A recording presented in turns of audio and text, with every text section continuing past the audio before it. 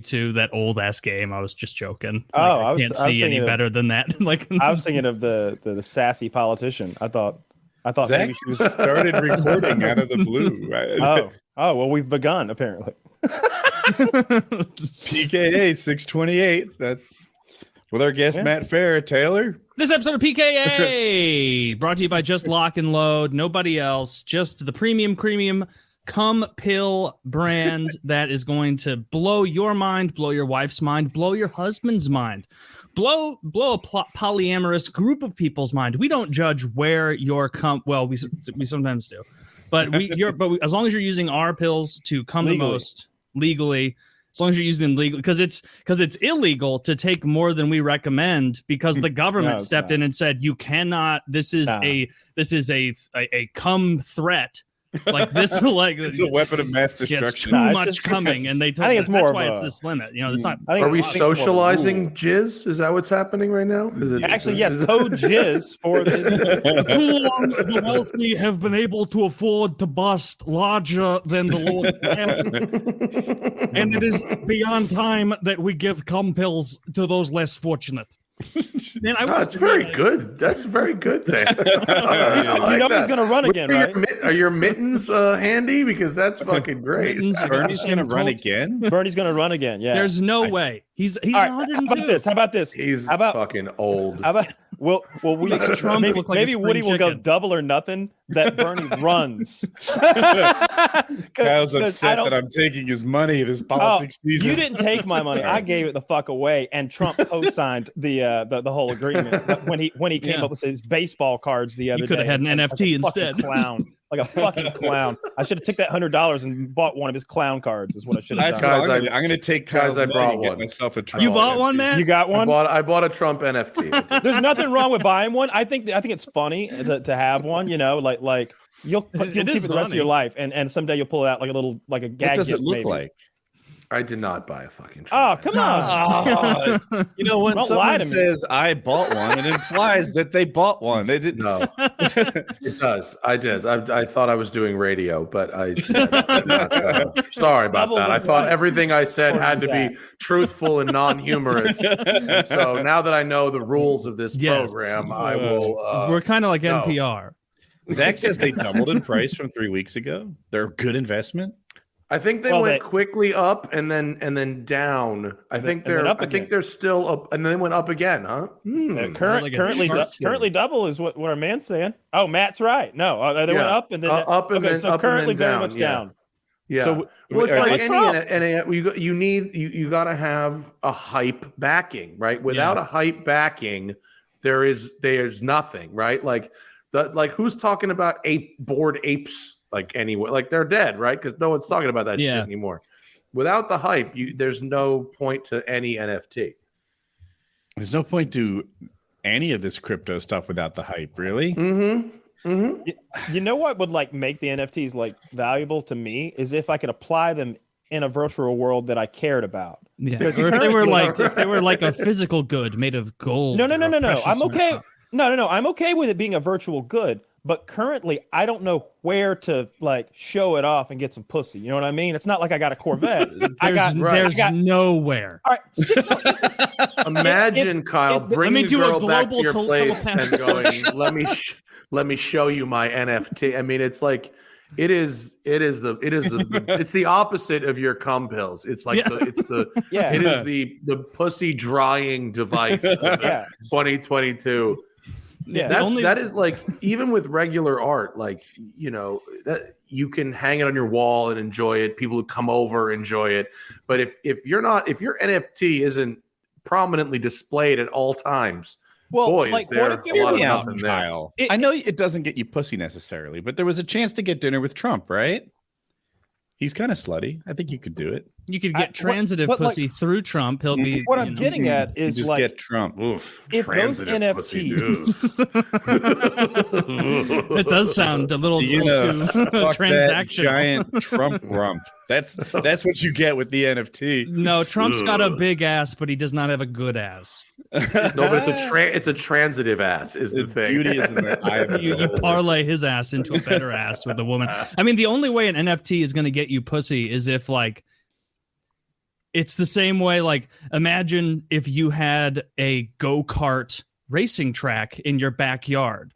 Okay. You could use that to get pussy just because the girls would look and be like, this motherfucker has clearly hundreds of thousands of dollars to blow on bullshit, on nonsense. And that in itself is a status symbol. And she'll be like, oh, he's kind of an endearing rich retard.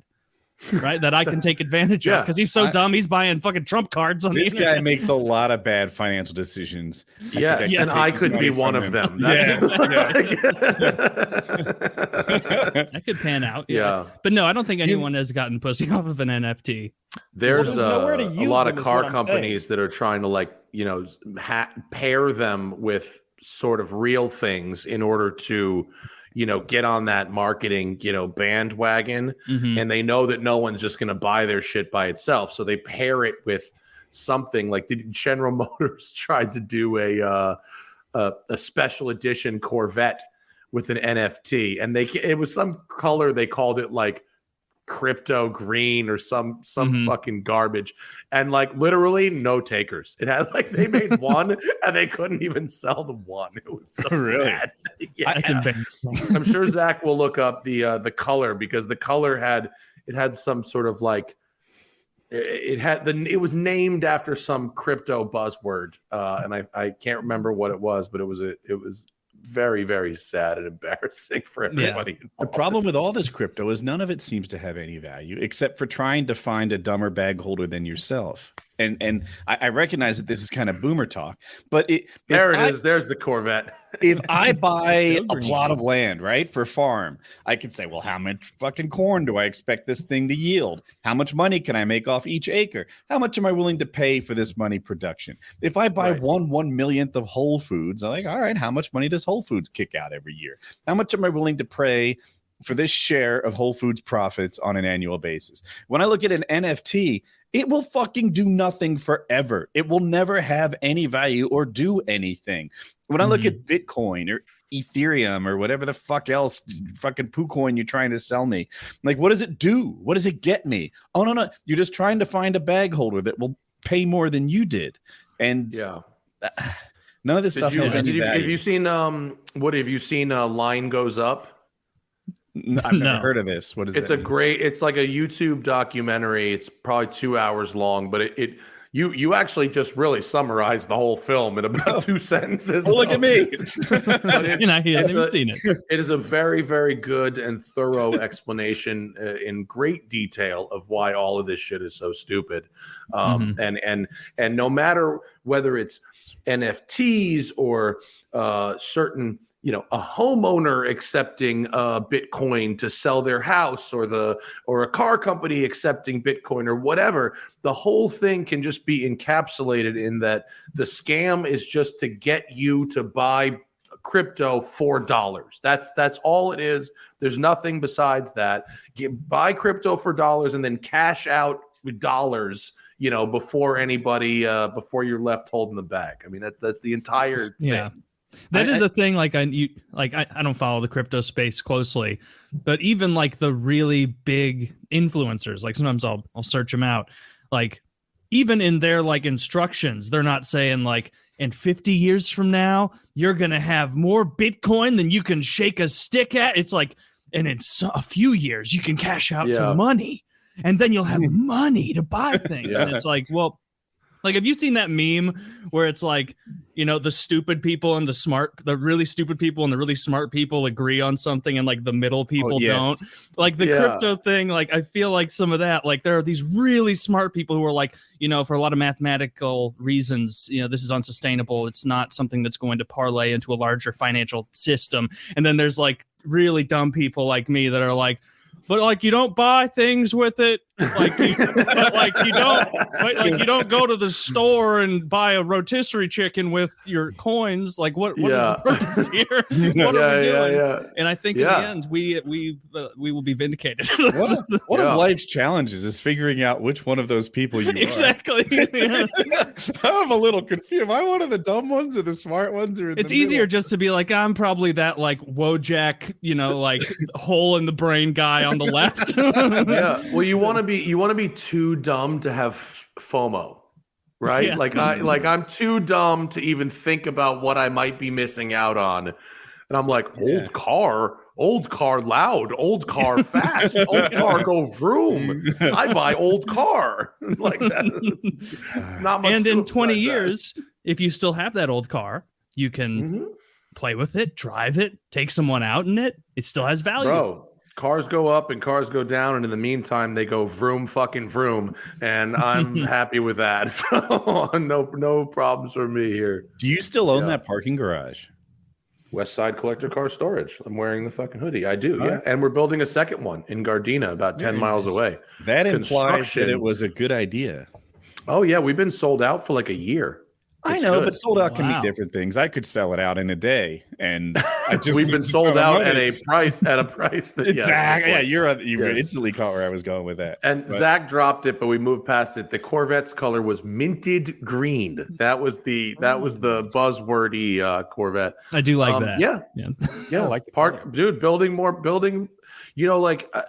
I'm not just saying like the world needs more parking lots, because that's actually not very good for the world. But if you can build a place where people who want to collect cars don't need to buy some giant estate with their own 20 car garage and can still live in a urban or semi-urban environment like Los Angeles and have their cars kept safe somewhere near but not at their house, I think that is a net positive. And we're high density. You know, my main place is 125 cars in 11,000 square feet. Our new place isn't quite so high density, but it's 200 cars in 26,000 square feet. So it's pretty dense. Damn. So what made you choose to be less dense? Is it a more high-end experience, or just the best you could do? The first place is in Playa Vista, which is literally across the street from Google and Yahoo. And frankly, the dirt was really expensive. So, you know, the dirt was so expensive that I had to do everything I could to be as dense as I possibly could be. And we built the building from scratch. And so if you're building a building from scratch, that's fundamentally a warehouse, even a very nice one, building a 40-foot tall building versus building a 20-foot tall building, there's not much additional cost there. It's really just the 20 feet of wall. Whereas my new place, we started with existing buildings. I bought a pair of buildings that were next to each other, sort of in the end of this back lot, which is pretty cool. But to take those buildings and then and make them taller, like, forget it. So that was out of the question. So we're limited by height. I would make it more dense if the building was taller. I'd put triples or quads in there if I could. But the height, it's only 17 feet tall, so I have to. Is the reason you don't go down because of the earthquakes? Because no, it's because it's fucking expensive. Going underground is insanely expensive. Really? My current building, my building in Playa Vista, my current building has a 40-car underground level, and then we can fit 90 cars above ground, give or take. And the basement was 55% of the cost of the entire building, and holds 30% of the cars. Now, is the enhanced cost because of the earthquakes? Like, you got to have a very it was. I mean, in part, yeah, but it's more because you're now building a basement with a what you call a deck, the floor of the main floor and the ceiling of the basement. That's your deck, and that has to hold weight, multiples of normal weight. So, first off. I learned some shit. Digging is horrifyingly expensive. Is it rocky? No, but it's wet. It's wet and wet. Give them boots and shovels. Yeah, did you consider boots? And shovels. We had so when you have dry dirt, right? Here's some shit I learned. When you have dry dirt, there are places that you dig out your dirt, you put it in a dump truck. Well, where does it go now? So if you have dry dirt, other construction companies need dirt for other shit, right? So they will take your dirt for free. Okay, so it's I dig it up, it costs me money, but now it's gone for free. If it's wet, it costs you $10,000 a truck to get rid of it. Because they've got to dispose of it somewhere. They can't. They have use to it dispose of it somewhere. Nobody wants it for filler. You got to get rid of it. So, I I got room for like 10 trucks in part of my yard over there. So I could just take wet dirt and let it dry. Across the country. We when we were digging it out, it's not I'm even that trucker. it was dude, I'm not talking about rain. I'm talking about straight up like morning dew wet. Like that's all it takes. It was cheaper to have two full-size excavators, till the dirt with the bucket for like 6 hours a day, so we could get rid of the dirt for free on the truck, dry it.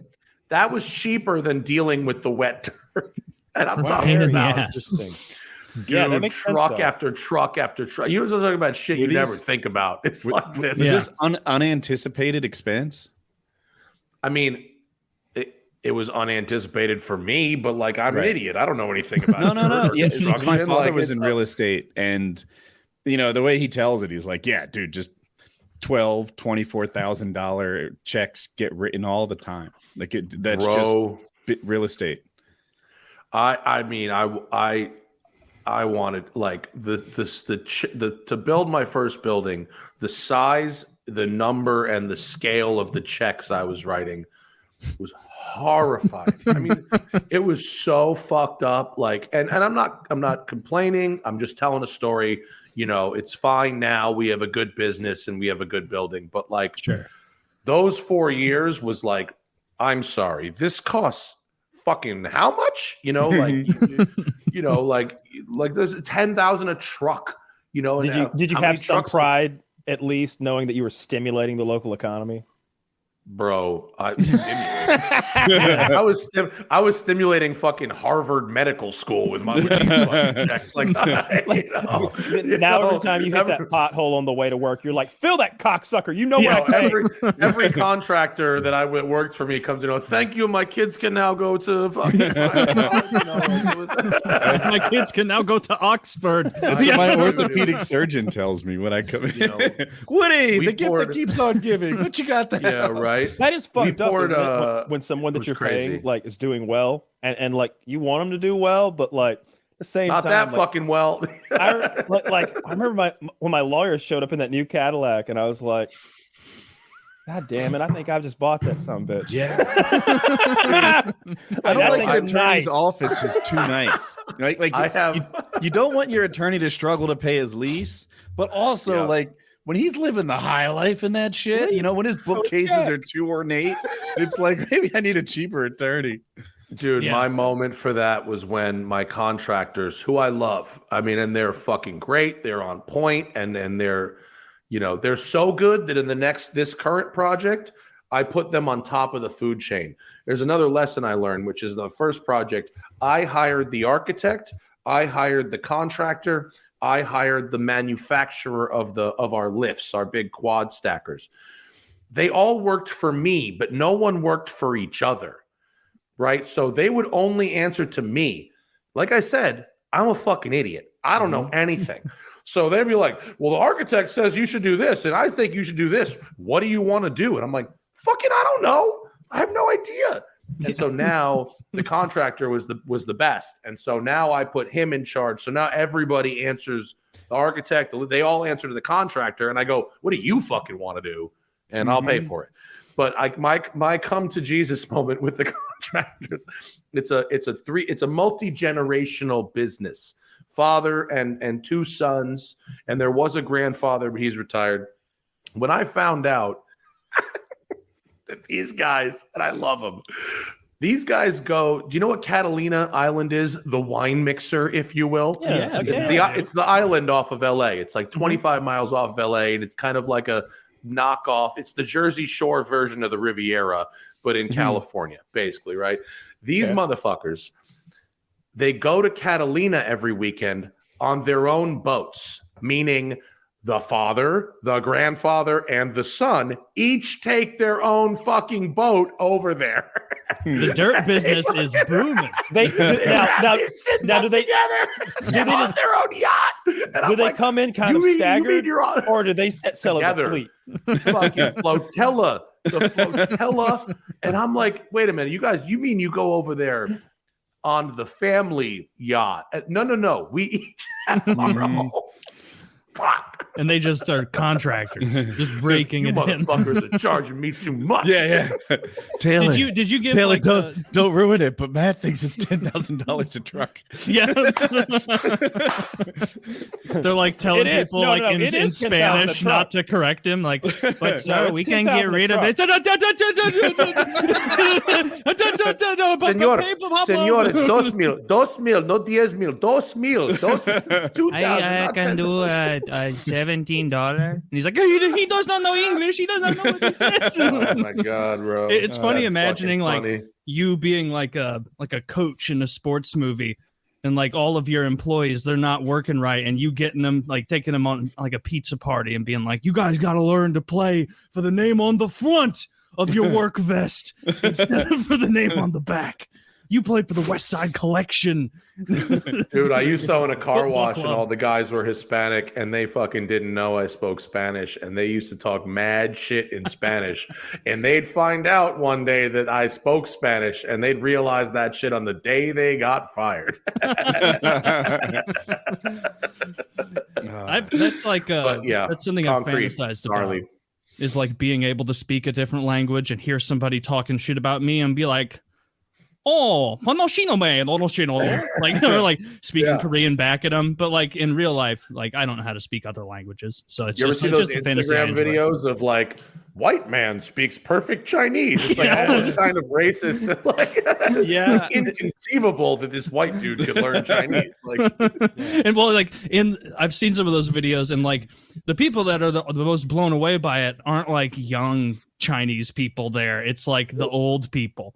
It's like the young people like try, like the infiltrator. Old, the elders of any culture are super racist, right? That's not exclusive to white people. Like, no, I think that's pretty solid. Solidly, don't get me wrong, we're the kings of it, but there are other cultures where old people are also racist. Yeah.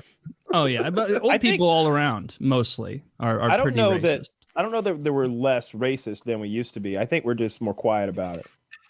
You think so? You think everybody agreed to just be like, we'll keep this on the inside? I know we did. We were like,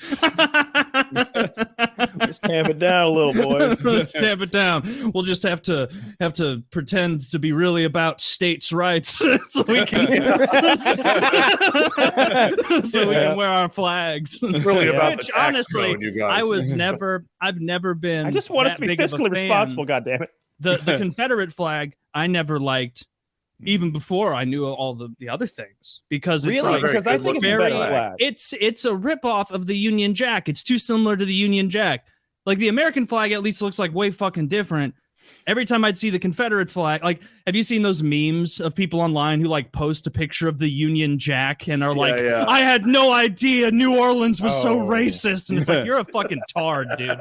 Like, or like, remember when Sarah Silverman posted that very common roadwork sign that like has a line and an S, and she's like, despicable in LA of all places. And it's like, that means they need a new hydrant, dummy. Or like, you thought it was SS, huh?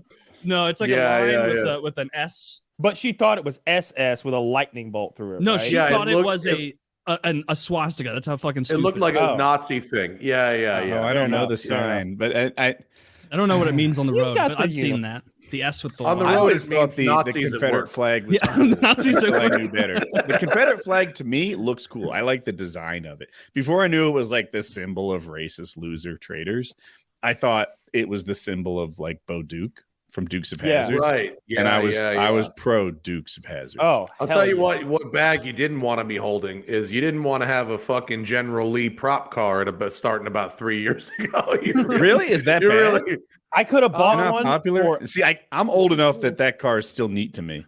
I mean, yeah, I can definitely understand the fun of having a General Lee Charger, and like intelligent enough to fucking tell the difference between a prop car and a political statement. But, you know, you want mass appeal when you're selling your shit. So I wouldn't want to be holding one right now. There's no way people are mad. Like if you rolled up in General Lee no and you hit the horn, and it played Dixie, there's nobody there who would be mad. Dude, my podcast producer, Zach, fucking pranked me. I have a 1986 Ferrari that I had like restored, and he conspired with my tech Donnie, and they put a fucking horn in my car that plays The Godfather. It's so funny. The first time I used it, I almost fucking pissed myself. 90 minutes later, you're still apologizing to the cars around you. I'm sorry. You can't honk at somebody in anger because it's like playing a tune over here. You're like, oh, what a fun-loving guy. He's not pissed I cut him off. He's just sharing his favorite movie. Pauli in the Sopranos has the same shit in his Cadillac. Yeah. I remember that. That was good. Oh, man. Pauli's still kicking it. He's lost like... He died. No, really? Pauli from The Sopranos? Yeah, he died like 6 months ago. It was recent. He's serious. Is he the one with the hair, the wings? Yeah. Why am I blanking on his fucking name right now? He had biceps and good hair, right? We're on the same guy. But in the wings and the hair. Yeah. Oh, God damn it. What's his fucking name? Don't you leave me, Christy. Jesus Christ. Zach, help me out. His name is Pauli. No, that's Pauli. Tony Sirico. Tony Sirico. Thank you, sir. Okay. Nicely done, Zach.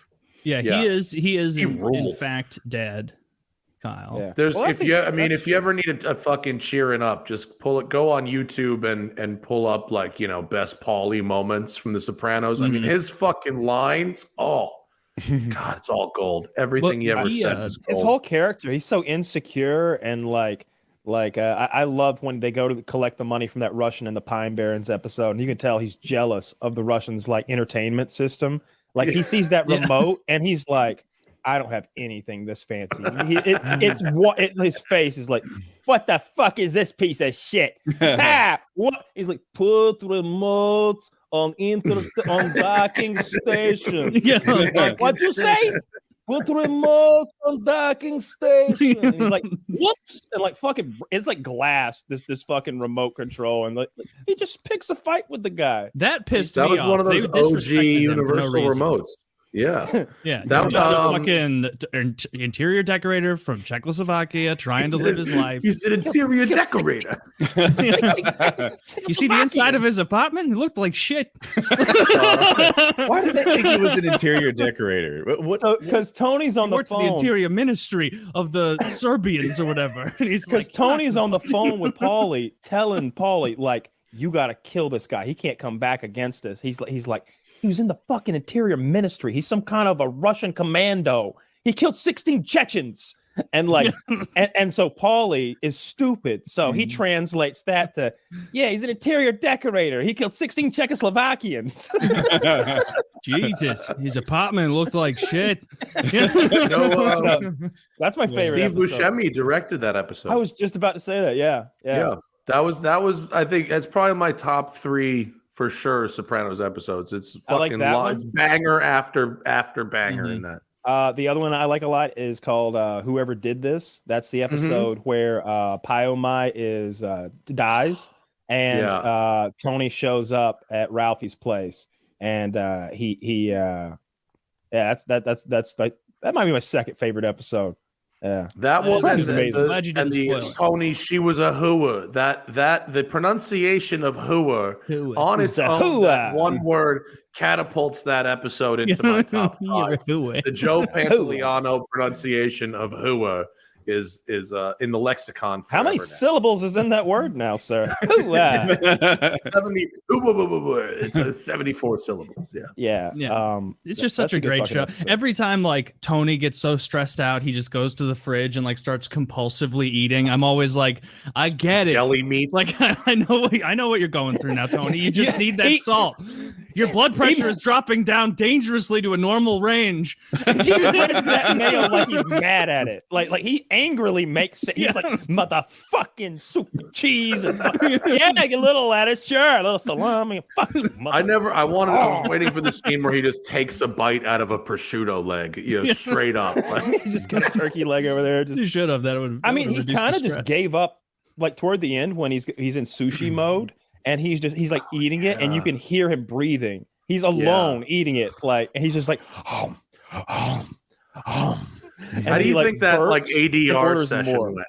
Do you think they recorded that live, or do you think they had him in the booth? And they go, okay, all right, Tony, take a bite and now breathe out of your mouth for 45 seconds at full pressure. Sounds like you're having a real hard time with these pieces of nigiri. James, we need to hear you out of breath. Could you stand up? Thanks. Great. Yeah. Gandolfini, hold your breath until I say stop. Oh God. I can relate. My friend just smuggled a kilogram of prosciutto out of Italy and brought it over to my house and presented it to me as a gift. And I was like, oh, and coincidentally, I got a deli slicer as a wedding present 3 years ago, which if fucking you want to make a splash at someone's wedding, you buy them a goddamn deli I hid slicer. this prosciutto in my ass all the way from Italy, and I will be insulted if you don't even try what the fuck? prosciutto. What's prosciutto, and how is it different than all the other random, like, what is it? It's cured. It's a cured pork leg. It's a whole leg of pig that is packed in salt and wrapped in cloth and then hung from a hook at a very specific temperature and humidity for that way they send a message to all the other pigs. Let them know. I don't even get let them see. Let them see. Like, is there a reason it's better than ham? Ham is just a horrid cut compared to this. Like it's so much better. Dry, not smoked and not cured, dry cured. According to what I sent you, Taylor. Mm-hmm. Didn't I send you a leg of something? You did. You sent me a leg of prosciutto. Wolfed it really? down. It was delicious. Yeah. Was it on one of those like wooden stands? It was. It came with a wooden stand that I screwed together and put it on, and then it had a little knife with it, or a big saber with it that I sliced off. And I was telling Kyle at the time, like, it did get to the point where I was like, I was taking like hunks out of it. Like I wasn't even going slim. I was like, you know what might be a good idea? Maybe I cut like a pork steak off of this, fry it up for a second. And then I was like, that's pretty trashy of me. Let's not do that. Yeah. And the best prosciutto is actually the jamon iberico, which is from Spain. It's even better than the Italian stuff. Corn-fed pigs. Yeah, the acorns. pigs eat the acorns. I want to do that to a person. Yeah, did you ever watch the Hannibal Lecter TV show? I did. In the Hannibal Lecter TV show, there's a part where Gillian Anderson, who is Hannibal's sort of like girlfriend, if he can have such a thing, she realizes that he's feeding her like acorns and snails and stuff, things that'll like make her taste good. Yeah, get the fuck out of here! Really? Yeah. That's fucking awesome. And he's like open about it, and like there's a third party there. And he's kind of being flirtatious about the fact that he's feeding his wife those things. He's kind of like hinting that so her pussy will taste good, but it's really so that if he decides to kill her, so that her meat will taste good. Yeah, that's a great TV show. Yeah. Which one is that? Like, is that with the Matt? What is it called? It's the Hannibal Lecter TV show. It's the one with the guy that was like a Mads Mikkelson plays. Yeah, that guy's great. I like. Oh yeah, I love that dude. He's very spooky. He's a very spooky guy. He looks like a child molester. If we're being real, right? If that, all right, imagine this: you have an 8-year-old son. Your 8-year-old son went across the street because he's a big boy and it's an empty street, and he's buying an ice cream from the cart over there, and up walks that creepy motherfucker. Mads Mikkelson shows up, and he's not wearing his suit that he wears to the Oscars. He's not in fucking wardrobe. Yeah. He's wearing like a hoodie, blood apron, and he's wearing like a hoodie and some dirty jeans. Like you Timmy, come on now, don't talk to the man. No, don't. He's got a real racing driver name though. He could be a talented racing driver with a name like that. That's the name of a champion. Mads Mikkelson. That is a good Matt racing. Nicholson coming on in it, Right? turn number But two. his face is Not that kind of racing. You know, Kyle. there's like Formula One. It would not Buckshot be- Mikkelson. He's not finishing high in the brickyard. He's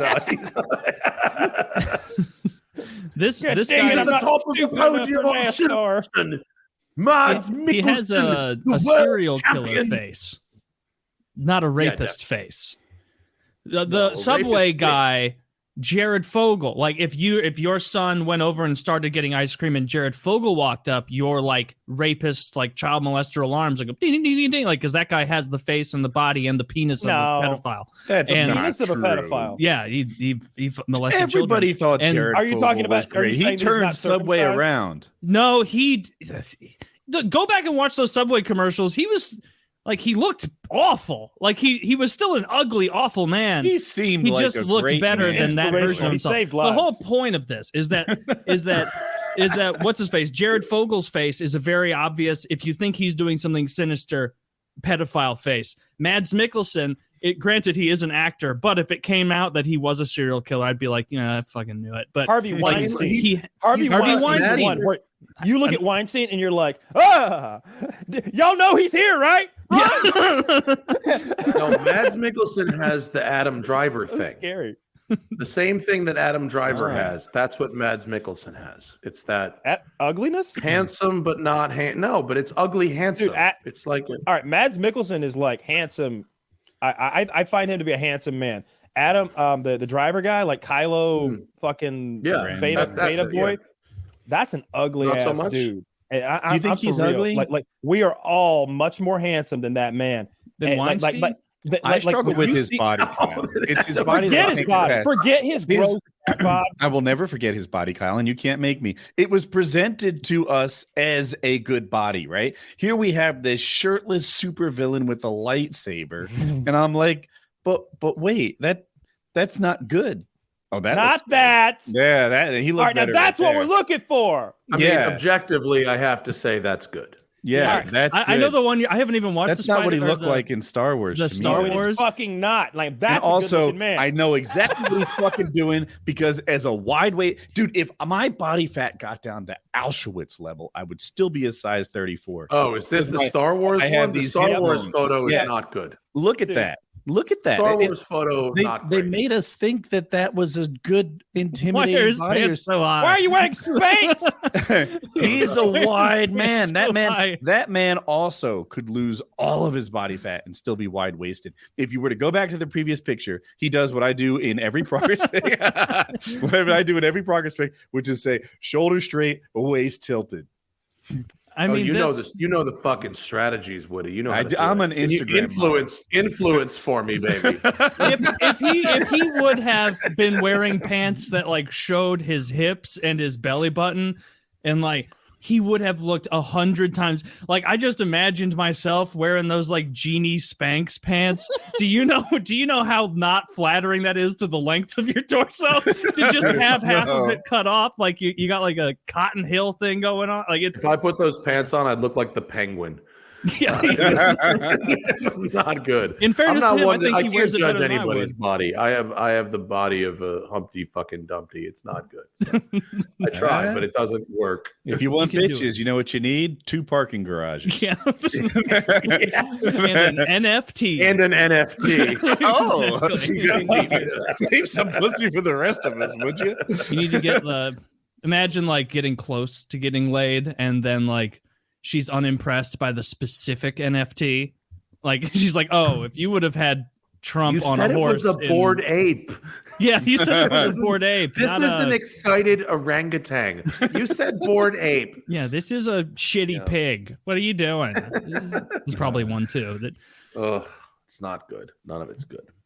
no, it doesn't. I am trying. I got this. I got the Whoop strap, so I can track. So I can have accountability and track myself. Is that just like a Now- Fitbit? Basically, yeah, it's a Fitbit that does other things. I'm not sure the exact differences, but my ad sales people got it for me, and I didn't have to pay for it. So that makes it better. Go Whoop. Yeah, go Whoop. Yeah. Actually, Chronometer I is find that wearing it, like I do work out a little harder because I feel like I'm being watched, Mhm. and so to that degree, it does work. Yeah, it kind of gamifies your exercise a bit if that's what people need. Because some 100%. people are like, it helps them more, just like what I said, a game where it's, oh, my previous workout, I got this score, and now I have this new amalgamated Whoop score. Right. It's like Waze, time to beat. It's not. That's not my arrival time. Yeah. That's. I better get there before then. That gamification of working out is exactly why I'm injured every 4 months or so. Yeah. It's like just keep pushing. Now that I hit this new high, that's my new standard. I have to hit. Dude, this bitch also gamifies sleep. It's like you got 24 minutes less sleep today. They're like, oh, well, I'll have to try harder tomorrow. I guess. You just like totally forego the fitness part and get obsessed with the sleep. Yeah, right. This just is a metric destroys your life. You're sleeping 14 hours a day to get 100. Dude, I have my physical therapist has not this, but like the Aura ring. It's like the same thing with the ring. And he was like, yeah, I stopped wearing it during the day. I just put it on before bed and take it off when I get up in the morning. It's just a sleep tracker now. Like, that's the problem with the watch, the Apple Watch. Like, it has all sorts of fitness tracking built into it, but you have to charge it every day, so you lose credit for what happens while it sits on the charger. Maybe you want to charge it overnight, but now you don't get your sleep tracked. It sucks. Actually, this one, I mean, I credit where it's due. This thing has a little a charging battery that you plug in separately, and you charge the battery. And then all you do, you slip the battery over this thing, and the battery charges this thing. So it gets, it a little, maybe a half-inch higher. That's a good idea. You charge it while it's on your wrist, and it takes like an hour every 4 days. And then you charge the It's actually pretty smart. I was like, why? I didn't understand it at first, but like that's exactly why. So you don't have to forego the things in order to charge it. It's very smart. I didn't know you had to charge your Apple Watch every day. Yeah, it's like a day and a half. That thing rips through fucking That juice. sucks. Dude, I have this like bullshit Fitbit 4. This thing will last 8 days. What is that? Doesn't do anything. It's a Fitbit Charge 4, I think. And all it does is like it has a sleep option that I never turned on. And so mostly it's just like steps and heart rate and like calories. And because it's doing so little, I know, like it'll just last. That's like one of those calendars. This thing lasts for 90 days. I keep it turned off. Yeah. Well, I mean, the Apple Watch. It's like it's the connectivity, right, that really goes through. Sure. And it has a color screen. Yeah, this thing has a calendar option. I can't imagine an easier way to miss appointments than to put my calendar in this bullshit little awful screen Fitbit. Just, I do what I like about wearing a Fitbit though is it's a way to like be like, yeah, I work out. I exercise. You're virtue signaling. I'm virtue signaling. Yeah, I want everyone. Sometimes I wear two.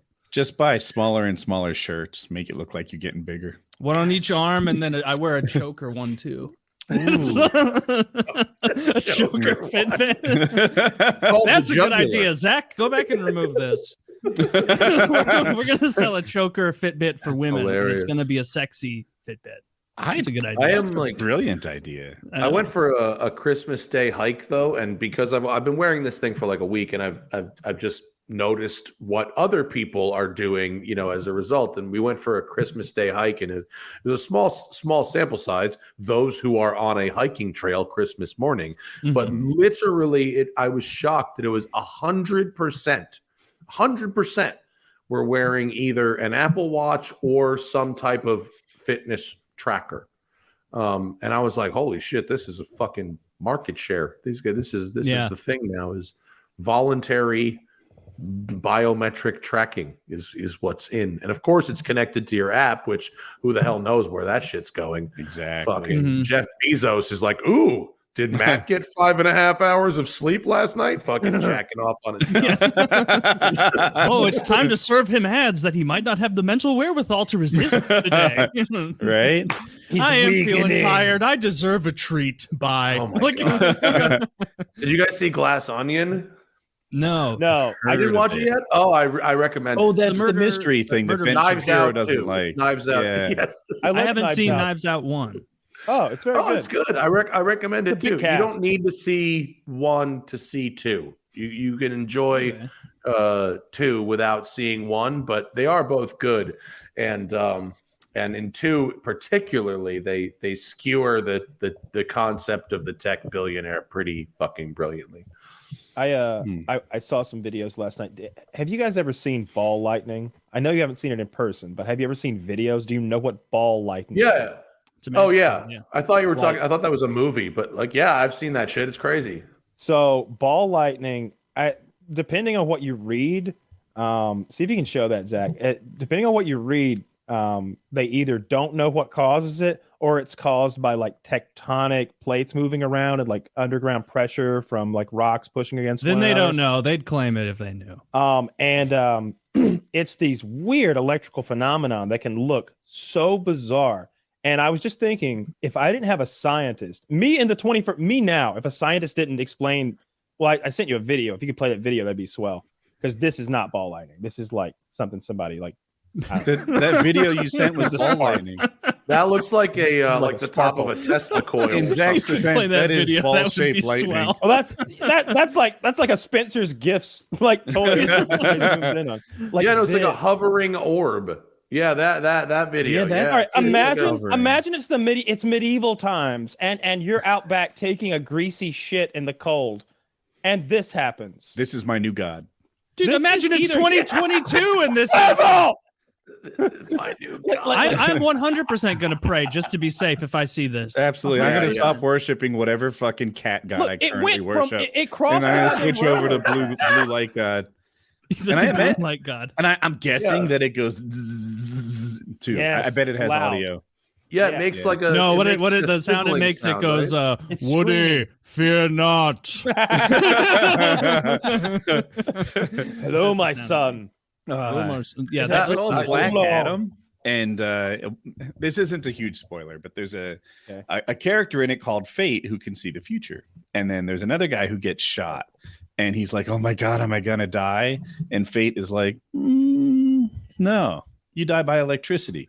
So for the rest of the movie, it's fucking hilarious. He's fighting like zombies fearlessly. Right? He's like in a 1v30 with his sword. It's okay. I die from electricity. And he knows that's like, did you see Don't Look Up? And Don't Look Up. She's like, he said when the weird Elon Musk like character is like, no, you die from a Bronterock attack. And she's like, huh. I've never heard of that. And then the post-credit scene, it's like some crazy Martian dinosaur thing. Yeah. Is Black Adam good? Do I need to see Black Adam? It's medium. The internet liked it less than I did. I thought it was kind of fun. Dwayne Johnson, very charismatic guy, completely lost on this character who barely talks, and he's kind of acting the range. Dude, Dave Batista's acting in Glass Onion is exceptional. He is so. Is it genuinely? He's so good. Yeah, he's so good. He lost me a little bit in the Guardians of the Galaxy Christmas special. He's dude. Oh, did he phone it in? Well, he did. Oscar-worthy performances in every Christmas special. He was so bad. He lost me in the Guardians of the Galaxy Christmas. You're 50 years old. I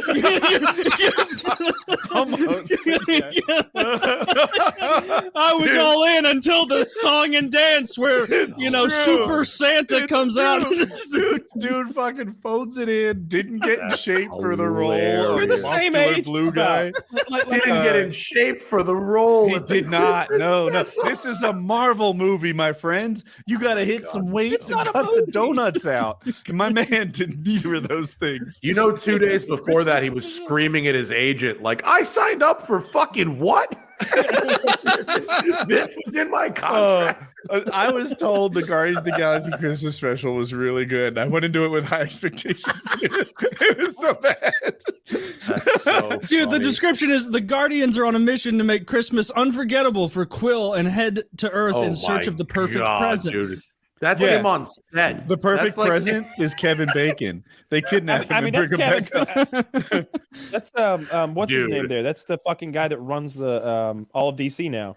It's James Gunn on the right, isn't it? And then Chris Pratt on the left. Yeah. Yeah. I mean, neither actor looks interested. In Chris Pratt is looking at some titties off screen right now. Yeah. Chris Pratt's like, look at his own titties in this film. You will not see shirtless Chris Pratt in the Guardians of the Galaxy Christmas. Yeah, it's special. the holiday season. He's enjoying himself. He's snacking. He's having. They didn't pay them. I shouldn't throw stones. The I'm real still working issue my way is, through the pecan pie. But... Woody, you shouldn't be mad at these actors. Like what happened clearly is they didn't pay them to get in shape. Yeah. Like if they get paid to get in shape, they get in shape. That's just the way it works. Sorry, Zach, that was ice. That's on cheap Marvel. Like they spent too much money. Are you on, telling me they didn't go all out for Guardians of the Galaxy Christmas? I think they may have blown their budget on like the trans Spider Woman critter that the next TV show that's going to be just every show is more ridiculous than the last, and I care less and less. They're losing a bit on the superhero. It's a natural response to superheroes. Every show, every one of those Marvel shows is just another like inclusive rainbow to like, hey, we don't have a superhero. Who are you? I'm a no-legged Indian man who begs in the streets. Well, we'll make one for you. Okay, Beggar Man is in. He gets a show next fall. Indian beggar man, he's in. Well, I'm not that sensitive to the wokeness of my entertainment. His name is Shmishma, and he's like super pity is his power. You know what I was sensitive to? No one cared but me when the Little Mermaid got recast as a black girl. So I have a ginger kid, right? And like she dressed up as Halloween in Little Mermaid like 4 times by the time she was 18. She won a costume party as Little Mermaid. Like I have an attachment to Little Mermaid. The original Little Mermaid's ginger, right? Yeah. I have an right, attachment to the sort of gingerness of Little Mermaid beyond perhaps what normal people do. And when they recast her, I was like, oh man, like now she's not. I guess she still has red there's hair, like no ginger representation. Out there, like you got red hair. There's that other fucking like, princess. Yeah, the little arch. Just chick. making something up. I don't know. Well, they're still underrepresented. I'm here, though. I'm trying to I'm much more offended by like the creation of a world in which multiple different type of superheroes exist. Like there's like, oh, we're in this world, like 7 different total freaks of nature have superpowers in totally different ways, and they've found each other. Like, I love that shit. I'm out on that.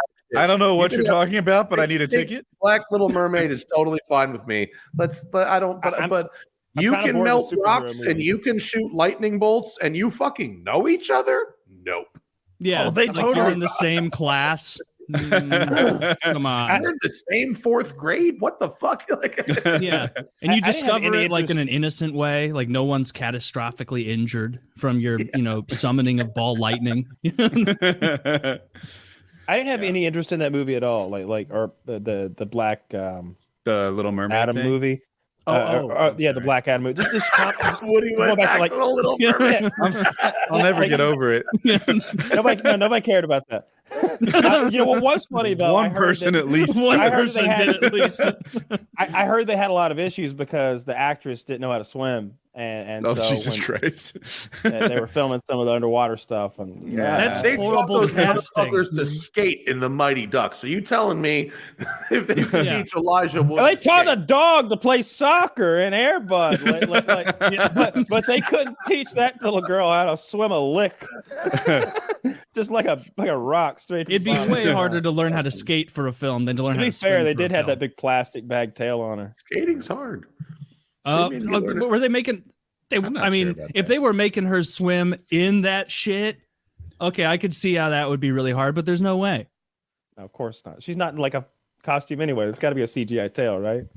I want to see her like cloaca or whatever. Like what do fishes have? Do they have like multiple openings back there and entrances? I think. Or are they more like? Are we talking about Avatar now? What the fuck are we talking about? We'll get over there. Little Mermaid. I'm still on that ginger. Talking about like a perspective, like what would the mermaid reproduction look like? Probably eggs. It would be a cloaca kind of thing, a one size fits all, like poo and sex. And you saw The Lighthouse, but right? you wouldn't Robert actually have sex. Pattinson? You would just bust on her eggs. Did you see The Lighthouse with Robert Pattinson? I would bust in her mouth all the time. when she gets horny, she like leaves a pile of eggs and then swims away quickly, like to avoid predators. Yeah. It's just not fun. Look, clearly, you guys have never fucked a fish. Yeah. yeah, that's what you think. Yeah, that's how it would work. Just think largemouth bass. All right. Largemouth I bass. fumbled the joke. They have teeth that would not be pleasant on your penis. Not all of them do. Well, That's it's the not problem soft. that They don't have DSLs. I mean, man. big Wait, mouth what's a bass. DSL? Dick sucking Dick lips. sucking lips. What century are you from? Like Digital who are you? subscriber line. I'm a fucking computer guy. I'm like, DSL. That's They fucking changed the 1990s actress in technology. Little Mermaid. Yeah, we're talking about DSL internet. That's what we're talking about. I got very lost. Everyone knows the Little Mermaid girl is a nice, clean, white, redheaded. Holy shit. Wow. Oh, it just steams my undies when I see it. It just boils my taters when I see Then that darn crab shows up and woof. And the crab sounds like some Jamaican, which I didn't like at the time, neither. He's The guy who loves the Little Mermaid, but cannot handle it. God. It's Little Richard. You know that's Little Richard, right? Doing the little lobster. crab. The crab? That's Little Richard. No, the under How the do y'all sea. not That's, know this? that's not Little Richard. Is it Yes. really? How is did it none really- of you know this? Really? I was a child last time I saw it. I didn't know who played anyone. I would think it was like Billy Ocean, maybe, but not. This is not like Little into your brain forever. No, it is, but I didn't know it was him. The last time I saw that Richard. movie, I was too young to like know who any celebrity was. I Yep, mean, Zach says no. Samuel E. Wright. what? Wow. How can I be wrong A about little this? Berenstain Bear thing for you, maybe. Yeah. Do we? Like, I believe what else that was? since Was he? childhood Is he for just some the voice reason. guy, or was he a real? Is he an actor? I don't really recognize the Well, he's name. a When singer. did Little Richard die? Was he even alive in like Yeah, 1991? he was. Yes, of course. Little Actor. Richard died 2 years ago. Yeah, so he's Fuck out of here! Really? pretty solid run. 1932 to 2020. That's a solid run. Yes. How about I that? don't, That's a good I one. don't know how old he got to. It's I It's not something humans can calculate, Was the fucking Oh, we did the Lion King. Okay, cool. Are we sure Thanks, that Zach. it wasn't Little Richard? Probably wasn't Little Richard. It can be if you want it. was Little Richard in Little Mermaid at all? Okay, look, Is that why you thought he was in Little Mermaid? Because they both had little. No. Yes, I gotta go with y'all, that. Could y'all please fix that on Wikipedia for me? That was definitely Little Richard. That was definitely Little Richard. Wait, can I ask? Can I pivot and ask Kyle about a gun real quick? Sure, I might have a good answer. Well, I went to I got invited to go out with this this guy Taryn Butler, Taryn Tactical. Do you know that guy? I might know him if I saw him, but I don't know his name. It doesn't jump. to He's mind. like a dude who's one of those he's like a champion tactical shooter with the handguns, and he's won a lot of stuff, and he makes these guns that are used in John Wick. Okay. And it ranges from customized Glocks all the way up to for M4s 2,000, 2,500, all the way up to what do they call it? They call it a 2011, I believe. It's like an updated 1911. Yeah. Better. And neat. they invited me out to shoot some of these things, and they're crazy expensive. They're $8,000 to $10,000 for these handguns. But they felt really well made and really, really nice. And this guy was fucking amazing at shooting them, obviously. And I don't know. I just wanted to ask if you'd heard of them or knew anything about those guys. But. Not them in particular, but a $10,000 Glock sounds pretty wild. That's awfully expensive. Those 2011s, they look really nice. If I could still have guns, I'd be buying one of those.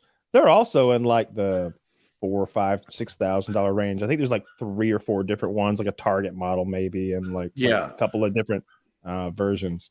But it seemed like the mechanics you could probably get for $5,000 or $6,000, and then the rest is the finishes and the crazy and great things. It's like what did they? What's left of the original Glock? I'd like to know that, right? Like yeah. All right, you started with a Glock, right? What did you replace?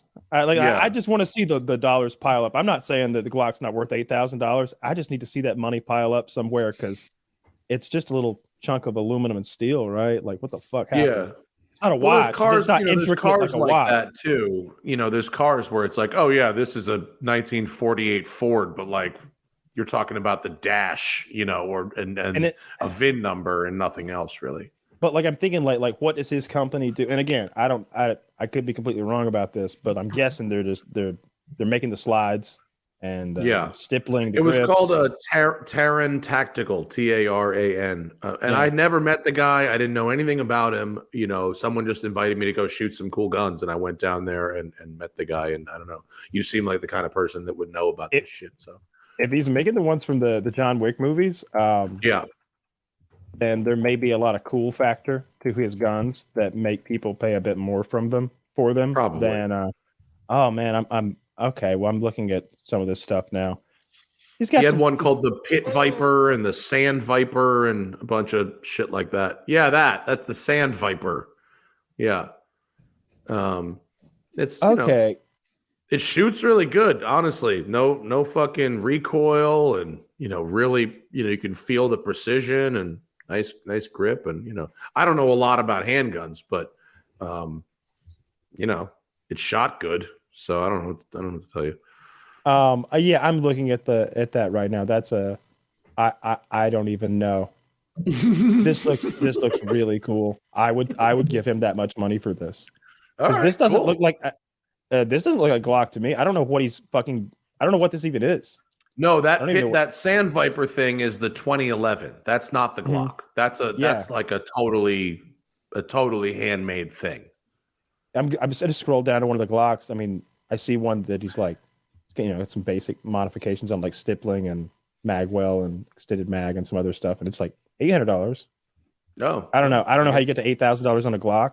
But no, I don't know if the Glocks that were 2011 that much. Glocks were a couple thousand. The high-end Glocks were a couple thousand, and then it went up to 7, 8, 9, 10,000 for the crazy shit. Yeah, if for those 2011s, I would definitely pay $5,000 to $10,000 for like a fancy one. That's cool. Yeah, that Pit Viper. I shot that. That thing shot great. That looks real nice. It shot really, really good. That stippling looks like it's aggressive enough that like it's going to feel really good, while at the same time it's not going to hurt you. I would squeeze guns really hard, and if the stippling was too aggressive, it would not make me bleed. It seemed like it would be good for sweaty hands. Pivoted and made it past. I don't want anyone thinking out there I'm still squeezing guns. That's cool. My dad's turning 70 next month, and I hope there's no crossover between this show and people who know my dad, because it's a surprise. But I bought him a blunderbus for his birthday. That's awesome. From the 1700s, from a company called Brabar of London, Brabar. Babar. I think it was Brabar, but it might be Babar. I gotta look, but it was like, it's a fucking blunderbuss with a brass barrel, and it's really, really cool. I'm kind of stoked on it actually, because he collects. He's got like crazy shotguns and shit. My dad, like, he's got all these Holland and Purdy and Ivo Fabry and these crazy shotguns. And I want. Does it have the like weird classic blunderbuss like flared opening? Hell yeah. Yeah, it does. Yeah, it flares out. I love that. That's awesome. Yeah, it was really cool. It's like a pirate gun from the 1700s. It's fucking rad. Didn't they just like, if they didn't have ammo, you just like put nails, like just drop whatever metal you have in there and then shoot that at people? Is that right? Did I dream that? Poured whatever you got in that bitch. Like, yeah, it's really. It's just... In a pinch, anything you throw down there is getting launched at the enemy. So yeah, it's a flintlock deal, and pretty cool. Kind of stoked on that. That's all the gun content I have for this particular show. Sorry. Well, that's sick. The blunderbuss would be awesome. I wait all year to talk about guns with you guys. That's all I got. Can you imagine like a home defense situation? You have like a home defense situation, but all you have is a blunderbuss and like a handful of nuts and washers. It's like a Guy Ritchie you movie. Just fire that right into him. Yeah, that'd be cool. Yeah, a Guy Ritchie movie. It's a really long, uncut scene. Yeah. You doing it. Yeah, that scene in Lock, Stock, and Two Smoking Barrels when they're like, that's what I was thinking. That's a really like cool what scene. everybody's armed with, and they just got like the shittiest like thrown together weaponry, and they're like, "What is that?" It's me, Bren gun. Bren gun. What the fuck? I love those movies. I wish, and I haven't seen The Gentleman. The Gentleman was good. I like The Gentleman. Yeah. I keep meaning to see it. It didn't do well, but it's totally entertaining. It's absolutely worth watching, like on a plane or something. And like great use of your 2 hours. I got to meet Guy Ritchie for a little bit, and he was a really, really cool guy and really nice guy. And I'm a huge fan of Snatch. It seemed for a minute it seemed like he might be the like the British Quentin Tarantino. Yes, Woody likes pussy. Vagina. Oh, I'm sorry. Is my humor too lowbrow? Snatch. They called it sniz in my day. I like poontang. Hey, Kyle, tell us how much you like Snatch. You ever see Guy Ritchie's BMW commercials? Oh my God, some of the best car commercials ever made. I don't think so. They're still available on YouTube. He did a series of them in the 90s, and they are fucking awesome. I mean, probably top 10 car commercials ever made. 4 or 5 of them are Guy Ritchie's car. Did he discover Jason Statham? Did Jason Statham? Yeah. Oh yeah, and Vinny Jones. Okay. Jason Statham and Vinny Jones. Yeah. He was on that shit. Statham and that whoever that guy was who played Bricktop, because I never seen that guy. Oh, in anything I love Bricktop. What I would have like he's such a good character actor there that you just want to see 2 more movies kind of in that universe where he's part of it or something. He's just such a foul I could use just a Bricktop movie, frankly. Yeah. He could have his own fucking movie. I just went to some crazy this chick I know wrote a book about baby names, actually, interestingly enough, and had a book signing launch whatever party, and it was at this house in the Palisades, and the Palisades in LA is fucking hoity-toity ass rich area. Every house is $10 million, and this house was on the water, on the cliff above the water. And as we get to this house, I go, they're doing pony rides or something in this bitch, like for kids, because I smelled a farm. Yeah. And when we got there, this fucking lady who owns this house had 2 300-pound pigs in her front yard that were pets. They weren't there temporarily. They were permanent residents. Did you pet them? Did you hang out with the pigs? They were super friendly. They were enormous, and they lived there full time. And the houses here don't have land around them. They're not. We're talking about within Los Angeles in a rich area. The area where they were, there was hay, and a couple dozen rabbits also lived there too, with the pigs in the same shit. What are they feeding those pigs? People. Fuck if I know. I didn't stick around that long. But I know a guy out in Texas. 2 gigantic ass pigs in a not very big it's all a front yard. Those are omnivorous. Those are omnivorous. Yeah. So like that guy out in Texas, like we went out and shot a rabbit and took the rabbit back and gave it to the pig, and the pig and the wolf each got it in and ripped it apart and each ate their half. The pig and the wolf. This is like a fable. He had a pet wolf. Yeah, a pet wolf and a pet wild boar and they live together okay. Yeah, they're they're not like regular pets that like lovey-dovey, like rubbing. You just got to know that the dog was like Confucius. The dog was like high 90% wolf, like it's mostly wolf. I don't know that it's legal outside of that part of Texas.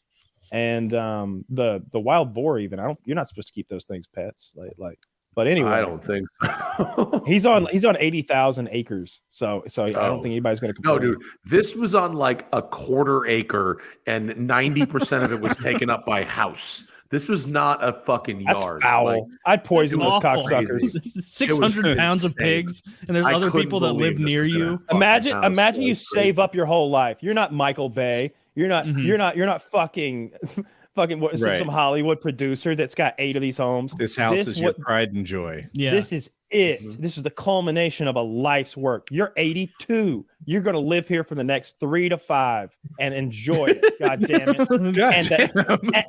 And that bitch next door has 600 pounds of pork shitting up a storm all day, every day. Yeah. And it's just blowing right into your east viewing room or whatever. And it's pig shit, which smells worse than cow shit. Your in-laws from New York have flown in to see the big success, and there those pigs are shitting. All of a sudden, you're going to be real right wing about gun rights. Oh yeah. Suddenly, you're going to really hate pigs. Though. It was crazy. Couldn't believe it. It was is one of the weirdest things I've ever seen in LA. Actually, I've seen a lot of weird shit. Do you remember their names? Horrible. Oh fuck me. Oh, okay. I don't. God damn it, Woody! You put me under pressure. It told me at some point. But I don't remember. No, the pig. Oh, the pigs' names. I'm not fucking the pigs' around. names. I was hoping it was like a good pair. Like, I hope nothing bad comes of this, but I shit you not. No pun intended. I shit you not. The woman who owned the house, her name was Pepper Salter. That's awesome. That's like a spy's assistant in a movie. Wait. I like her name was Pepper. Her first name was Pepper. Is there any chance that they call her was Salter? Is there any chance they call her Peppa as like her nickname, and those are Peppa's pigs? Don't know. I do like that. I like that. Didn't stick this around. This name to find out, is giving me ideas. I don't know what we should name the kid that Taylor will surely have soon, but I do know that we should crowdsource the name from our audience. Well, here's the fucking crazy thing. I just told you that I was there for a book launching party, right? It was a book of baby names. That's the subversive irony of the whole shit. Do you ever, like, as an author of a baby name book, what do you know about baby names? Can you imagine sitting there like you're like drunk, like rubbing your eyes, you're like writer's block for your baby name book. You're like, Susan, I'm back. Call me a hot dog. I'm on a roll. I think the book was meant to be like a humorous take on baby names. There's like names like, Bannister and like Ink and like hot dogs don't go on rolls. No. Yeah, they do. A Kaiser roll. It's a hot dog roll. Come on. What do you do with hot dogs? I would say bun, but all right. Okay, yeah. That's funny. Yeah, the pig people. That's so just crazy, unbelievably rude to the because like Woody didn't know, and it seems like you learned this, Matt. I'm sure Kyle knows. Like pig shit is like you can go to a cow farm and you smell it, and like if I like my grandparents owned cattle, and so like I smell the cow shit, and it's like, oh, that reminds me of a farm. It's more earthy than any like offensive. Pig shit is not like that. It's foul. It's bad. It's disgusting. Like it's not like a farm. It's like, oh fuck, there's a pig farm. Like yeah, actually, I've flown over pig farms in North Carolina, and they handle the poop in a real bad way. Like they push it all into some sort of lake type thing, and then that overflows every 18 months, and it's an environmental catastrophe. And it really almost seems like it's planned. It is. All right. So here's what. So you've got a lagoon, and the way the inside of the pig house has concrete floors, and they're shaped like at an angle, so the piss and the shit go like washes out, and they'll go in there and pressure wash it down, of course, occasionally. So it all like slides down and ends up in this lagoon, and they contain it there. And the reason, and like every now and then, when they got enough of it saved up, they pump it through irrigation systems, and it's like it's the opposite of Febreze, but on an agricultural scale that's difficult to fathom. Just shit. Okay, it's the bit. There was this farm near where I grew up. Yeah, it was like a weapon of mass destruction had gone off when they would pump the lagoon empty and spread it with their irrigation system. Because the irrigation system, you got to keep in mind, is like the ones you may have seen on TV that have wheels that are motorized, where this giant arm that's 1,000 yards long swings across. Oh, I love those. Yeah. That's spraying sometimes pig they drive shit. themselves. Sometimes Liquid you drag pig it with a shit. tractor. Here in North Carolina, they make this little lake out of pig shit. And then it's seemingly every year and a half or so, the levee breaks. And the farmers are like, darn it to heck. All my pig shit problems are solved. Darn it to heck. Well, it's time to call my brother the pig shit man. I guess I'll rebuild my levee in a really insufficient way. We learn no lessons. Yeah. Or really, it's just an example of the dirt economy where it's a guy accidentally causing poop problems, and then his cousin who has I'm the poop problem man, like he comes in. Yeah, dude, it's I fucking politics. Let me tell you about a poop problem right now because this happened to me today. I'm in my new house right now. My wife and I moved a couple months ago, and we spent 2 years renovating this house. It's fucking gorgeous. It's awesome. Everything's great about it, right? But we have four bathrooms in this house. We're living highly luxuriously in this house. 4 bathrooms for 2 people. One of the bathrooms, our guest bathroom, main guest bathroom. There's just the toilet clogs much easier than a toilet should clog. Mm-hmm. Right? The first time the toilet clogged, it was like, wow, better chill out on the fucking Charmin Ultra, and then we've fucking, taken, and it repeatedly clogged in ways that are not good. Well, today we finally had the big thing. We're going to fucking snake and descale this because we didn't build the house. We renovated a house from the 60s. So new on top, old on the bottom. Okay. And so today the plumber came and removed the toilet from its fucking stanchion or whatever you call it, and he calls me in after about an hour, and he goes, "You're not gonna believe this," and that's not some shit you want to hear.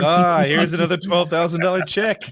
You're not gonna believe this. Estate. There's no problem, and I'm gonna give you some money. Well, I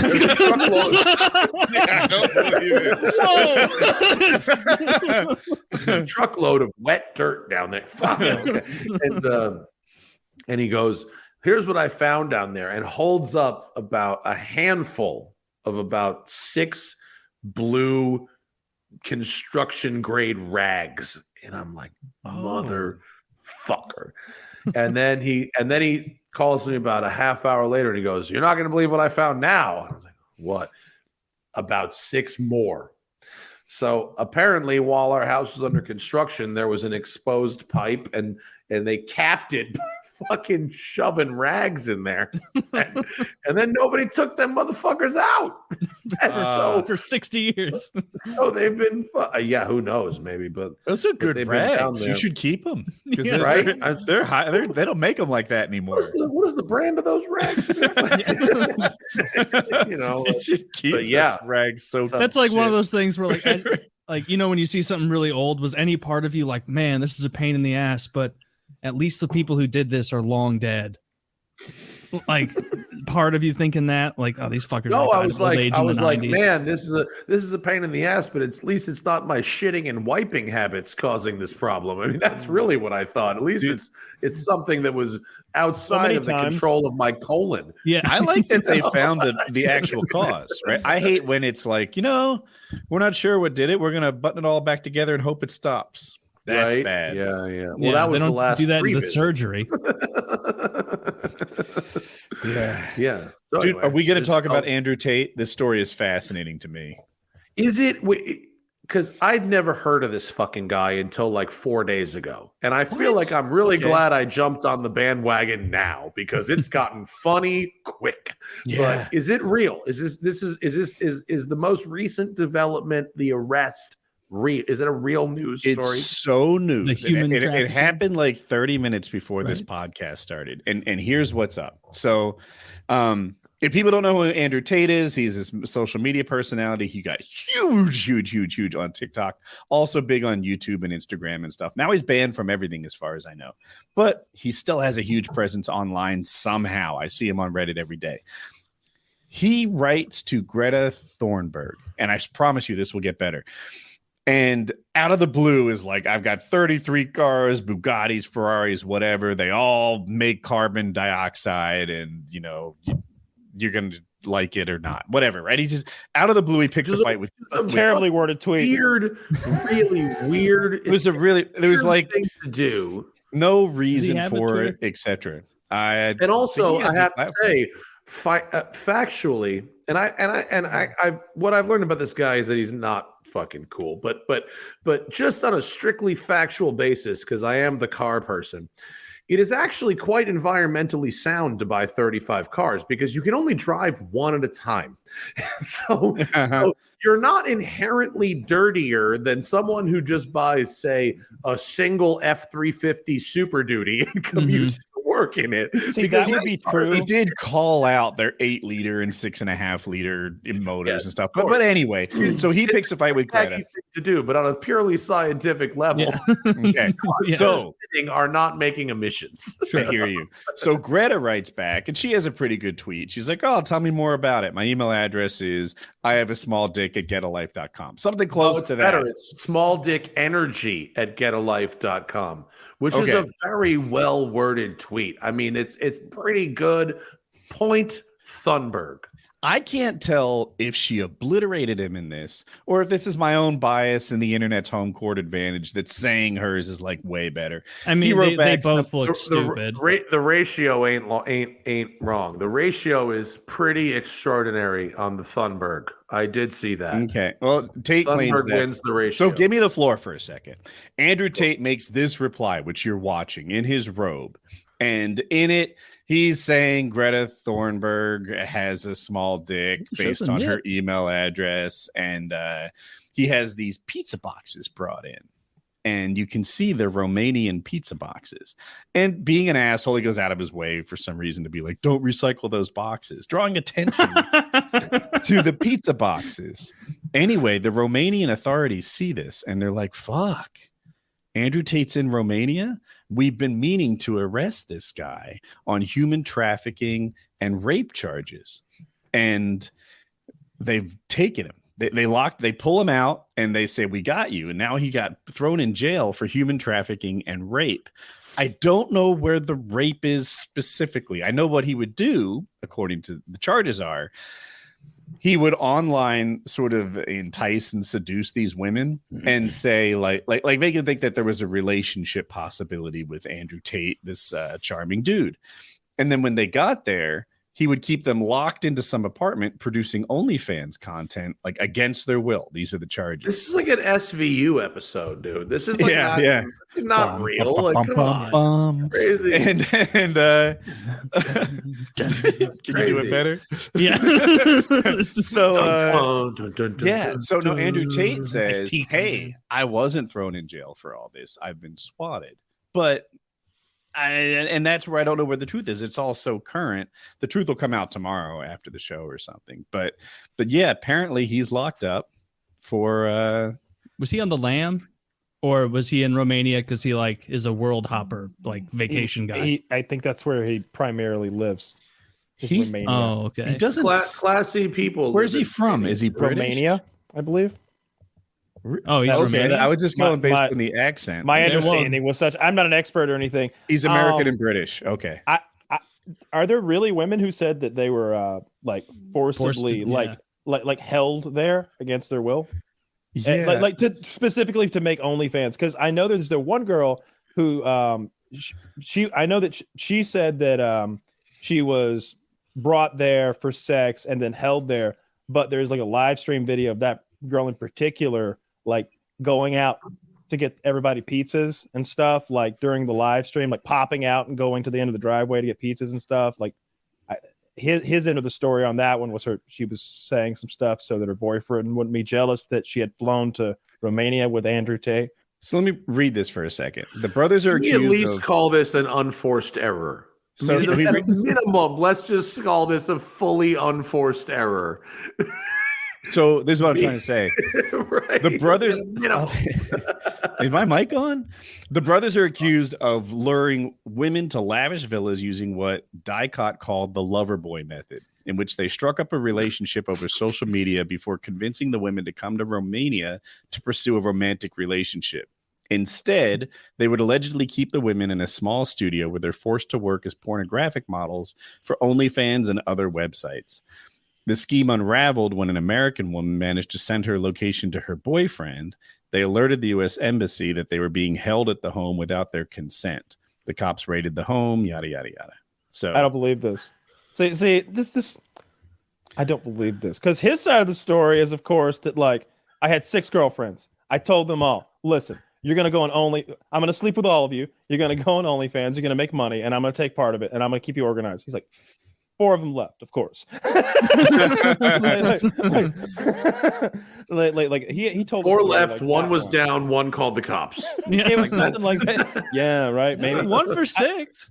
But look, the idea of, bro, 17% success ratio. Yeah, it's a numbers game. It always has been. You just got to find more. You're describing a dungeon, right? With like padlocked doors and like cameras in rooms and like guards, I guess, with weaponry and like I don't know. I guess you got to have like doctors coming in for these women. Like how long are they held? Months and years?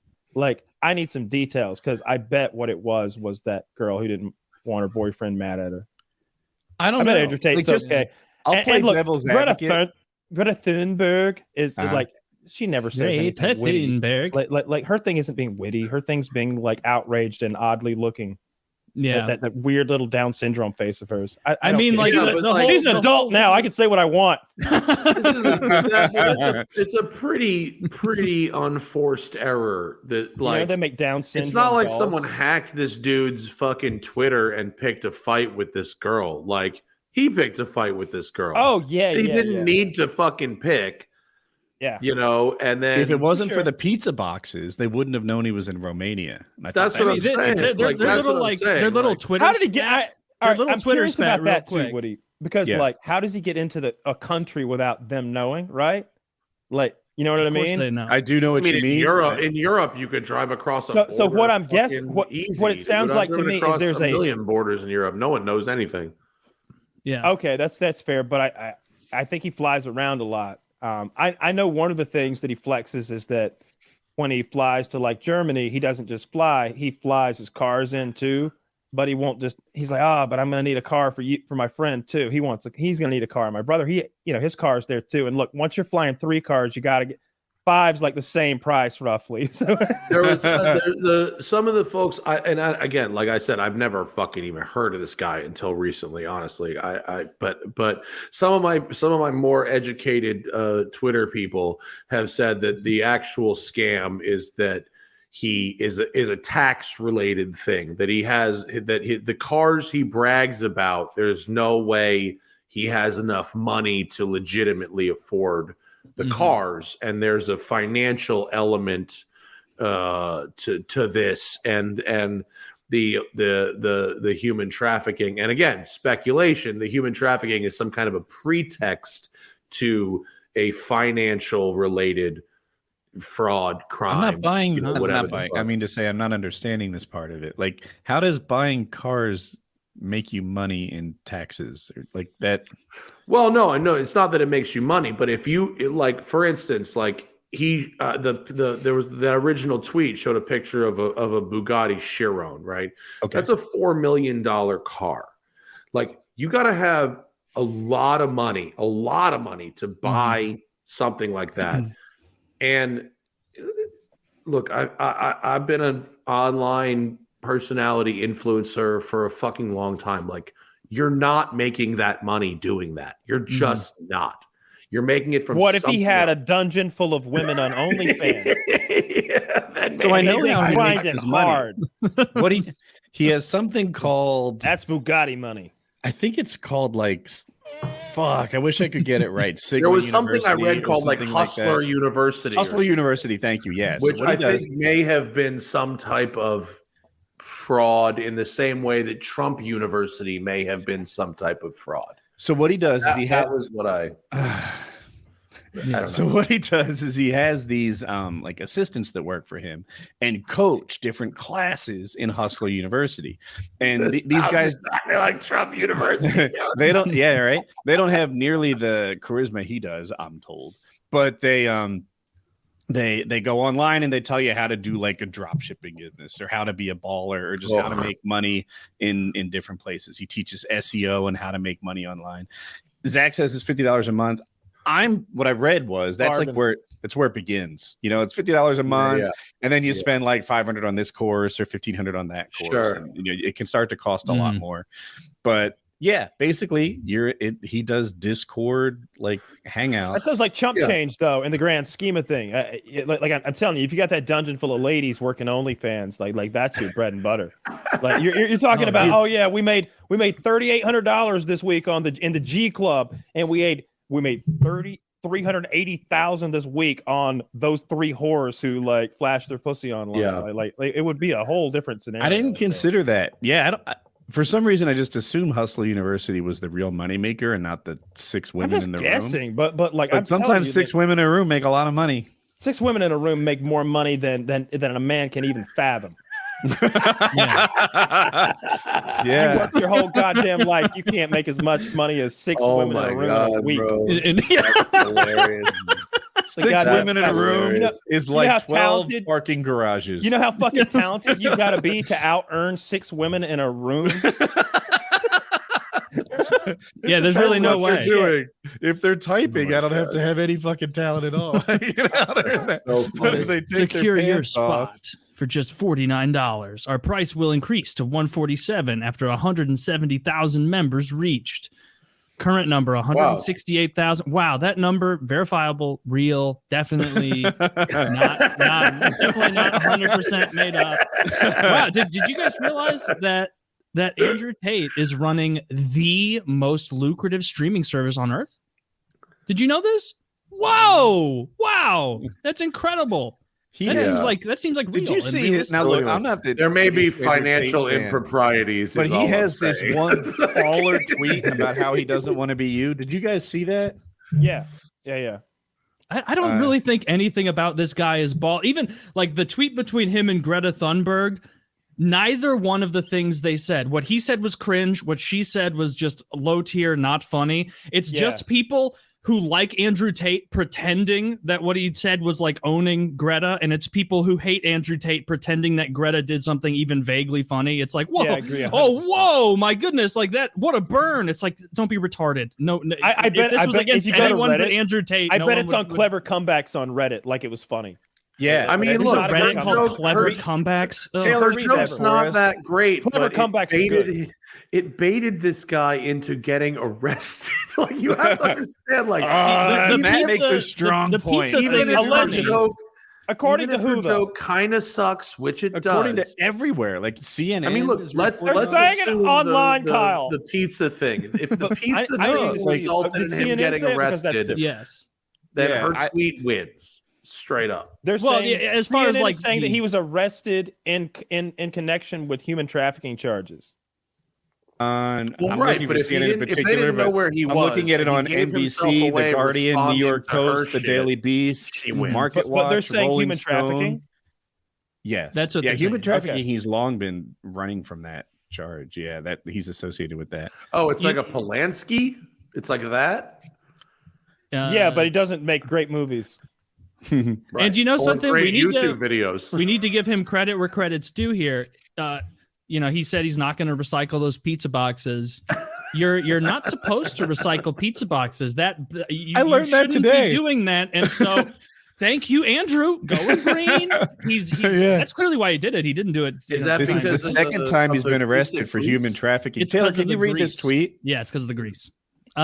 You are poor. You are This is from Andrew Tate. You are poor. You are unimportant. Men do not fear you. Your woman disagrees with you. Your lives are shit. If I was forced to endure a year of your life, it would be the worst level of depression imaginable. This guy, I never watched his videos, so this guy's a fucking loser. I don't like him. Yeah, this guy is so bafflingly insecure. Like this guy has no confidence in himself. Sounds to me like your woman disagrees with you. I'm just saying. I mean, he's a bitch. Come to Missouri. Like your woman he's a dumb bitch, and I don't like. Mine are locked in a room on OnlyFans.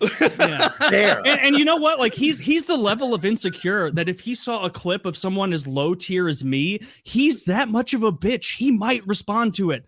That's how insecure he is. Some retard like me. Yeah. Respond to it when you get out of jail, dumbass. Like, no, this guy, he's insecure. Yeah. Like, do other people not get that read from him? When people talk about how many women they're fucking, how many cars they have, like, to a point, it's very embarrassing. It makes you seem lame. I hear what you're saying. I want to go before Kyle. Can I? I'm sorry, Kyle. I see him, and I just because why break the trend? I'll just why break the everyone trend? all show. I haven't been interrupting you, but I think he's playing a character. That's what I think he found it's a very lucrative character, and that's what I'm seeing. Like I'm not seeing an insecure guy. I think I'm seeing an actor. That's definitely possible too. I think it's probably a fusion of the possible. Two. But even an actor, like he's, even as an actor, it's like you gotta have something in there because I mean, well, because it's his own name on it. You know what I mean? Like I feel like people would figure it out if it was totally bullshit. You know, like if it was totally an act. Well, like all right. So for one thing, he's got a little bit of a thing to stand on. So whenever he's like, "I'll kick your ass," or "I'm tough," or "I'm this or that," people be like, "Oh, really?" Like, yes, I'm a multi-time world kickboxing champion. In what? In the Teletubby League? In some made-up trash? No. I think every world kickboxing champion. Don't real fighters like not to bait him into responding like to that? Like really good fighters. Like I thought really good like kickboxing and MMA types are like not like that. People are people, dude. They run the gamut, right? Like there's some MMA fighters who are like, I can't wait to go use this kung fu on a dumbass at a bar. I'm gonna fuck somebody up tonight.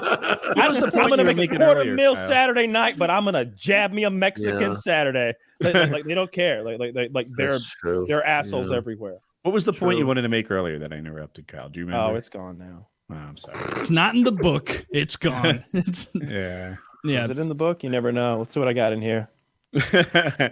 But I mean, what is that? Playing like wearing the robe and everything. Log you've got. Look at that thing. This is my memory journal. Wait, the book got bigger. The book is bigger than last week. Yeah, and more old timey. That's fucking. That is like some national treasure book. Yeah. Fucking. Kyle has upgraded books, and wow, that's where he keeps his racist theories. And it's even got like this. It's got handmade paper. Aged paper. Wow. Yeah. Aged paper. Very nice. Wow. You get that on the corner of it damaged like that. Is that dog damage? It might be. So I got a couple thoughts here. Really more of a joke than anything. I think I had something about how like I just write down little things that come to me. I wrote but I have to like decode my thoughts later because I always write in my own like stoned shorthand. I do that too. So here I wrote ADD concentration camp, and so I've been looking at this for a minute, and now I know what it is. I was thinking that like if your kid had ADD, you'd maybe for the summer you'd send them to a concentration camp. That is a Mitch Hedberg joke. That's a fucking full on. Yeah, that's a. I mean, it's not. No. I don't. I knew when I wrote it that like. No. I don't mean that he used it. I mean that you've just written. Mitch channeled the energy. You've channeled Mitch Hedberg. I said it wrong. I seriously but that is I'm the first person delivered by Mitch Hedberg. That's almost the perfect joke. Oh, R.I.P. I loved him. He was so funny. Why'd he die? I think it was a heroin thing. Heroin. That would be the new sport that I wanted to introduce. It's like equestrian dancing, horse dancing. Yeah, I remember you were really into that for a bit. I'm into it, but there's a huge problem, right? You got that idiot riding the horse wearing that stupid hot chicks up there. Put hot, scantily clad women on the horses. They're getting jostled around. They're bouncing everywhere. They're dancing. Lose the horse. They're dancing too. Lose the horse. Yeah, just lose the horse. And you just have women like skipping with big tits. Just a man like with a woman on a leash running around there. If you just had honestly like a braless woman, on the horse, you're 80% of the way. It would be a hilarious idea. I want Nancy Pelosi braless on a it's dancing just called horse. the World Breast Championships. And it's just the biggest breasts, and like you can tell like who's going to get knocked out in the tournament beforehand, but you watch the whole thing and it's just women press. There's like a couple competitions, they press their tits together and then they do the scale test and it's all about the scale test. Whoever has the Honestly, no, it shouldn't be the scale test. They should have to like smash beer cans and shit. You know what? Unrelated but competitive. Has someone just sent me car kung fu? Have you guys seen this shit yet? People fight cars? Just ramming people with cars? 2 people fight in a car. In a car. In a car. I'm funny. Telling you, goodbye. All right, rest you of your gotta- all fucking right. night. If you're like They have 5'8", divisions, so like in the sedan division. You know? you'd want to be smaller. Of course. Like I think I was talking to somebody about this the other day. Like a girl asked me about having sex in a car, and I'm like, I'm 6'2". There is no comfortable sex in a car. I was like, that's for short good. people. And I think that car fighting might lean toward the shorter man as well. Like I think if you're like 5'8", like you can move around in there. You're running around doing laps in there. Remember that the great Jumping Ron up and White down, bit warming up. where he bought a conversion van and his wife his brother-in-law or something was like, well, I have the new Mercedes S-Class. And he's like, I got a place to fuck your sister. It's like that's a great fucking joke. Bringing a gun to a knife fight. Yes. Car kung fu. The one I saw was from Russia, shocker, and it was in a convertible because you need the TV camera access. You got to be able to see. Oh, they're in there. Yeah, so they are in the convertible, and there's like seatbelt chokeouts are allowed. I mean, it's pretty like fucking... Taxi Cab Confessions, but you get your ass kicked. That's the show I want to see. See, both these guys know it's coming. Always is to be first one to cigarette lighter. Next one, it's not illegal, but I bring a knife in the car. I can stash in glove box. Have you ever it's this or the front lines? So when's have you ever, or when's the last time? I guess have you picked up a hitchhiker? Never. Ooh. My parents really ingrained in me that was a way to get raped. My mom was heavy laying it on me like, do not pick up hitchhikers, they will molest you. And it's at any time. Yeah, I would if that was ingrained upon me, I would be picking up pretty girls all the time. Just hoping that you're just like, oh no, all my clothes have fallen off. I would stop for people all the time. I picked up a hitchhiker within a national park, which I felt like was a little safe. They had done a hike and I had brought them back to a campground. It wasn't like a proper. Or they dumped a body and a car and you helped them with the getaway. Maybe I did. You still helping out. So I'm still here to tell the tale. Oh, you're doing some finger painting up on the mountain, huh? Maybe wash off in the creek before you hop in. He just turns around. He's like, get in the car, you goof. Get in the car. I barely see hitchhikers now. People. Yeah, I know. I have a friend who does it all the time. I guess I don't mean I got a friend who straight up does it all the time. I guess I did it twice this year. Like there'd be people around town, like walking around town, and our town wasn't built to walk around. So, like, it wasn't uncommon to pull her like, "Hey, you okay? Like, yeah, just walking to the store. You want to ride? I'm heading that way." Like that's pretty common. Like we would do that all the time. My dad would even like send me on those ridiculous missions to take the trash that passed for his employees to to the liquor store. It's only trashy if you make them ride in the bed of the truck. That's when it gets fucking extra trash. I don't think I've done that. I've wanted to. I've been the guy in the cowboy bed. shit.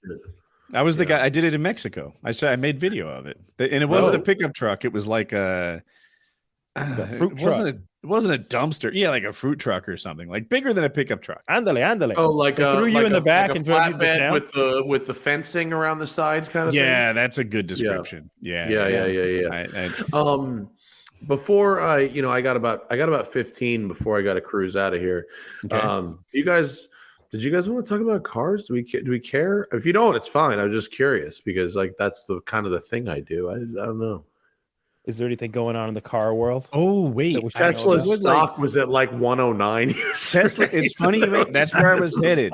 So Yeah. every time you come on this show, you make the forecast, the prediction that the Cybertruck will never happen. Have I been wrong yet?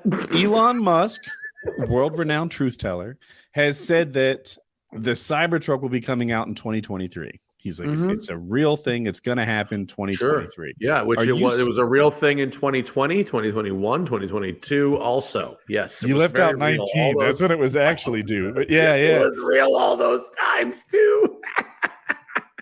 So you're sticking with it. I started to waver. I started when he was like, hey, reminder, Cybertruck's happening. Sure. Yeah. Or maybe he's just saying that because of what's Tesla's stock price. Tesla was the worst performing company in the S&P 500 this year.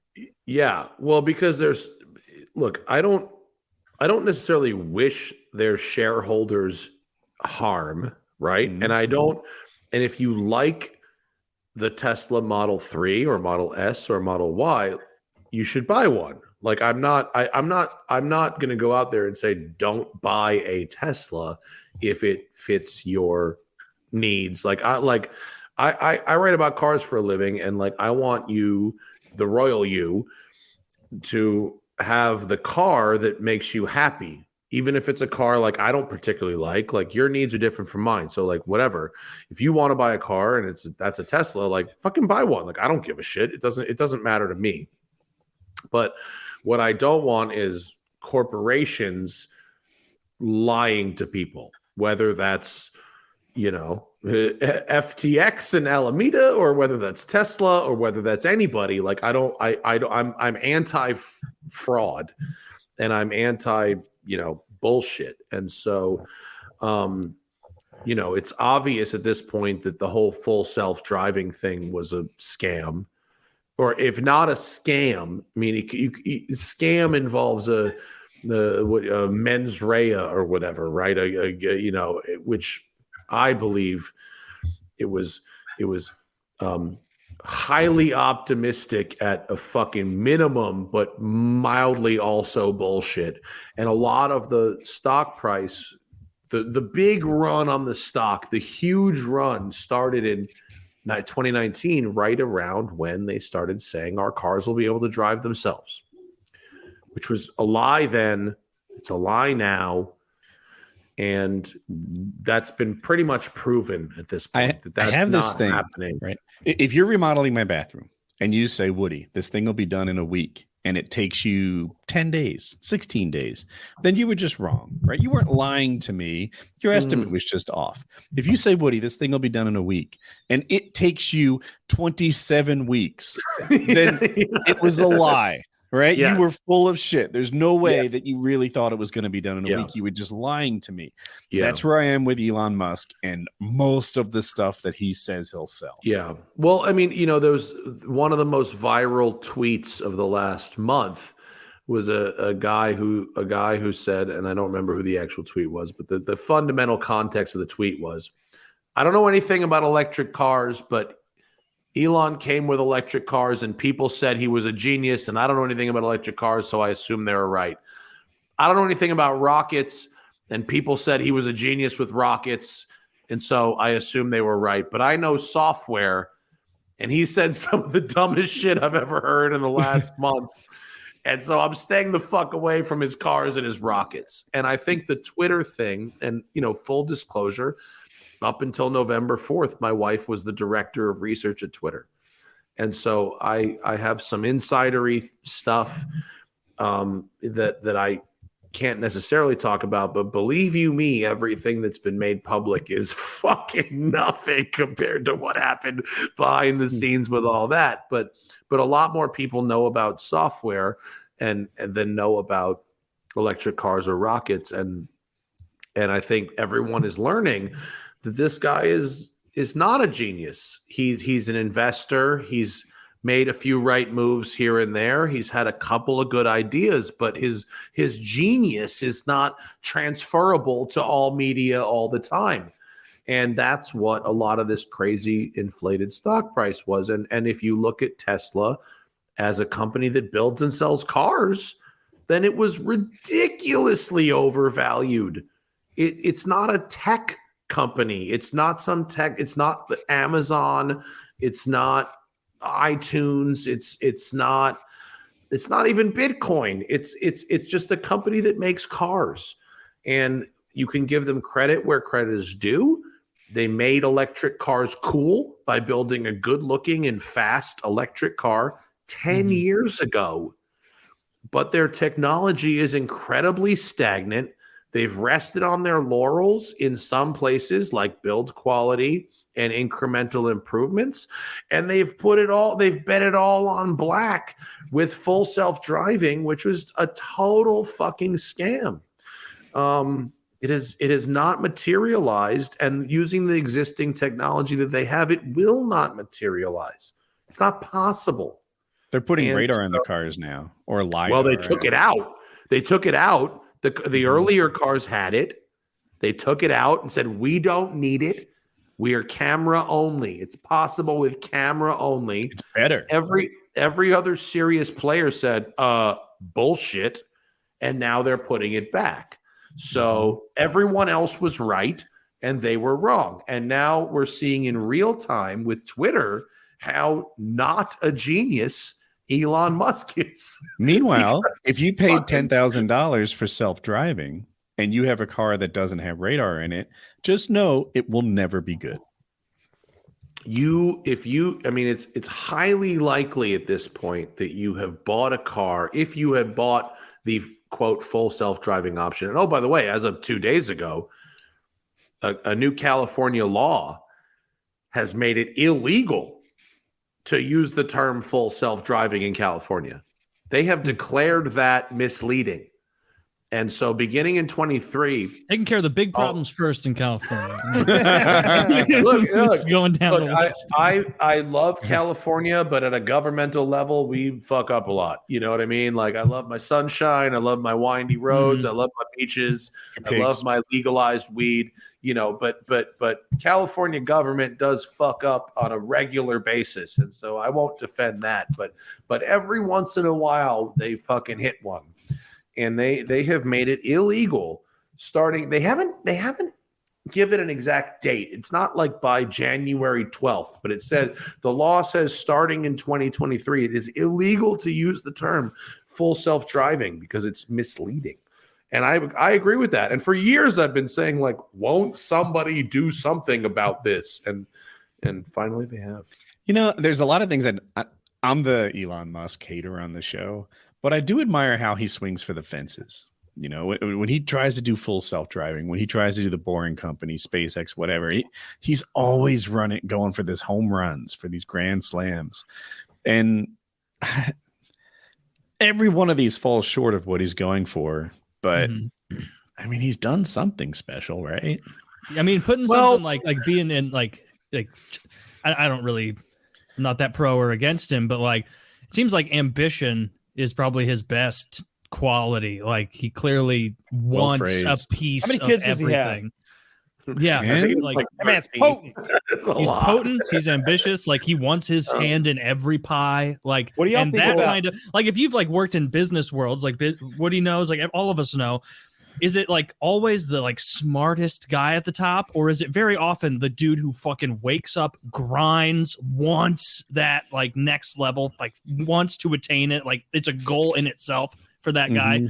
Often that's not the guy who's like a genius coming up with the ideas. He just surrounds himself with people who know how to do it because he wants so much to achieve that. Well, look, that's how doing that is how you end up really fucking rich in a world of VC cash. It's not how you save the planet, and it's not how you build an ethical, sustainable business model in a world where the fundamentals of your business really matter. You know, it's just, you know, if you judge Tesla as a car company, it's massively overvalued. SpaceX, if you judge that, it's a government contractor. Like, that company's a government contractor, and here's Elon Musk and his other company at Twitter, like, shitting on the government while basically being an enormous government contractor. Like, there's a double speak there that doesn't really work out. And look, if you want to go, well, okay, respect to Elon Musk because he's one of the 5 or whatever richest people in the world. Well, that's your level of judging him. Like, okay, but he's positioned himself as someone who's going to save the planet, and I think that's the marketing. Actions he's taken have actually been more towards I'm going to be the richest guy on the planet. Yeah, and figure out a way to get the fuck off this planet before bad things really happen, then I'm actually going to improve the lives of a significant number of people. I don't believe for a second that he's like obsessed with like, oh, how are the people of Romania and those poor neighborhoods going to get around when the oil dries? What are we going to like? No, it's just a marketing way to frame Tesla and his other endeavors in order to get like green money from the government. And now with what he's doing with Twitter, he's abandoning all those, all the lefties that wanted to buy, So Tesla is so interesting because it allowed you to, and I'm going to quote my friend Alex Roy on this. Tesla allowed you to virtue signal and vice signal at the same time.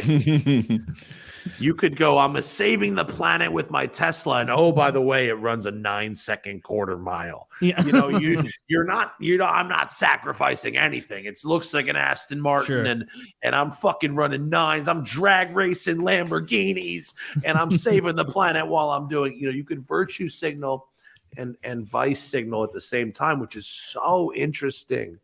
And that's a concept that my friend Alex Roy was really talking about a lot, and he's very, very smart about this kind of stuff. He's like a kind of a philosopher in that regard. But yes, I want to get in. We talked about Tesla's valuation, and it kind of flew by. I'm not sure it's overvalued anymore. And I'm not saying it's not. I'm just saying I'm not sure. It's exactly what I said. Ford's valuation, PE ratio, is about 7, right? So if you buy Ford, it'll kick off enough profits to give you the money back in 7 years. All right, cool. And then every year after that, now you're in the money. Cool. Mm-hmm. Tesla's valuation is about 30. That's about their PE ratio. So why would you buy a company? It takes 30 years to pay you back. It's about growth. If you told me Ford was going to quadruple in size, I'd say, I'm suspicious. Yeah. Is Ford really going to quadruple their market share, their size, their customer base? If you told me Tesla was going to quadruple, I'd say, oh, well, maybe. And then when they do, their price earnings ratio is right in line with Ford's. Well, look, I mean, that is a rational, level-headed way to look at a stock price. And look, I'm not a stock guy. I'm not. Wait, I talk you're about Jewish, cars. right? Yeah, right. Like I am. Happy Hanukkah. But I'm not really a stock guy. I have finance people that handle my finances, and I'm a car guy. So I honestly, truthfully, can't speak to the nuance of stock valuations in a way that can bring new light to it. But I will say. Oh, okay, go ahead. No, sorry. I will say that what they've not done is invest in Tesla. Invest in realistic new product. I do not consider the Cybertruck that, and they have aging current product. And they put a lot of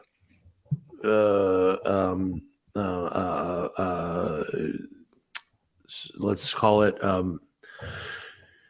don't know. I don't have the word right now, but like they put a lot of their hopes and dreams on the self-driving cars thing and really oversold it far beyond what they can deliver. And even Elon Musk himself, who should never be believed at his word because his word is fucking terrible. I mean, if you listen to everything he says and consider that news, you're the sucker at this point. He's a hype guy.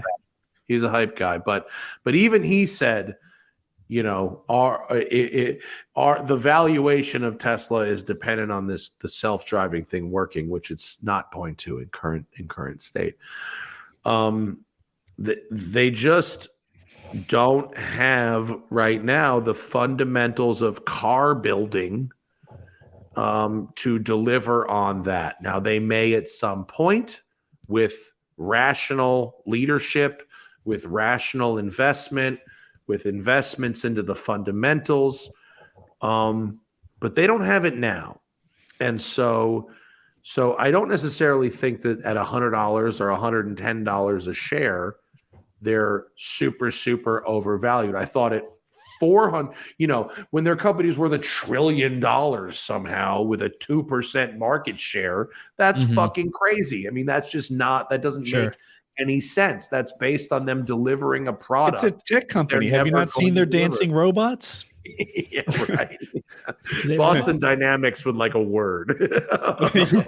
They literally put people in robot outfits and had them dance and said they were getting into artificial intelligence. That's hilarious. That's like something I would pull as the CEO. It's so terrible. We're pivoting entirely to animatronic dinosaurs. The next year, in an effort to show their progress, they used real robots, and they were terrible and no, they just used a more athletic guy. Was that Andrew Tate in that suit? Yeah, he was doing some. Yeah, the counter argument to Tesla being like undervalued or appropriately valued that I made before is that they reached the success they did based on government subsidies, helping people pay for their cars, low interest rates. They reached the success that they did when there was no competition, when it was the Tesla against the Chevy. Is it Bolt? I don't even know. And they were better than that. Well, now buckle up because VW and Audi and Ford and GM and everyone else is going to get into this market, and they make high quality cars with quality control. And they've been doing this for a long time. And Tesla has some ideas like Tesla's UI with the tablets and that kind of stuff. I'm not saying they haven't had some good ideas. Like they have, they've absolutely had some good ideas, and there's some really smart people that work there. And I don't want to take away from their real products that they've delivered, which they exist.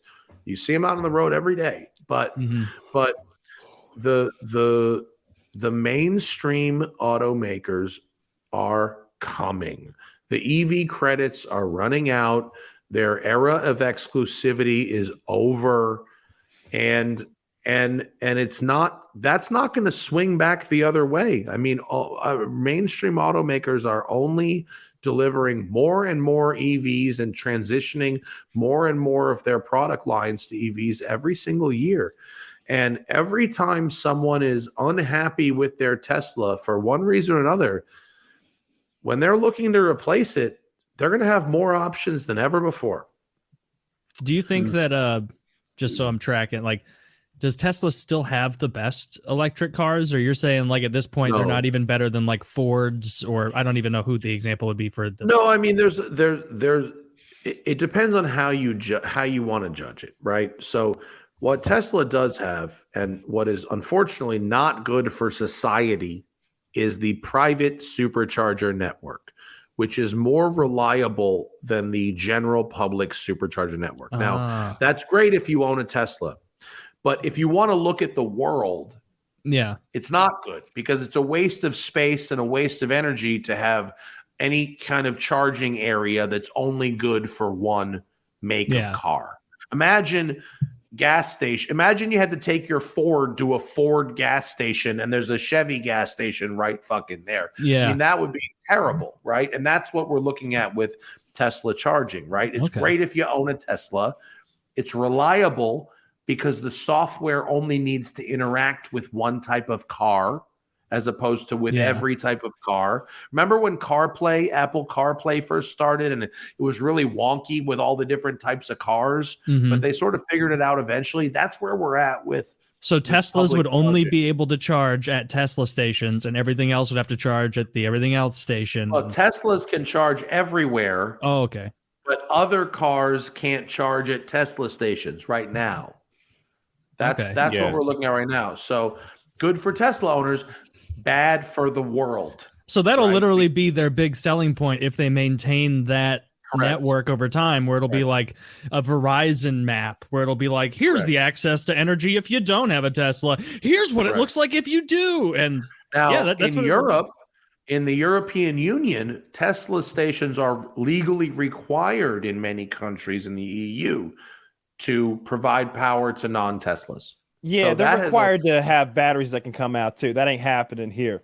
So this sounds like Tesla has a huge future if he can if he can use his control over the government's entire space program, because he's the only one sending us up there anymore, right? Like, to get him to be like, hey, maybe you just let us do this little monopoly thing where we put our charging stations everywhere. And hey, look, the thing about a Tesla station, it draws so much power. We can't have a Ford or GM station within 3 city blocks of any of them. Well, yeah, we do have a lot of them, and it is going to be hard for them to find a place to put theirs. I don't think it's them legislating their way. I think it's a different department you're talking to, but they're all interconnected, right? But with the reptilians, without something like the EU regulating it, which right now we don't have, they do have an advantage there. Having said that, the cars themselves have in many ways lost their first mover advantage that they have. Yeah, for sure. Ford, not just Ford and General Motors, Audi, Porsche,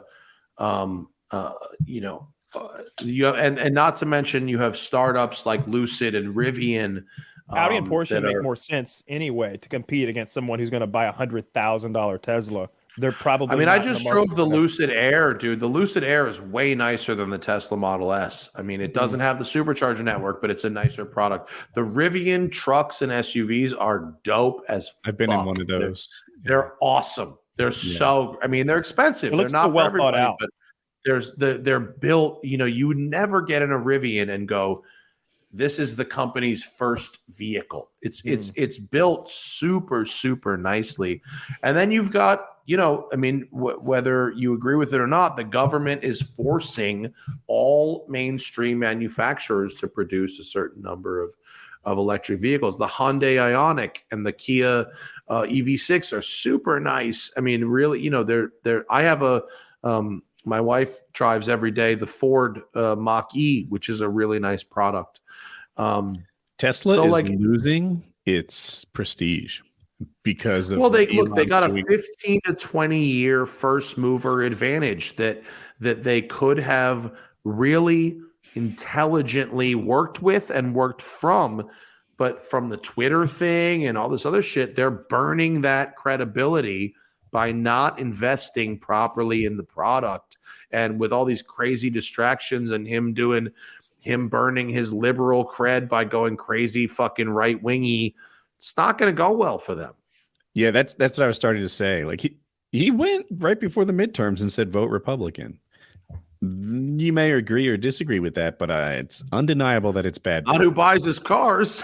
Right? It's not who buys his cars. And then you got a guy like Michael Jordan saying, hey, I don't get political because Republicans buy sneakers too. Right? That's a famous Jordan line.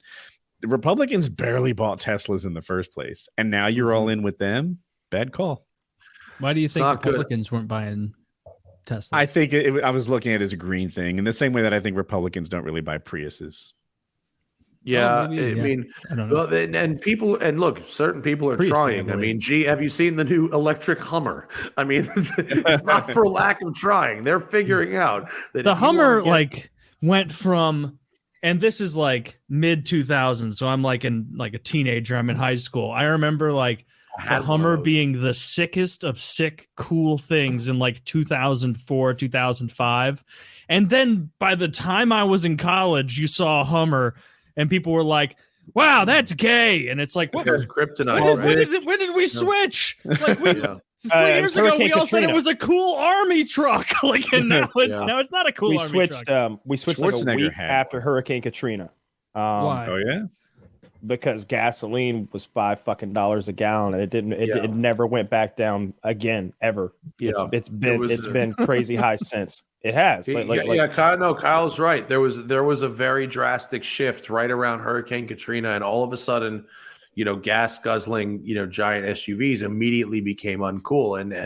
And one of the, if you look at GM, you look at Ford to an instance. You certainly look at Dodge, and they go, how do I get my middle America people to buy an electric car? You make it more wasteful than a gas car. That's how you do it. A 9,000 pound, 1,000 horsepower truck that somehow is less efficient. The weights than of these cars are outrageous. The Rivian's 8,000 pounds. Yeah, they're super heavy. Yeah, they are. That's no joke. Batteries are heavy as fuck. I want to see like collision data, not about it's not good. It's not good. I mean, I want to know about the ones that explode. Do you want it to tell you after you get in a wreck where it's like pedestrians? Kyle, mainframe fuck pedestrians. Damage. Look. My favorite thing about Texas is those brush guards that they've all got on their fucking trucks.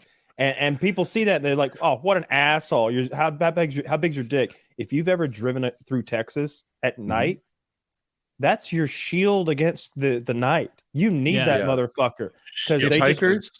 No, fucking deer. Fucking no, you're gonna. If you're gonna, I like my way better.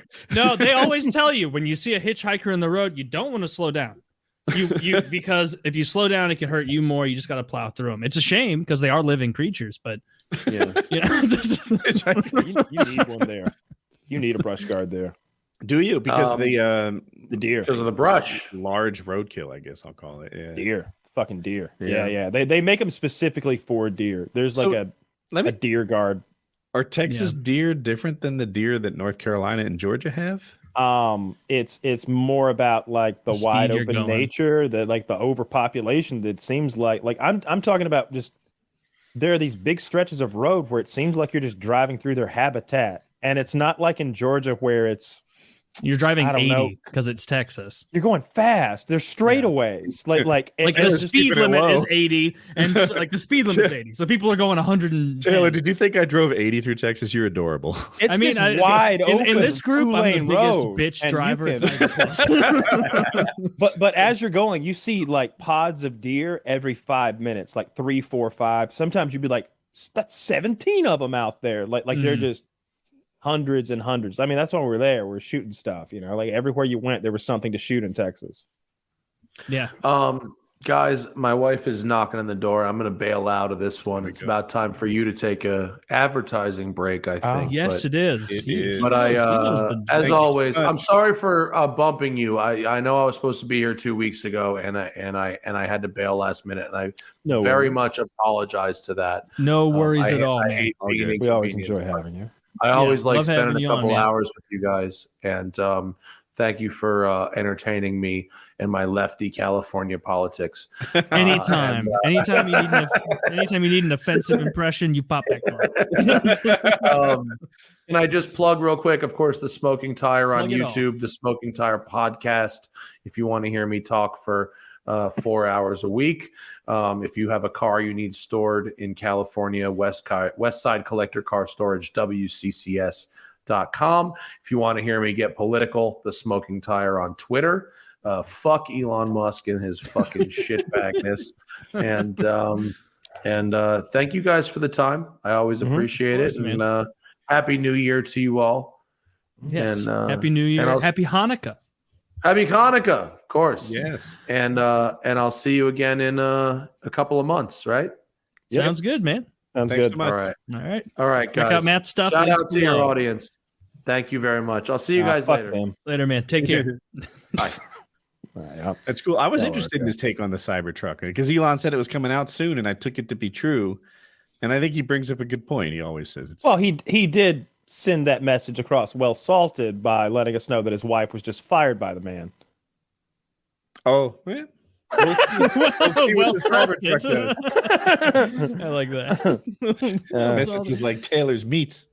This episode of PKA brought to you by Lock and Load, the premium cum pill that's going to have you busting in ways that women go, what's wrong with you?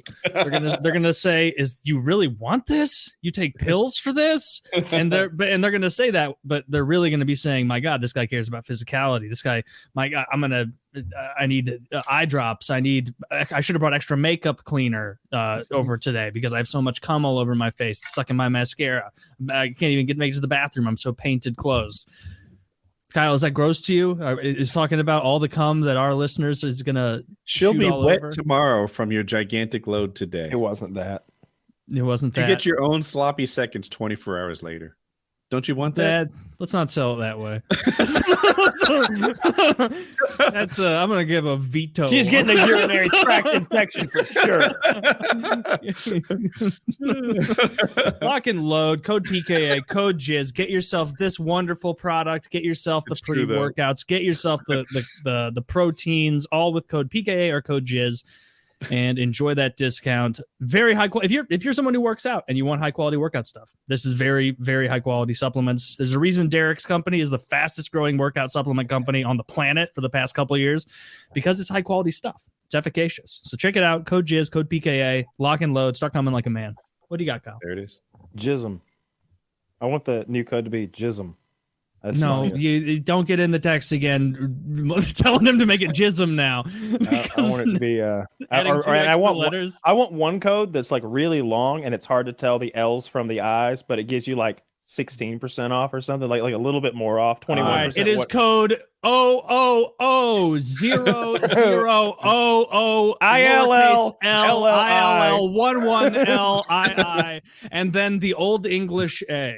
that's what or is it? Do. Or is it? That's the way we advertise things now. Tom Brady or Bill Cosby? Brady. Brady's hotter. I mean, we're not talking about their bodies.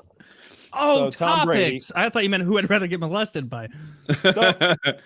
So a six-time Super Bowl I think they pair well together because Tom Brady on the downward decline big time. Bill Cosby, rising star. So here's the deal with Tom Brady. You may know his wife, divorced him, was clearly cheating on him with her jiu-jitsu coach or whatever. Like she's like immediately moved on and she's like with him on social media. Took half of Tom Brady's money, which probably amounts to hundreds and hundreds of millions of dollars. And you might think to yourself, Woody, I can't feel sorry for a man that still has half of Tom Brady's money.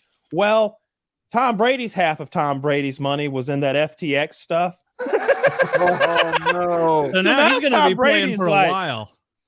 He's like, he needs his job on the fucking Tampa Bay, whatever the hell's, right? He's going to have to win another Super Bowl.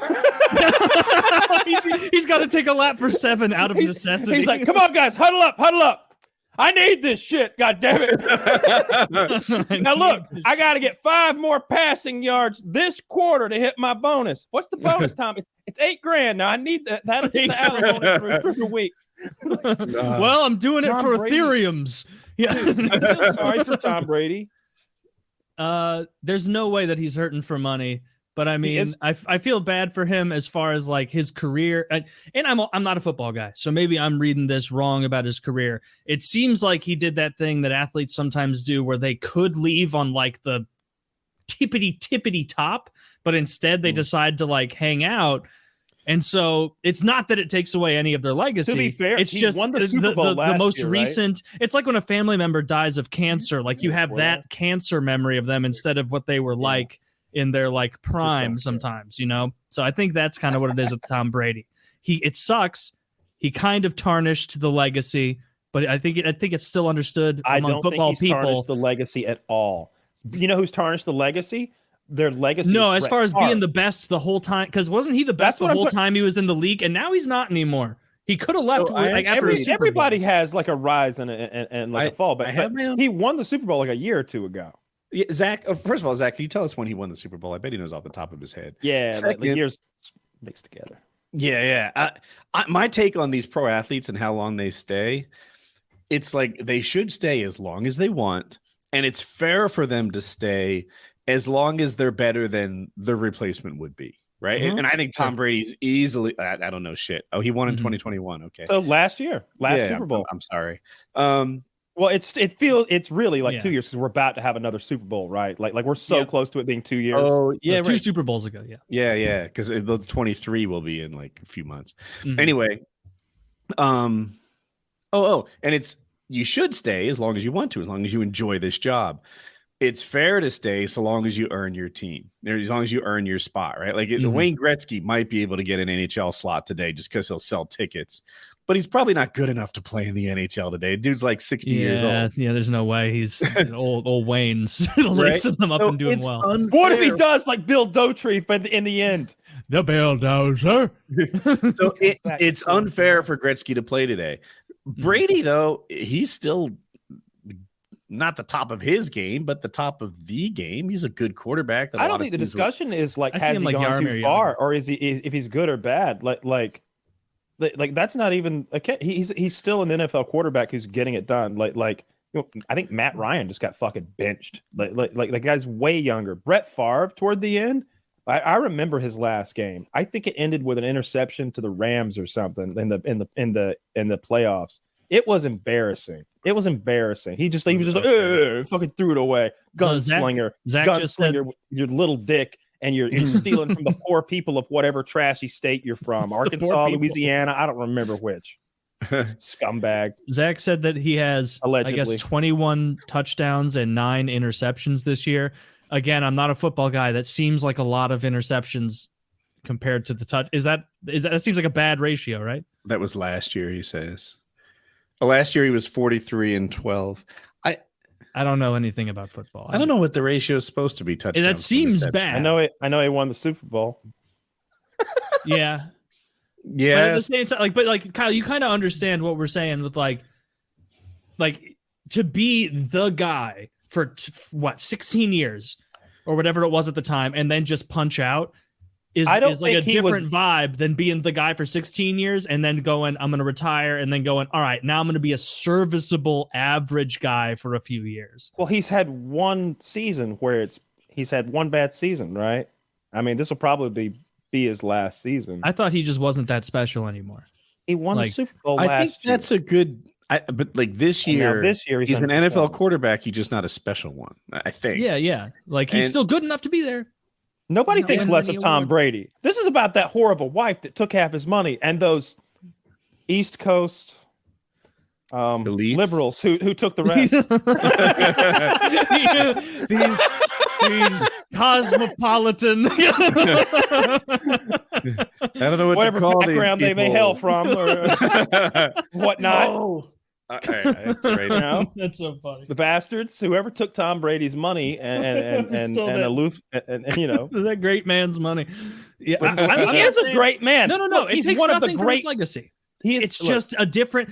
When someone leaves at the top after being on the top the whole time, it's like, who does that though? Who's your best example of someone who did that? Gretzky didn't have. How was Gretzky's my last favorite season? Example is? Was he MVP? Did he get the McCruber trophy that year? Did he get the red leaf cocksucker trophy? You got it right. Peyton Manning. Peyton Manning went to the Denver Broncos, and he was a below average quarterback with a name that was as good as it got. And he played a shitty game, but he still managed to win the Super Bowl some fucking how. Mm-hmm. And then he hightailed it out of the league on top. And I'm like, that's genius. That's genius. This guy, I don't think he was a below average quarterback. I'm a Peyton Manning fan. He was on was so good. Peyton Manning was the second best quarterback for a decade. Tom Brady was the best quarterback for a decade. I was a Peyton Manning fan. I really liked how he would break down the defense and start screaming those audibles, and you'd see his offense shift around. It was like he was playing Madden, and he's calling audibles, and it was incredible. I was impressed by that. I hadn't seen that. And then he could play Tom Brady, and Bill Belichick's like, yeah, move him however you want, bud. It's going to kind of end the same every year for you though. Every year it was just an ass whooping from Tom Brady. I remember some rough ones. Tom Brady had this career where it was Super Bowl every other year for 15 fucking years. Literally, he won the Super Bowl on average every third year for his entire career, and he played for 19 years. It was kind of neat that he left the Patriots and then won another Super Bowl, sort of proving that it was him. Yeah, that is cool. And Belichick hasn't been doing so hot. No, I don't think this diminishes him at all. But what I want to talk about is not diminishes. Got no money. He seems like he's clearly the GOAT in the football world, and I am not one to question. I don't know about that. I don't know enough about football. It's just Oh, I thought he was. I mean, he's just won so many goddamn championships. You got to. Who would be the GOAT if not Tom Brady? Like, or at least at quarterback. I don't know if they do it by different. I'm sure they do it by different positions. He's got to be the greatest of all time. I don't know. I've heard people make a lot of different arguments from Terry Bradshaw to Dan Marino, but I don't know enough about football. The only sport where there's no argument at all about who's the best is hockey. Seems like every other sport they have like, well, there's Jordan, there's LeBron, there's Tiger Woods, there's Phil Mickelson. I can prove you wrong. Who? Michael Phelps. That's a good point. I said sports. Tiger Woods. You said sports. Okay, you got me. What about that other guy, Ryan Swimman? There is a Ryan Lochte, but he's not even. That's close. what it was. They called him the Loch Ness Monster. Yeah, I mean, I think that would be a better name if he had a nickname. You've got different eras sometimes, often in every sport, really, right? Like boxing and baseball and everything. Like what made Babe Ruth so good, like in 1907, was physique, was he just he put into the game? Because he was getting pitched to by a fucking one-eyed painter. That might have been it, right? Like maybe he was a bum. Maybe he was just the only guy who ate enough Wheaties or whatever they were called back then. They paid him enough to be properly fed, and he dominated. Yeah. Like that guy gets 100 grams of protein a day. What? Oh my God! Wow! Can you get a picture of Babe Ruth? Was that it? In my mind, he's in his prime. Google Babe Ruth in his prime. Okay, yeah. Don't show me fat Elvis and be like, that's the king. Impossibly fat and like ridiculously out of shape. And how could he have ever been an athlete? But I think in reality, like he's not that fat. I think he was just a broad, strong guy, but also like, those old baseball uniforms. It looks like they just had kind of one size and they just draped everyone in a big old uniform. So his face isn't doing him any favors. That's very true. His body is 30 pounds overweight. He has the face of a guy who's 70 pounds overweight. Well, some people just have fat faces, and that's okay.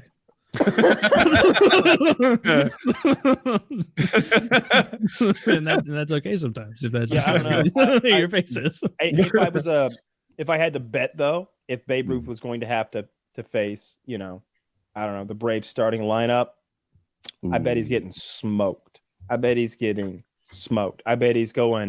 0 for 4 on the day. Like I bet it's rough. I don't know. I bet balls didn't move the same way back then. Mm-hmm. I bet. Well, they moved more back then because you could do anything to the ball, right? Well, the balls were completely.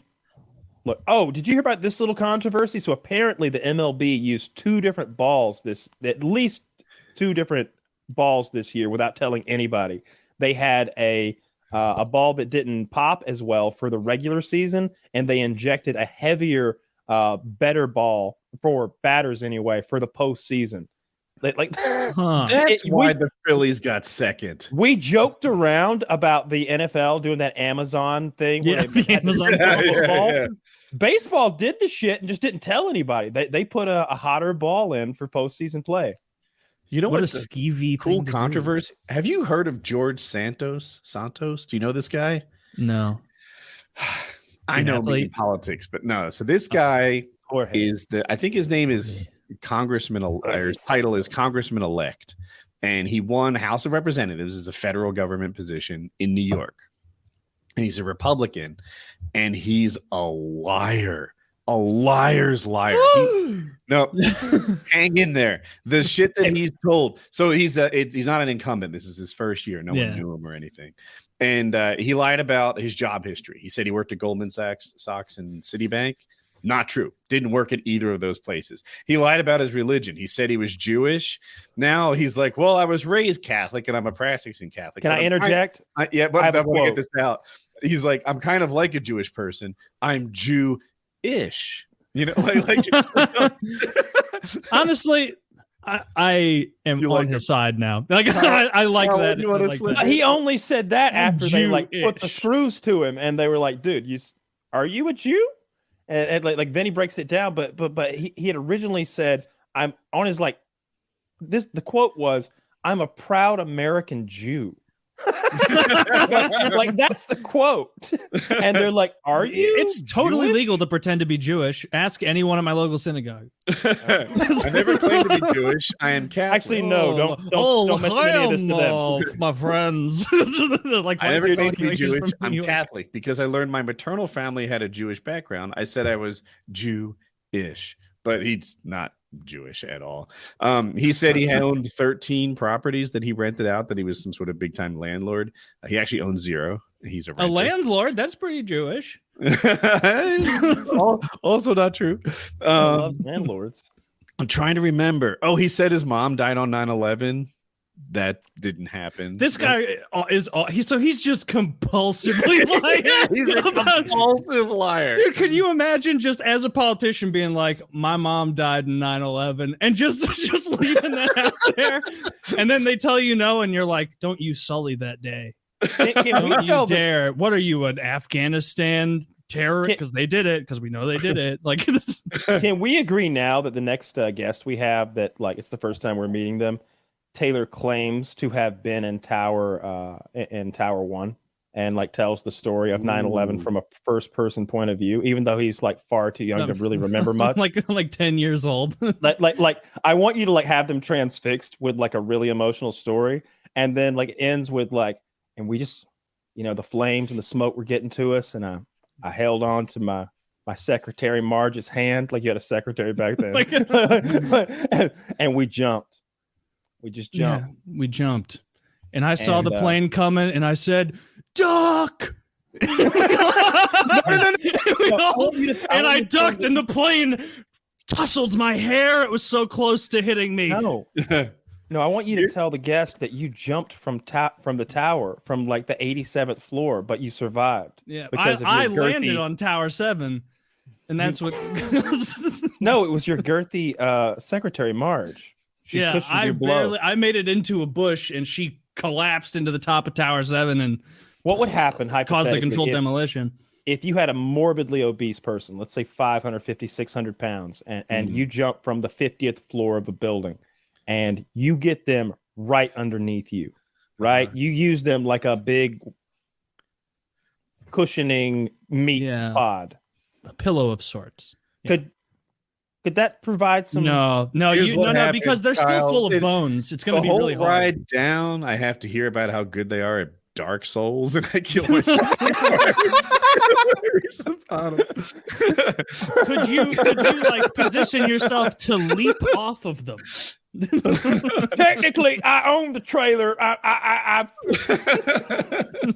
was a dick move. I'm sorry. I mean, I pay the taxes like I do. You cannot land on a fatter man that does not stop it. like I wonder, if you could survive something like that. Because like look, if we're jumping together, let's flip a coin, and whoever loses goes on bottom, right? Like, let me get on top of you and like ride you down. You're just gonna die in a long, you'll. If I'm on the bottom, I'm gonna sandwich myself on top of you perfectly. No, because we're still full of bones and shit. Even a big fat guy. If bones are softer than die, concrete. I just need to slow down a little cushion. If I'm about to die, I want to try it anyway. You can take the top and ride me. I don't need to penetrate you. It's not negotiable. There will likely be some incidental penetration on going both ways when we land and compress. So it'd be fun as if like Woody comes in the first 10 seconds of the drop. And then he's like, this never off me. This never happens. I want to die. I want to die. Change my mind. I'm not into it anymore. He's curiously good at controlling himself in free fall. So he's like he's like one of those winged squirrels from all of his practice. No, you could not survive falling on a fatter man. You'd just die slower and grosser. Here's the thing. You know the thing about the elevator where you jump at just the right time? Everyone's had this idea of dealing with an elevator. The physics don't add up for that. Why doesn't it add up? I've been told. Can I do it real quick? So the elevator's falling at 50 miles per hour, right? And you're in it. So you're also... I'm going to get better props. All right, so... we're tracking with it. This is the elevator. All right, my vape is you. The phone's the elevator. We're falling at 50 miles per hour. Hold on, slow down. We're falling at 50 miles per hour toward our certain death. We're just about to hit the bottom, traveling 50 miles per hour, but you jump at the last second. Let's pretend for this argument that I'm good at timing this jump. Yeah, you're perfect at it. In fact, perfect timing. But you jump at 5 miles per hour on a good day. So now you hit the bottom at 45 miles per hour. And is that the issue? Does it really fall? That is the exact that kind of speed? Because if you could accelerate yourself up at 50 miles per hour with like a rocket booster, like you'd be fine. I mean, there'd be an elevator exploding around you, but you would have neutralized your speed at the last acceleration would be just as bad as the fall. Oh, that's a good point. I was yeah. What do you mean? Yeah. If I could jump at 50 miles an hour, then that would be as bad as falling at 50 But the issue is that you're accelerating so quickly from 0 to 50 miles per hour. You're having to do that in the span of 6 inches, let's just say, from your leap. Yeah, none of this works. You just not. It doesn't work. You die. I wouldn't think so. But luckily, elevators are incredibly reliable in the first world, it turns out. You got to go to the Asian countries to see your elevator and escalator deaths, which is why I go to subreddits that primarily feature Asian people being sucked into escalators. I love that shit. Did you see the one the other day where this little cocksucker, this little brat, maybe 11, the escalator goes precariously close to a wall. So if you put your hand between that, that rubbery handrail, right? It's like it really grabs. You can't slip, unfortunately. So he gets his head between it and the wall, like just being a jabroni, like hanging upside down with his head stuck in the. But at the top, it gets really close to the wall. So his head is just like jammed in, and the thing's just continuously rubbing against his neck, pushed into the drywall. And his mom, of course, Asian mother, right? And not just Asian mother. Great addition. Yeah, she's like, it's like spanking his ass to stop, but he's dying, of course. So it's woman. And it takes a long time. Like the video, you remember Paranormal Activity where they fast forward and while you're watching the person sleep, it was like that while they were rescuing the kid, but still he's just in there upside down, being I don't know, skinned alive. It was pretty hardcore. But what I really like, and you never see these coming, and they never have audio, is when the entire escalator just seemingly collapses into another dimension, and it takes the person or people with it into a black demon hole, and they're just gone. They're just dead, crushed by an elevator. And there's just Chinese characters at the bottom and a time stamp. I happened in 2,300 hours, huh? Some year. some year. The year of the rat. Year of the rat. Yeah. So, I guess our elevator inspectors the year of the splat. I can't think of an American elevator that's ever crashed. I never see that footage. I never. Well, the reason for this is big elevator is an enormous lobby in the United States. You don't know this. It is the second, after cars, the second most common form of locomotion. Elevators. You know what I do hear about that I don't think gets enough attention? Gas pumps don't always deliver a gallon. Gas pumps are they're oh, look at this. Wake County, 15% of them were off by more than 10%. That's a lot of fucking gas pumps being off. They should be accurate. I'm trusting them. That's a huge percentage. I can't measure the gas that's going into my truck. I wouldn't stand for that level of discrepancy buying a soda. Right? If it was here's your Diet Coke, it'd be wait, hold on. Ching, ching, ching. I can feel a lot of air in this can here, people. You say that, but I bet you tolerate it with your potato chips with every purchase. Yeah, dude, that's true. That's your Cheez-Its. I'll take a box. I did go a little silly with snacks the other day. Did you? I did. I have a lot. Kyle wants to get it. I do all my gas station stuff at the same gas station. Fuel, and if I'm getting anything, beer, whatever. It's super sketchy. I don't know where these people are from. They're somewhere though. Not here. Not here. He calls me my friend when I walk in. My friend. And it was cold as fuck the other day. It was 6 degrees here, and I walked in there. He's like, "Hello, my friend. What can I do for you today?" Like, or whatever the fuck he sounds like. And I was like, "It's cold out there." He's like, "Cold. This is a small word for what it is today." I was like, that's fucking profound. Give me those blunts. And get the fuck out of here. You didn't even respond as profound. And they have ginger tonic for sale. Everything's behind a locked thing if you want to get a vape or something like that. And I'm kind of sketched out. I only give him my Discover card because I feel like that's the one that, like, if it gets ripped off, it'll do. I wouldn't even steal a Discover card because whenever like there's one guy and he'll always be like, "Yeah, swipe your card," and I'll use like the main big machine there, right? Mm-hmm. But whenever Hakeem is there, he's like, "Use the little machine," and I'm like, "All right," but it's like way over here, like dusty and shit. Like, like what it says, green. Yeah, he's like, "You're good to go, then." You're good to go. My cousin in Kama already has your information. Fuck me, honestly, Hakeem. Like, it seems like this might be a cash establishment. Like, maybe you should start paying cash. You think they'd appreciate that? I wish they would say that because, like, I bet they would. I know that. What are those people that like cash? It's the ones. No, don't you fucking do it. Well, I know some people prefer cash for some reason or another. I bet it. I don't know why they would prefer Kanye. cash. I don't know why they would prefer cash because that's got to make it a lot harder, like when you're paying your taxes, because you got to like deposit. Yeah, because you have to like keep careful track of all that cash at your gas station wheat store, so you can pay the correct amount in taxes. Yeah. It's important stuff. Mm-hmm. I haven't heard anything out of Kanye. I think he learned his fucking lesson. Where would you hear anything out of him? Where would you hear it? He wouldn't hear it anywhere because he's I mean, I guess someone would link me to it if he did something cool. I also want to talk about Bill Cosby though, because like I said, Tom Brady on the way down, Bill Cosby on the way up. He's a free man, of course, and he is planning a comedy tour in 2023.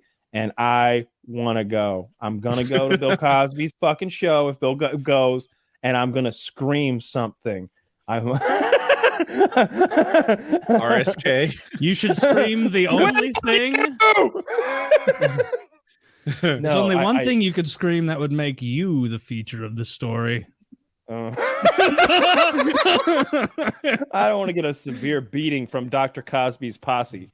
I don't get it, Taylor. What is the thing he would scream? If he pulled a Michael Richards and just yelled the N-word out. No, I'm not joking about that. No, he should yell out, "Bill, I'm a huge fan, a bit of a rape squad killer myself." Oof. No, dude, he'll be back in prison. It'll sell out. You know it'll sell out. Like those tickets will go fast. And when it happens, you'll be like, "Kyle, you're still going to go?" And I'll be like, "Dude, the tickets were $800 for the cheap ones. I bet that'll happen." Dude, I'll fly down. We'll go together. It'll be a date. If it's affordable, I'm going to go. Wow. Like, why wouldn't you? If Taylor goes, I'll go, and we'll finally do the in-person PKA with Bill. We'll get him as a guest. Bill, huge fans. You know, the thing about rape is people think it's less fun than it is. It's like, Bill, this is the angle we were going for. Tell us about the you and Theo acting. Bill would have a whole thing about how like it's better because they don't judge your weird foggy eyes during the sex. Now the thing about putting lewds in someone's ice cream is they don't make a face at your goofy eyes when you're fucking them. I really hope he does it. I think we're in a quasi universe. I think we split. I ran into Jared from Subway when I was in the clink. Oh, that'd be the best comedy tour ever. Is that he's even worse than me. What would his comedy be? Because back in the day, there was a lot of that, like, America's Dad shit. It's just so stupid. you know, the thing about being a rapist is people don't seem to care for it. It's doing his old style, like, stupid delivery, but it's all about his time in prison. That'd be. Remember when he used to tell black men they need to pull their pants up. Remember that? Mm-hmm. I do. He was real anti-low pants. He had a different message for the ladies, though. Yeah. Man, you're going to want to pull those pants up, and ladies, let me take them down. Yeah, that's what he would say. You don't even have to let me. That's the crux of it. Wait, remember that there was that little reference in the Boys where there was a guy who was like from that time era, like he'd been frozen or whatever. He was like, oh yeah, Dr. Cosby, great guy. Makes some strong drinks though. You wake up the next morning feeling like you had a marathon running your ass. Like, I love The Boys. It's one of my favorite shows on TV right now. And there's a spinoff called, is it V or something? Team V? Yeah, it's like V University or something. You know what they do? They got like the junior characters in like a learning environment or something like that. Yeah, I'll watch it. Did you ever see the animated one? I didn't care for it. Haven't. Oh, that's right. Never mind. That's fair. It's you don't have to, it was kind of wacky. I tried it. I liked it. It wasn't the same show that I like. I mean, I understand that it was the same universe, but it was a very different kind of show. For sure. Yeah, Boys is great. I look forward to more of it. I'm still watching 30 Rock. There's no shows other than that. But Tarkov's what I've been doing.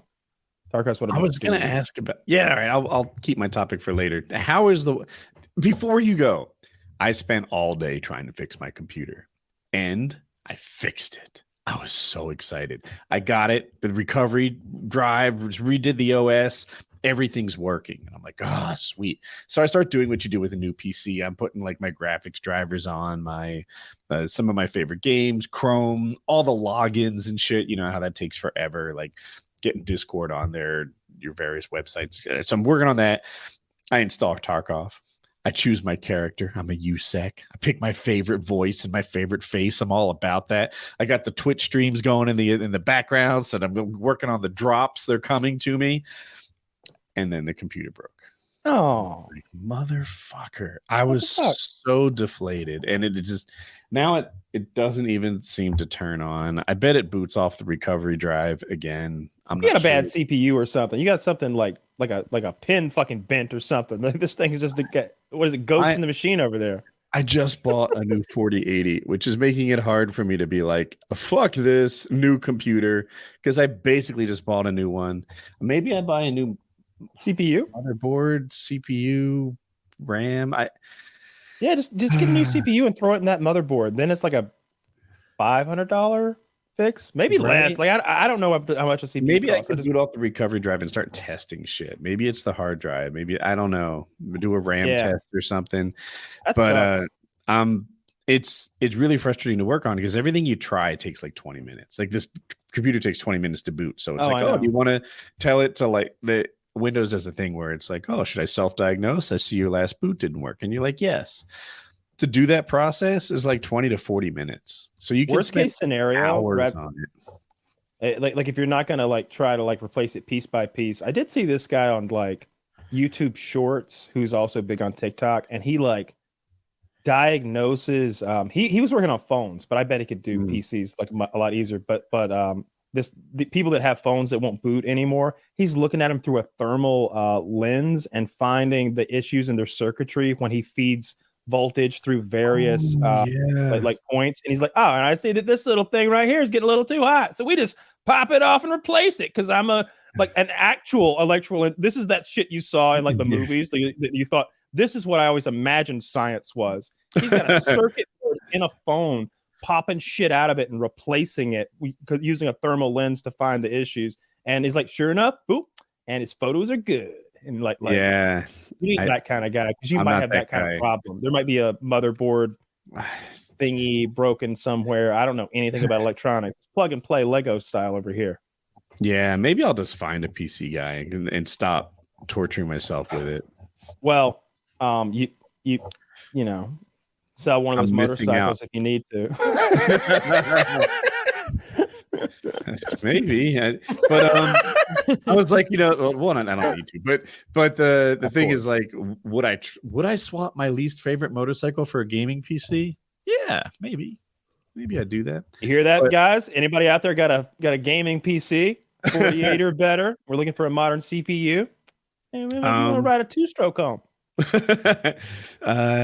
Yeah, but I was excited for Tarkov. The Streets has dropped. Yeah. I haven't played it, but I've watched it.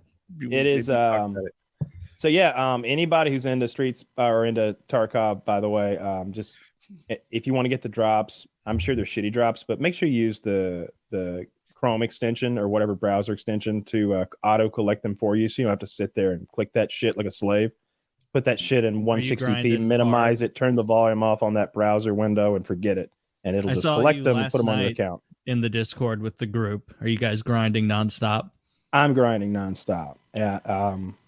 Nobody has been able to. Void kept up for a while, but then he went to sleep. I played from. I got up at 5 a.m. because I fixed my sleep schedule about a week ago for the wipe. So I sat there from 5 a.m. Waiting hour after hour until the wipe dropped, and I was in before Landmark was. Like I got his stream over here, and I'm loading the game over here, and you're temporarily ahead of him. Temporarily, I was ahead of him, and for a while, like it seemed like I was getting better servers than he was, and like he couldn't play, and I'm like, confirm. You know, that's part of the game. Kyle, best player in the world. Yeah, for a while I probably take that screenshot. Yeah, I sort of meticulously planned everything out, mid-maxed it. I got Jaeger first. I haven't messed around in Streets very much. I played one game on the new map because I'm just doing my quests and just playing the game like the standard way, trying to progress. I played one game. It's huge. It's so huge. We made a right down a street and went around a corner, and we ran, and then we realized that 2 of our group wasn't with us because there's 5 of us. And so we all, the 3 of us that are together, like kind of find a little hidey hole behind some dumpsters. And I'm like, all right, I'm going to shoot my pistol. Let me know if you hear this. Bang. He goes, yeah, I hear it. I'll head that way. Minutes go by of me giving him bangs. And after a while, I said, all right, well, here's what's happened. You got lost. Let's go, boys. Shoot anything you see. And we just had to abandon them. This is, I imagine, how Kyle's parenting at the mall style would be. Yeah.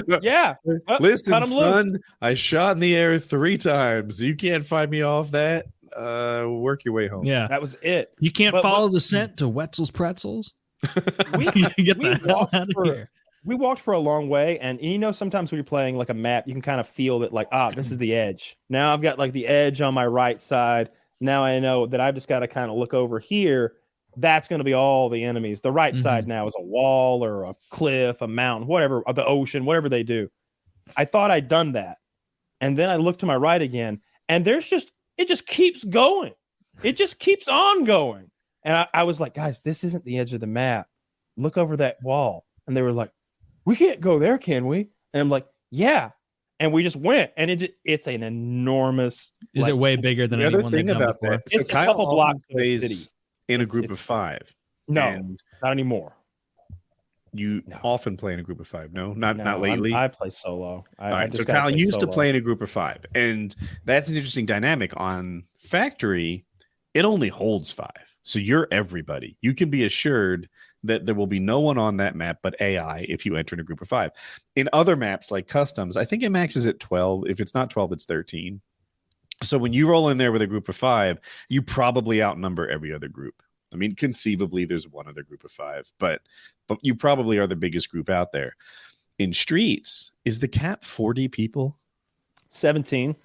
Oh, because they advertised it like it was going to be 40. That's a big change. They're Russians. Good people over there at Battle State Games, I'm sure. Elon Musk made this game. He said there'd be a 40-person map, and now it's 17. No, I'm loving it. I'm loving the game right now. I'm loving this patch and the changes they made. They've the map's that big. 17's not enough. There's so many player scavs. What did it used to be? Like there's 17? So many goddamn player scavs. It's a new map. They just introduced a new map. It's also very poorly optimized. I get 80, 90, 100 frames maybe, but mostly like I see Landmark dipping. How do you into the manage? 60s. Yeah, Anton dipped into the low 60s, like 60 or 62. Yeah, but I'm just not in a hurry to play it. I just want to get my my quest done. I'm level 12 now, I think. So I am I'm trying to get to the trying to stay ahead of the curve. You know, I'm way ahead of the curve. If you're level 12 and everyone else is level 7, then you probably have better gear. You probably have.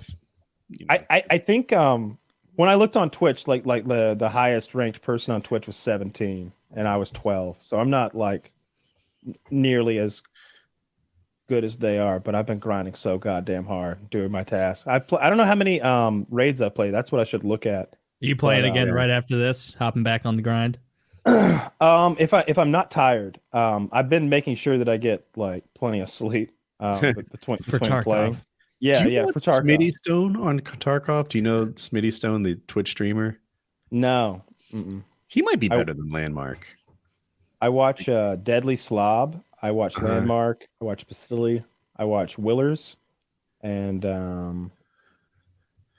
Aqua FPS. Smitty, we should get on the show. Tell Aqua FPS we want him to come on the show. Okay. Yeah, Smitty's just incredibly good at the game, and yeah, it's like not you, Woody. You don't have to do it. Somebody that knows him. Anyway, yeah, he was level 22 when I stopped watching him. He's killing it. Yeah, that's crazy part. Rengar is definitely in the lead, though. Rengar is absurd. Really? He was first to the flea market in the world. He always is. He gets max traders in 4 days. Put that on his tombstone. It's a big deal. It is a big deal. I know. I just said it was. No, this is a really good wipe. That anybody that wants to get in to Tarkov and you like that sort of extreme game, they've done some interesting stuff with the weapons and ammo this time around. Previously, at level 1 traders, you had access to the SKS with PS ammo, and I think you could also get 20-round mags. And now, they've basically made it so you start at level 1 traders with real shit ammo. So for 5.56, you get HP. You don't even get 8.55 anymore. I always thought of 8.55 as dog shit. HP is the standard 5.56 round that you can buy, and for 7.62, it's also HP. HP doesn't pin PKA. No. so shut the fuck up, you. Oh, let's talk about some hockey, eh? I mean, I agree. Hewlett Packard's not going to hook them up with that sort of thing. Yeah, a printer's not going to penetrate a PKA. No, not unless you throw it really, really hard. Oh, and they put the new Lighthouse Trader in, like somebody's already managed to get there, and there's a whole cut scene where you're talking with this guy. Doesn't even look like Tarkov. It doesn't. It looks pretty nifty. And they teased Arena today on the live stream. They showed Nikita was drunk, quite drunk, but he was like, who's Nikita? He's the guy who he's the Dana White of Battlestate games. Perfect. Is he really a drunk Russian, or is he playing up a? He is a drunk Russian. Oh, that's actually pretty endearing. Remind me to bring up drunk Russians after this, because I watched the whole thing about drunk Russians recently. It's interesting. The background of their alcoholism. But yeah, he was like, yes, game will be forless this year. Forless, no longer better. Forless, and it's like. Really? What is that word? 4OS? Full release. Thank you. Longer beta. Full release. Yeah. Full release. With drunk Russian. This year. That's bold. There's 3 more days this year. Well, he also said that Arena would be soon. He said they almost dropped Arena today, but it wasn't ready. So that's crazy. Arena could be huge. The Twitch drops are going on. Last I looked, there was about 250,300,000 people watching live. Tomorrow, it's going to be even bigger, and Saturday it'll probably peak at some crazy number. So, and if you want to see people doing wild stuff on their streams, head on over to Twitch for that, right? Because I'm sure somebody's going to be trying to get some of that money, doing something, going above and beyond. They'll have toasters on their heads and be sticking their dicks into fucking tarantula pits, like whatever they can do while they game to get more viewers. It's fun. I just look, Landmark has 75,000 concurrents, and he's 16 hours into his stream. He's doing a 25-hour or 26-hour stream today, I think. Okay. Yeah. He went to bed early last night, so he got plenty of sleep. It's not cool like Tarkov, but like I think gaming stories are sometimes neat. Like we finished the Patreon hangout, and I mentioned I was going to play Age of Empires 2, and a few people were like, "Oh, I want to play. Like, invite me to your game." And only 2 were able to make it. One guy was like, "Oh, I got to play later," and so I got 2 of them in there with me. And I had 2 of my buddies who I was planning to play with after the hangout. They joined as well. So we had a 5-person free-for-all. And one of the guys in the Patreon was like, I am not very good. I know what I'm doing, but I'm just not very solid, in this game. The other guy was like, yeah, among my friend group, I'm definitely the best. I know what I'm doing. I've played for many years. And I was like, oh, fuck. Like, don't, in like the pregame chat, I'm like, don't take it too hard on me, man. Like take it easy. Because this is one of those games, like many things, like if I hopped in a game of Civ with Kyle, he would molest me. Like it would be, I have 0 chance. And so if he was as good as I thought he was, I was like, fuck, this guy is just going to like be toying with me the whole time. And you guys remember being the YouTubers in lobbies in Call of Duty. What happens is everyone tries to kill you. And so like I get in the game and I'm like, internally, I'm like, I'm not going to rush and attack anyone because I don't want to I don't want to accidentally, because you don't know where your opponent's maps are and like where they are on the map. And so it's like, I don't want to show up at Red's base, the guy who said he's not very good, and start raiding him, instead of Green. I would want to hit Green because he's the guy who said he's good. So I'm just going to hold back. I'm not going to be aggressive. And before I know it, I'm getting rushed and attacked by Red and Green at the same time. Coordinated efforts, very obviously. If you've never played this game, you might go, wow, what bad luck. No, they were coordinating, and they both sent an attack at the same time. And I batter back their attacks. One of them was actually really fucking good. And then I'm like, I tell my 2 friends, I'm like, hey, don't fuck with me or my base for a bit. I'm going to roll these 2 at the same time. And it was because in this game, you're building your society, you're building your economy, you're building your units, you scout out your opponent's base. Oh, I go to Green. Oh, he's got 3 stables up. He's going to be building a lot of knights. I need not for long. I go to this guy's base. He's building archers. All right, I'm getting skirmishers moving. And so I build the fucking giant army, and I just fucking roll the guy who says that he's good. Roll them. It felt so good. I was like, this is one of those games where like you're satisfied because you're watching as your trebuchets tear down all the things they spent a lot of resources on, and their villagers are panicking, and you're killing their villagers, and then they're, I gotta pull everybody off the wood line. Now they don't have wood. I gotta pull everybody off gold. Now they don't have gold. And I just rolled him and his friend. And I'll say this about the red player. I'm not going to say his name because I don't want to but he's call out his bad. He was bad. I rolled him, and then he did the thing that I absolutely hate in this game, which is like when you're defeated, if you can sneak one villager away, you can go to another corner of the map and build a town center. And so, like, after I I destroyed Green, and he conceded like someone with, who was nice, and Red was already wiped out. He wouldn't concede. And so then I was like, I talked to my 2 buddies, and I'm like, all right, well, let's just battle now. And so then I knocked out both of my friends with a different army. And then after you lose the game, you can leave, and then you can see the whole map. And so the only reason I was able to actually win is like finally everybody resigned, but the red dude who just had a bunch of tiny bases all over.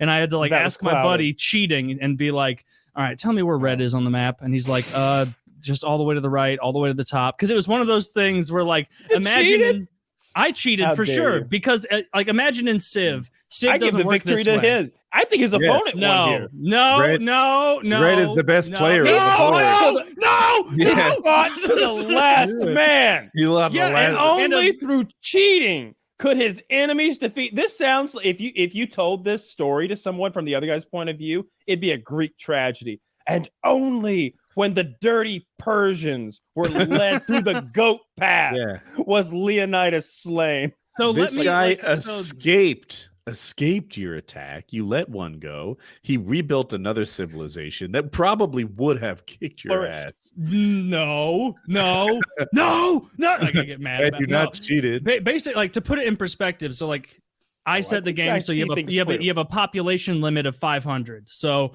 if you have 200 villagers by the end game, you'd have up to 300 army. So like at the end game, I was at pop limit because I was at 500. This guy was hanging out at a pop of around 3. So like it wasn't as though he could come back. It was just he was hiding in the fog of war over and over. And I just had to have my buddy Brennan tell me where he was. So far, he would have hit pop limit. No, you wouldn't have. No. Not I was at 500 and he was at 300. Yes, 3.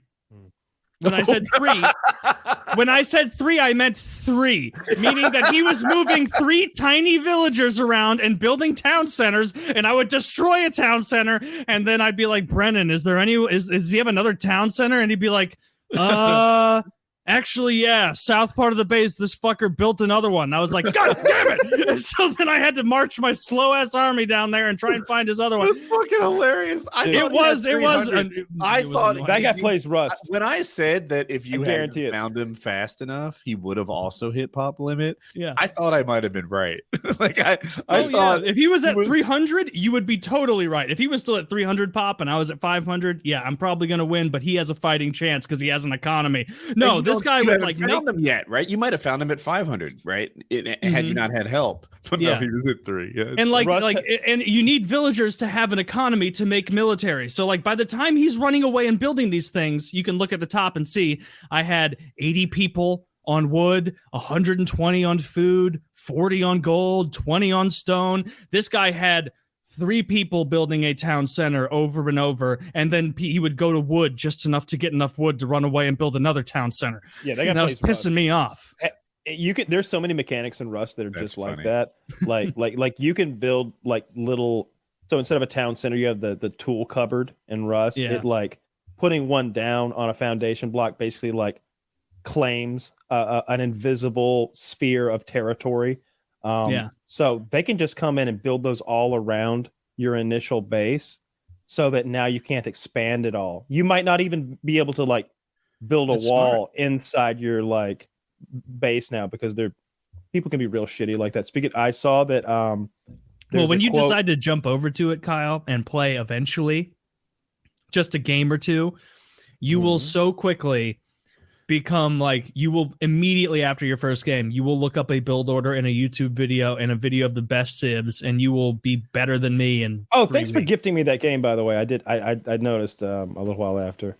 I'll get into it at some point. I'm grinding the fuck out of Tarkov right now. I wanted to say, I think we might have a Rust dev in the listening audience because I saw that on their Steam page, they've got like the reviews that they put forward for their own game, like to describe themselves. And there's like one from PC Gamer, one from something called Rock Paper Shotgun. I don't know what that is. And then one from us. It says, I've never had my feelings hurt in a video game like they were hurt playing Rust. Does it credit you or the podcast? The podcast, which is better. That is absolutely. I remember exactly where I was. Mitty was like, he showed it to me. He's like, when was it? I was like, when it was. It was when we were all on that duo server, and we made a little village of duos so we could all be friends.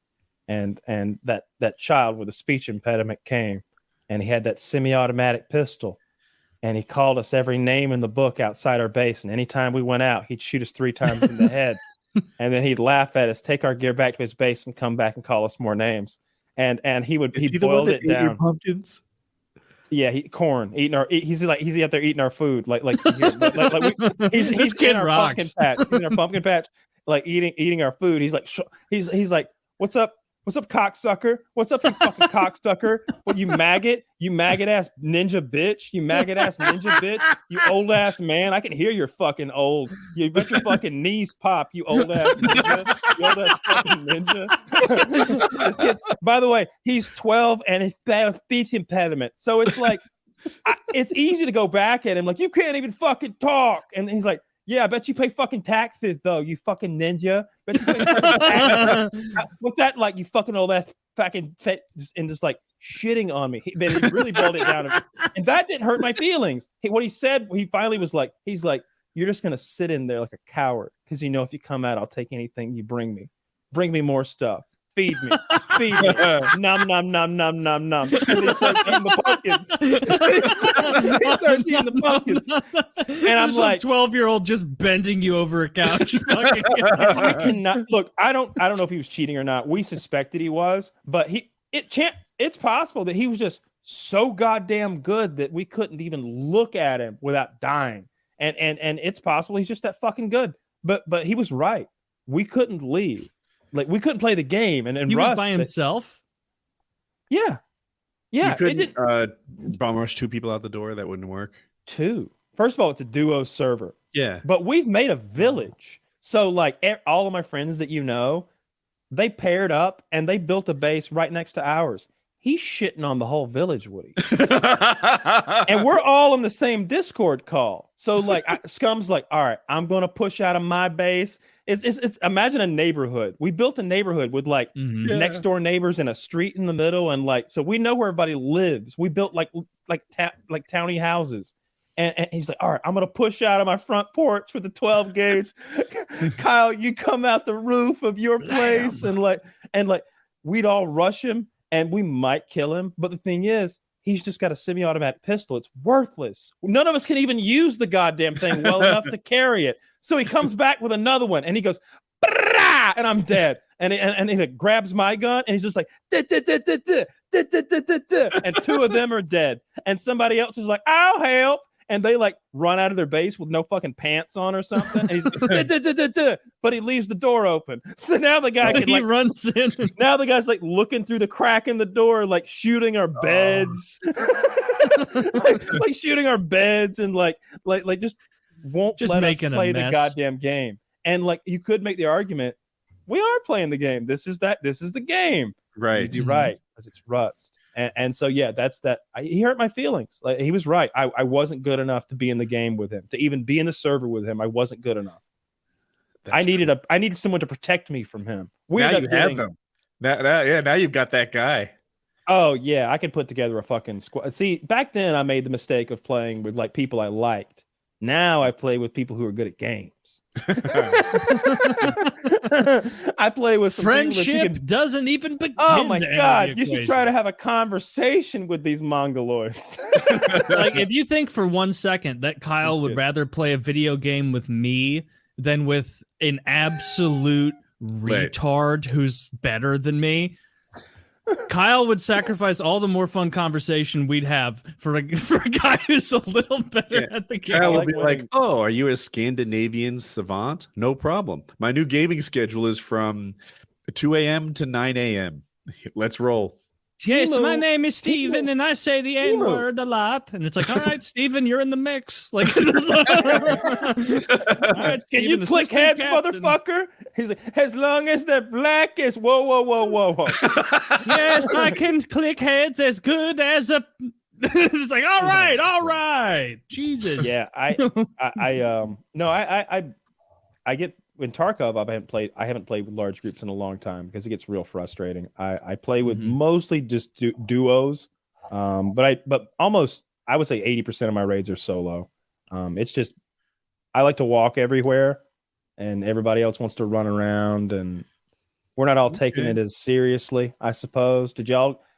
Hey, anybody else got their energy drinks stockpiled? Yeah, good. Hey, did you change your sleep schedule too? No, I just thought I'd play with you a little, Kyle.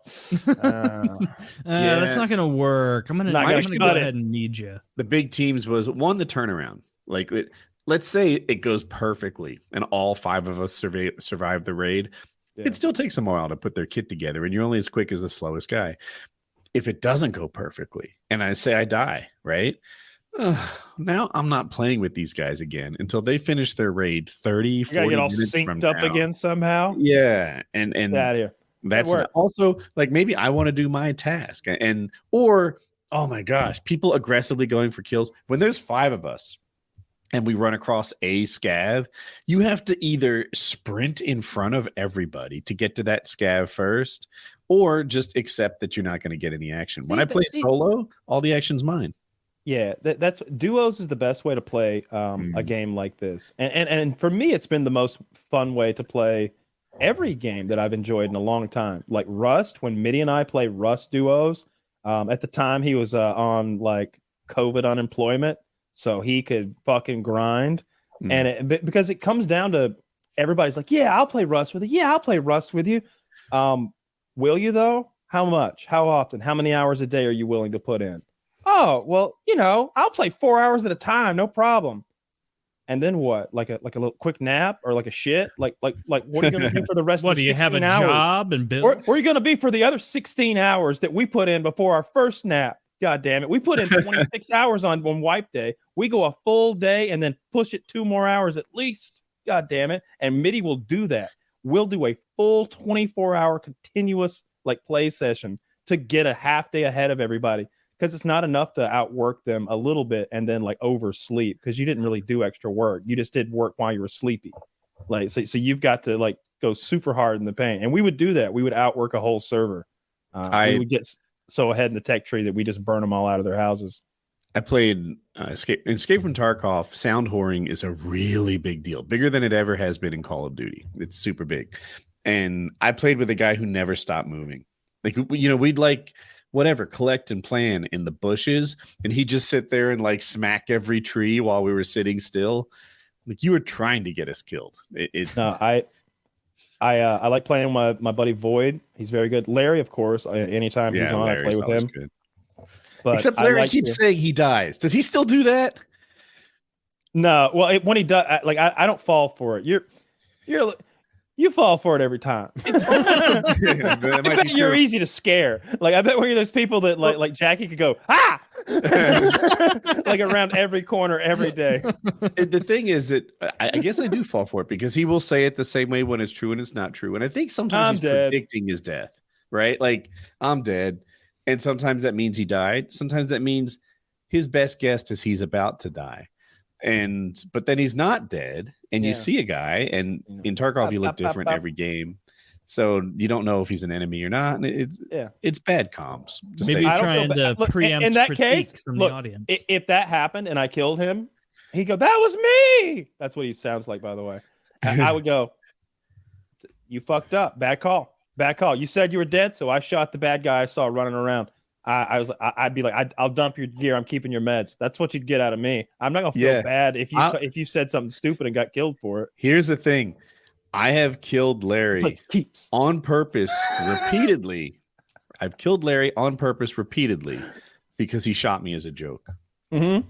I don't like that joke. I made it very clear. I feel a little bullied, like on the YouTuber or whatever. So they're all like shooting me. Ah, took your foot out, gave you one to the arm. Oh, now your armor's a little damaged. Isn't this funny? It's not funny to me. If I get shot, I will either in good faith kill you because I thought you were a bad guy, or in bad faith kill you because I'm pretending I thought you were a bad guy. Yeah, I'm one of those two around too because I want to make sure. I don't want to like miss your head and you to go, "Were you shooting at me?" And then I have to be like, "Nah, don't throw it. Nah, just firing one across the bow." Dude, I've done that before. I've been like betraying a scav in game, and I'll try to like one click him and miss. But then try to play it off like I was being silly and just shooting my gun in the air. And he was like, "Did you just try to kill me?" I'm like, "Nah." What, you think I missed you right there? Right next to me? No, I was trying to scare you a little. I don't like getting shot in game. It's not funny to me. No, I take the game about as seriously as you can take the game without I don't know. I might take it too seriously. I feel bullied. That's what it is for me. I mean, everyone. Well, I don't play with people. What I'm saying is, like, anybody. Whenever I have an issue with somebody in the game, I politely let them know, like, hey, look, this is one of those games where like your mess up me, and hours are at stake. So I think I'm gonna run some with just me and this guy or the other. Nobody feel bad. We can all stay in the call together. But I don't play with people who aren't good at the fucking game. If you're gonna team kill me, we're never playing again. We're never playing together again. If you're like a habitual team killer, like you don't get it. Like there's reasons to there's situations when it can happen. Like if there's a big crazy gunfight, everybody's running around room to room. But if you're just like, "Oh, I saw a guy and I thought that was an enemy," and it's like, dude, You thought you had snuck up on the most geared guy you've ever fucking seen. Like, and he just didn't hear you coming. No, you're wrong. I played a game with a friend. He was cosplaying as a scab. So he was pretending to be an AI. He dressed up as an AI. He had the pom-pom hat on. He dressed scab the whole way. He was a bear. He was hitting these Russian voice lines. And he shot in my direction. He didn't hit me, but he shot in my direction. He missed me, much like a scab might. And I quick turn on him and I killed him. And he's like, that was me. Okay. You know what? I'm not taking responsibility for that. Yeah. No. If you're going to cosplay as the enemy, that's on you. Get fucked. No, I've mostly been playing by myself this wipe. It's a lot easier getting through the tasks. Yeah, most of them anyway. Certainly, if you need to go in there and kill 5 things, I'm always going solo for those. If somebody's like, they'll want to get in like a group of 5, and I'm like, what are you going for? I need to kill scabs. How about you? Me too. How about you? Me too. Oh, so. Get the fuck out of here. Go find your own goddamn raid. Your job is to kill scabs, and you're wanting to share them with 4 other fucking people. Like, what are we going to butt buddies and like hold hands while you do it? Get the fuck out of my game. Get out of here. On the other hand, it can be kind of nice when it's like, hey, I have to place these markers. Oh, me too. Oh, cool. Now we'll go as a force of 3-5 people. I don't like we'll that all either. get now, that raid now we're satellite dish. This traipsing herd of like blue backpacks and fucking lasers aimed the wrong way and hitting bushes and shit. No, I'm a fucking ninja in the night, an actual ninja, not the funny kind. And I'm fucking planting shit. You turn off all your lights, so no lasers. I don't have any lights. No, I'm fucking blackface and everything. Yeah, he's lean and mean. Hey, you can't get caught because you'll be killed or you'll be canceled for the blackface. The comedian, I saw a comedian the other day. I can't remember who it was, but he said like, yeah, we've all decided blackface is wrong, right? We've all decided that, except in Navy SEAL commercials, because those guys just they just don't care. No, there's some tactical green in there sometimes. Just for plausible deniability. And you know what? If the choice is successfully raid the Russian military base in blackface or refuse on grounds of racism and then die, I'm wearing blackface. They could even put the fucking lips on me. Like if that's the difference between surviving and not, you know, I have an Ask Me Anything from the Patreon level. What is it? $10? Okay. $10. Check it out. Somebody asked me about my B-Pap. B-Pap is like a CPAP machine that helps you sleep at night. Woody, what was your AHI number? AHI is going to be nothing to most of you, the apnea hypopnea index. But what they want to know is how many arousals per hour you had. That's what they call like waking up a little bit. And for reference, if it's less than 5, then you sleep pretty well. If it's 5 to 15, you know, you may or may not treat it. 15 to 30 is a big deal, and more than 30 is severe sleep apnea, and my number was 70. So the sleep study dude was like, whoa. I've told you're a 1%er. I was like, how odd is that? Is that like did I break the record at the sleep center? And he's like, no, we see like 2 of you a year. So that was my big thing. And they wanted to know my after number. It's between like 1 and 3 arousals an hour. Imagine if you were fat. Like you could have been one of those people who like dies of sleep apnea if you weren't in good shape. I am pretty bad at sleeping. Yeah, I'm terrible. But you know, like for it to be that bad for you, like a guy who's in very good shape, physically active, doesn't smoke or do anything bad for your breathing. Like if you were a big fatty. When I had the sleep apnea, though, like if you go back 5 years ago in my videos, I was fat, though. Fatter anyway. Not like big fatty, but I'm thinner now. You were never fat. You were just a little. My fans will disagree with you. They were definitely mocking my double chin.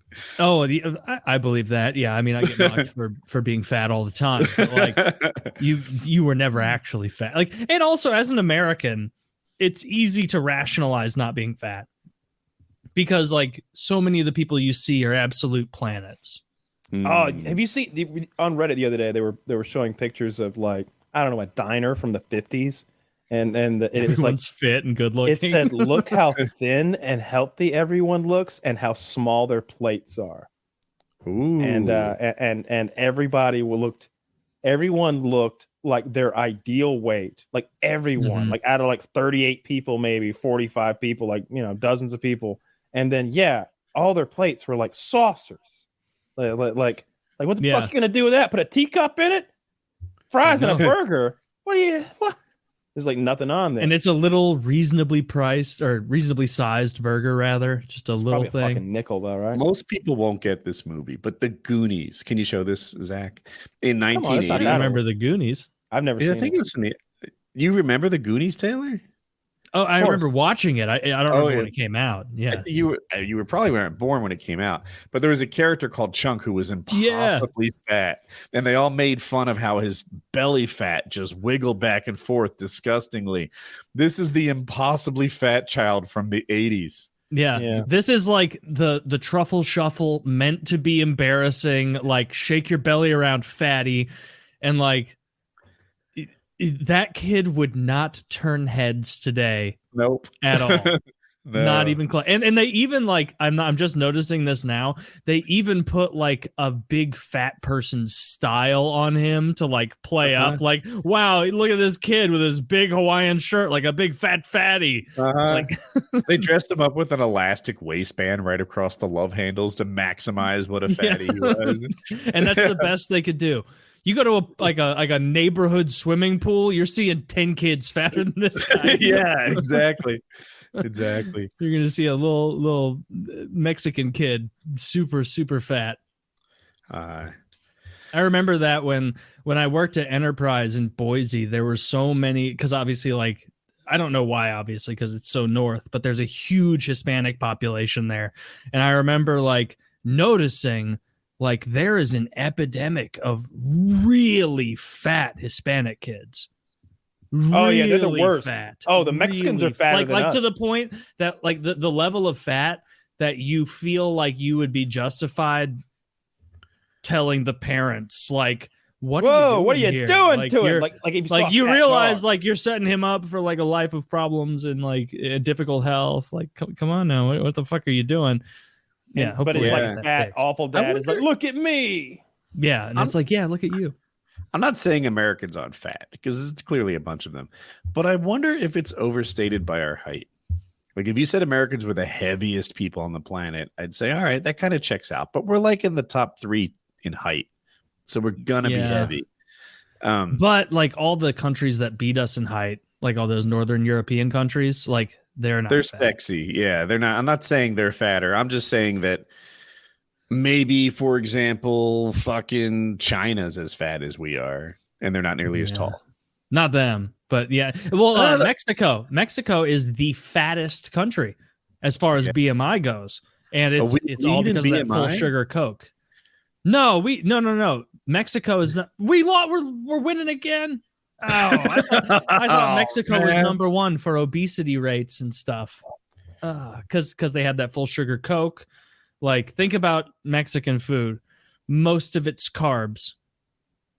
Mostly carbs, wrapping like a relatively small amount of meat. Like in a the highest BMI is the Cook Islands, followed by Nauru, Samoa, and then Tonga. We're not even in the top 5.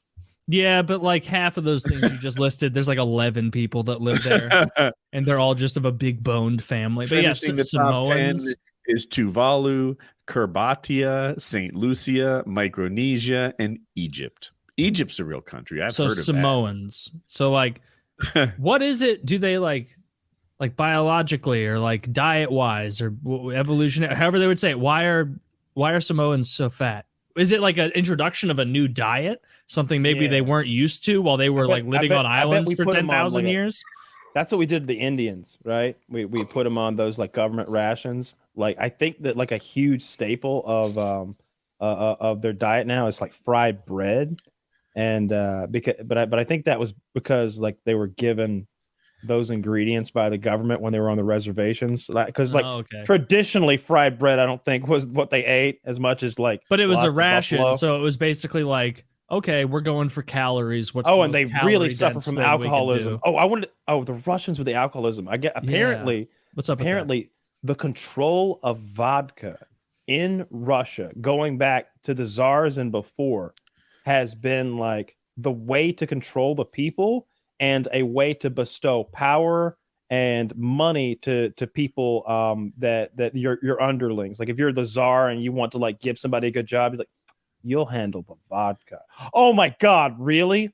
Because all of the vodka is made by the government. Like they wouldn't let they stopped letting the peasants make their own at some point along the way and like took control of it, and then they're able to tax it and they make it extremely affordable. And one of the things they did, the vodka bottles didn't reseal because they imagined that an average Russian man would finish a bottle in a day or even in a sitting. Yes. Are you making that up? No, I'm not making that up. The bottles wouldn't go back on. Wait, you mean like a fifth bottle, like the kind you buy at it looked like a liter to me. Not the handle, a liter. Like a large vessel of vodka. Like That's liter of vodka. Huge amount of vodka. But anyway, like over time, like control of the vodka and who and where those taxes went have moved around all the way up until modern days when like and the alcoholism that it has, like the systemic alcoholism, because generational alcoholism has been really interesting too. That's sad. And there were these quotes about how like a drunk Russian doesn't do this, a drunk Russian's wife doesn't do that, and a drunk Russian the child of a drunk Russian doesn't question this. It was like this great way to sort of control the population by keeping them drunk and complacent. Well, I mean, that's just a different version of what, governments have done forever. The whole I don't know. This is like government sponsored drugging of the whole society, and they've gone along with it because like the drunk Russian on vodka is a stereotype as much as black dudes with big dicks. Like, I mean, the Russians, like, it's not just them though. Like, isn't like all those like ex-Soviet bloc countries kind of deal with that, right? Or no? Well, for the same reasons, right? Because. Oh, maybe, yeah. That's interesting. I didn't know any of that. Huh. They're all Soviet bloc countries. The thing in Ukraine seems to be ongoing. Who's winning now? Give me the fucking fill in. Look, I only watch videos of Ukrainians winning. So well, then that's not helpful for me, man. I need you to be a little more Fox News. Every now and then somebody fair and balanced. Somebody was like, "Oh, did you see that video I sent you of the Ukrainians getting machine gunned?" And I'm like, "What the fuck is wrong with you? Can you not read the room?"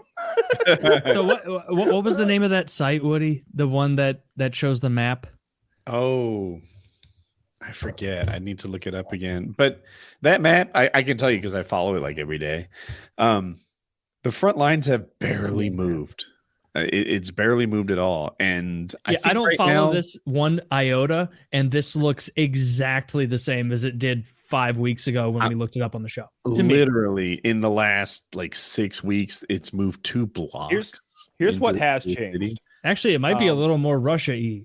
Unless they added pinkish to the already existing Russian. Going back about a month or maybe 6 weeks ago, the Ukrainians started using those Soviet era, as in like 1980s era UAVs, those recon drones. And when I imagined a recon drone, I always picture the one from Call of Duty. If I'm being honest, it just looks like a big plane that you threw with your arm and got up there. But this thing looks like a MiG with one engine and no pilot in it. It looks like it's a big aircraft, and they loaded like a couple 100 pounds of explosives on those motherfuckers and sent them into Russia, and they got through all of the Russian air defense and went as deep into Russia as Moscow is and struck Russian air bases, damaging like their nuclear bombers. They've done it twice now. So and not to be confused, but like the first time they did 2 airports, and then the next time they did a third airport. So I'm calling Look at that motherfucker. It's like something out of Fallout. Yeah. The silver part on top is the craft, by the way, obviously. Like it's on that. It's on the green part. So that's like an old Soviet. Yeah. That's from like that's a 1980s era. It would fly over and take photographs. It would have film camera inside of it, and it would fly over and take recon. Is that like a Slavic emblem on the back? That's Ukraine. So the Russians were launching these bomb runs, I don't know what to call it, from Russia. They'd fly over Ukraine, they'd drop their bombs, they'd come back. And Ukraine decided, well, heck, if you're going to launch your attack from Russia, then Russia's fair game. So they've started blowing up the bombers in Russia. So and of course Putin and the Russians are like, what is this nonsense? You're crossing our border. And it's like, dude, how dare you invade our country with your aircraft and explosives? Right. Monsters. Like, yeah, there's a lot of hypocrisy going on. And there's a part of me that wonders, like, hey, Ukraine, don't poke the bear. Don't poke the bear. You know, like, if you attack in Russia, like if you would attack Moscow, for example, you'll really piss them off. You don't want that. And then the other part of me is like, what? Then Russia invade you? Then Russia, we're going to invade you even harder. Right? Are you telling me they're not trying now, that they've been not just like doing poorly for a year, sending 100,000 or more Russians to the meat grinder? They could be doing that anime thing where like they're just intentionally not using their power. That's and the then claim. Waiting to use their full power. Well, I mean, like obviously, like they could use more power in the attack if they wanted. If Putin wanted to be king of the ashes, like most countries could do that shit. Like, but you don't want to lay waste to a country and then be like, "Yay, I'm the lord of nothing." He's doing everything he can. Like they are, like they're attacking the power infrastructure in particular and trying to freeze people out and break their will. And it's like, man, like 90% of this city's out of power. You are reducing this thing to rubble. Yeah. From Putin's perspective, I don't like think that holding makes sense. Anything back other than nuclear weapons. It's not like it's not like they're not using their good tanks or their good missiles. Like if you look at the I thought they didn't even have good tanks. I mean, they've got their version of good tanks, right? Like what I mean is like they've got like what they have. Their best tanks. Yeah, it's not like there's another class of missile or another class of rocket or or some other helicopters that are fancier that they're just leaving back home and they're using their like secondhand stuff. No, they're running low on their stuff now. Their ammo's running low. They're running out of those cruise missiles. They've shot like 12 or 50. I don't know what the count is. They keep count of how many cruise missiles they've shot, but like they've shot over 1,000. They're running out of them. Are they mostly those Iranian drones? The unguided stuff? Yeah, lots of like grad rockets and the rocket trucks that just go foo, foo, foo, foo, foo, foo, foo. Lots of that stuff. But those then are so cool. Did you guys know, right? Yeah. Did you see All's Quiet on the Western Front? Did you guys watch that movie? Yeah, that movie was awesome. I thought it was so cool. I don't know if I thought it was awesome. It really? Well, all right. As a movie critic, I felt like it lacked a little plot. You just watched a guy suffer for 2 hours. I thought it was really good. But the point of it either. Okay, true. So the point is, watching this guy suffer for 2 hours, I'm like, where's the plot and why do I care about these people and stuff?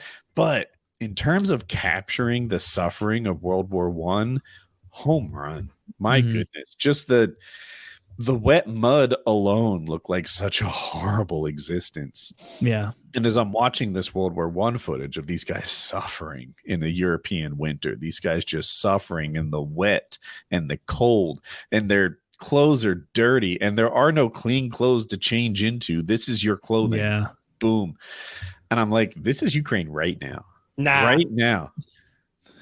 No. I bet they go get a shower if they want. Yeah, it's definitely not as bad as World War I. I'm looking at these Russians freezing in foxholes, thinking they don't have a much better environment. Oh, the Russians are fucked. Yeah, that's fair. But I think the Ukrainians, on the other hand, like I think if you're on the front lines as a Ukrainian, like you're literally on the front lines, you want to, you get a shower tonight. You're just like, hey, man, I'm cold. I'm gonna head on back to was that a Subway I saw back there? A Subway restaurant? Oh, that Jared guy. I'm going to head back over there, get some white macadamia cookies, warm up a little bit. And then those are the best. I might head back to the hotel, warm up, take a shower. You know what I mean? Maybe get some rest. I bet you could do that if you want. My tummy. There's no way they're letting you go to fucking Subway. I need some Pepto. I'm going to be honest. No way you can just peace out for white chocolate macadamia nut cookies. As much as that would bring morale to the whole group. I got the tuna salad for some reason, and I always get the meatball, but I got the tuna, and I feel a little rumble. I'm a little Pepto, so I'm going to head on back to wherever they have electricity and Pepto. I don't know. I hope. I have it in my head that the Ukrainians are doing a little better, that they're supplied by NATO and therefore they have wool socks. Yeah, they got better shit, clean clothes and shit like that. And also the supply chain is just easier when you're fighting in your own country. Yeah. Whereas Russia has to get all that shit past enemy lines. Very true. It's a problem. Yeah. Still, I don't think it's any fun on the Ukraine side. And Well, no, I bet it's it's some fun. No. It's a brutal go conflict. To the tons of go people to the combat dying. footage subreddit and check out that thermal sniping footage. That guy's having a blast. All right, that guy's got a thermal scope. And, the guy building his PTSD. Yeah, but think about. Oh, come on! He's just clicking white dots over there, and they're falling over. It's probably not people. It's white dots. They're people. I can't argue with that. I wouldn't be able to do that very well. Like, I don't think I would be able to kill someone. That's because you got to work on your mouse and keyboard skills. And granted, if they were invading my homeland, very, very different. And so I think that would probably get the fuck out of St. Louis. Hell, you might do some good. Come on. Yeah, behind me. Honestly, if Russia unironically invaded St. Louis, I think a lot of people here would be like, let's wait. Let's see what ideas they have. Like, and it's something to stop crime. Oh, public executions. Well, okay, we'll try it. We'll try it. we'll see if that works. I think it was in 30 Rock. They mentioned St. Louis or something. I think the joke was something like this. It was like, have you been to St. Louis and seen the Arch? I flew over once and thought I did, but it turned out to be a half burned down McDonald's. Yeah. I mean, there's when you fly from the east over St. Louis, if you can unfortunately see any of the like East St. Louis city leading up to the city, it just is such a bad reflection on us. Like no one who lives in St. Louis, we do not take ownership of East St. Louis. That's fucking Illinois. That's Illinois. East St. Louis, Illinois. St. Louis, Missouri, very nice. That's the nice side of St. Louis. St. Louis, East St. Louis, Illinois, dog shit, the worst. Good, huh? Same way, Kansas City, the Missouri side of Kansas City, nice as shit, awesome. The Kansas side of Kansas City leaves something to be desired, other than Overland Park, which is full of really. I'm sure I've asked before, but have you been up in the Arch? Yeah, I went when I was a kid up to the Arch. Yeah, I guess they have those. Every Missouri man has to. Is a rite of passage. Everyone who goes to school in the St. Louis area has to go up in the Arch eventually. And yeah, it's like, I don't think they've redone the elevators. I think I told you this before. The elevators aren't boxes. They're white ovals that like sit in the bottom of those legs or whatever, or in part of it. And so you sit in these little chairs in a circle with people, and then that takes you to the top of the Arch. And then you get out and the lady's like, watch your step, it's curved. And it's like, yeah, I know. And then you step out and you're like, oh fuck. Like, yeah, it really is fucking curved up here. It's neat. Like, it is a good view. You've been to the top of the Willis building too, right? Or the Sears I used to be the Sears Tower, the Willis, and then maybe it's something else now. Woody and Joe went up there one time. No, I didn't go to I've been to Chicago many times, never went to the top of when I was a kid, when it was still the Sears Tower, we did that. You stand out on the little like glass protrusion that you can like look down to the street below. Yep. Yeah, that was pretty neat. That was a good day. Yeah, it was a good day. It's real tall. I was sitting on the couch the other day, and Toby, my wonderful dog, I walked up to him and I could see he had something in his mouth. He like hopped up in my lap on the couch and he's like chewing on something. Like, what you got, buddy? And he like spits it out in my lap, and it's a lens that says Ray-Ban on it. Oh, he took the good one. He took the good one. The real Ray-Ban. Yeah. And so now it's time for some new ones. These were Justin's. Put them on. Maybe they're still okay. Now it looked like I was blinded in the war. Or maybe like a sniper, someone who has to keep one eye ready for the dark. That's a positive twist on this. I'm trying to start I'm gonna charitable. I'm gonna keep this up. It's not a bad look if I'm being honest. So it is. Take them off. Okay, sorry. So yeah, I don't know if I want to get another pair identical, because I do like these. They're like, I don't know. I like them. They're exactly what I like. But there's some new ones that have a camera in them that are pretty cool. They're Ray-Ban, maybe Journeys or something. They're like Ray-Ban twice Predators. The price. Yeah, the Ray-Ban Sexual Predators. The Ray-Ban Predators. But no, they shoot video and take pictures, and they have two cameras, like one in each I don't know what this part of the glass is called, but like I'd go to YouTube and look at the footage first, because I've seen a number of either built into glasses or built into helmet cameras, and if they don't have good image stability, you might be surprised at how often you turn your head and how rough it is to look at the footage.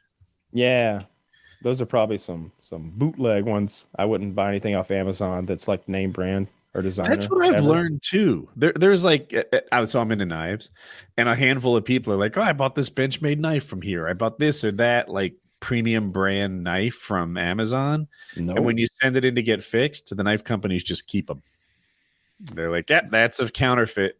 Now it's gone." Yeah. Don't buy anything like, I don't know, designer name brand that, you know, something like this, like a $300 pair of sunglasses. Don't trust Amazon not to send you a $12 Chinese knockoff. Go like straight to the retailer store.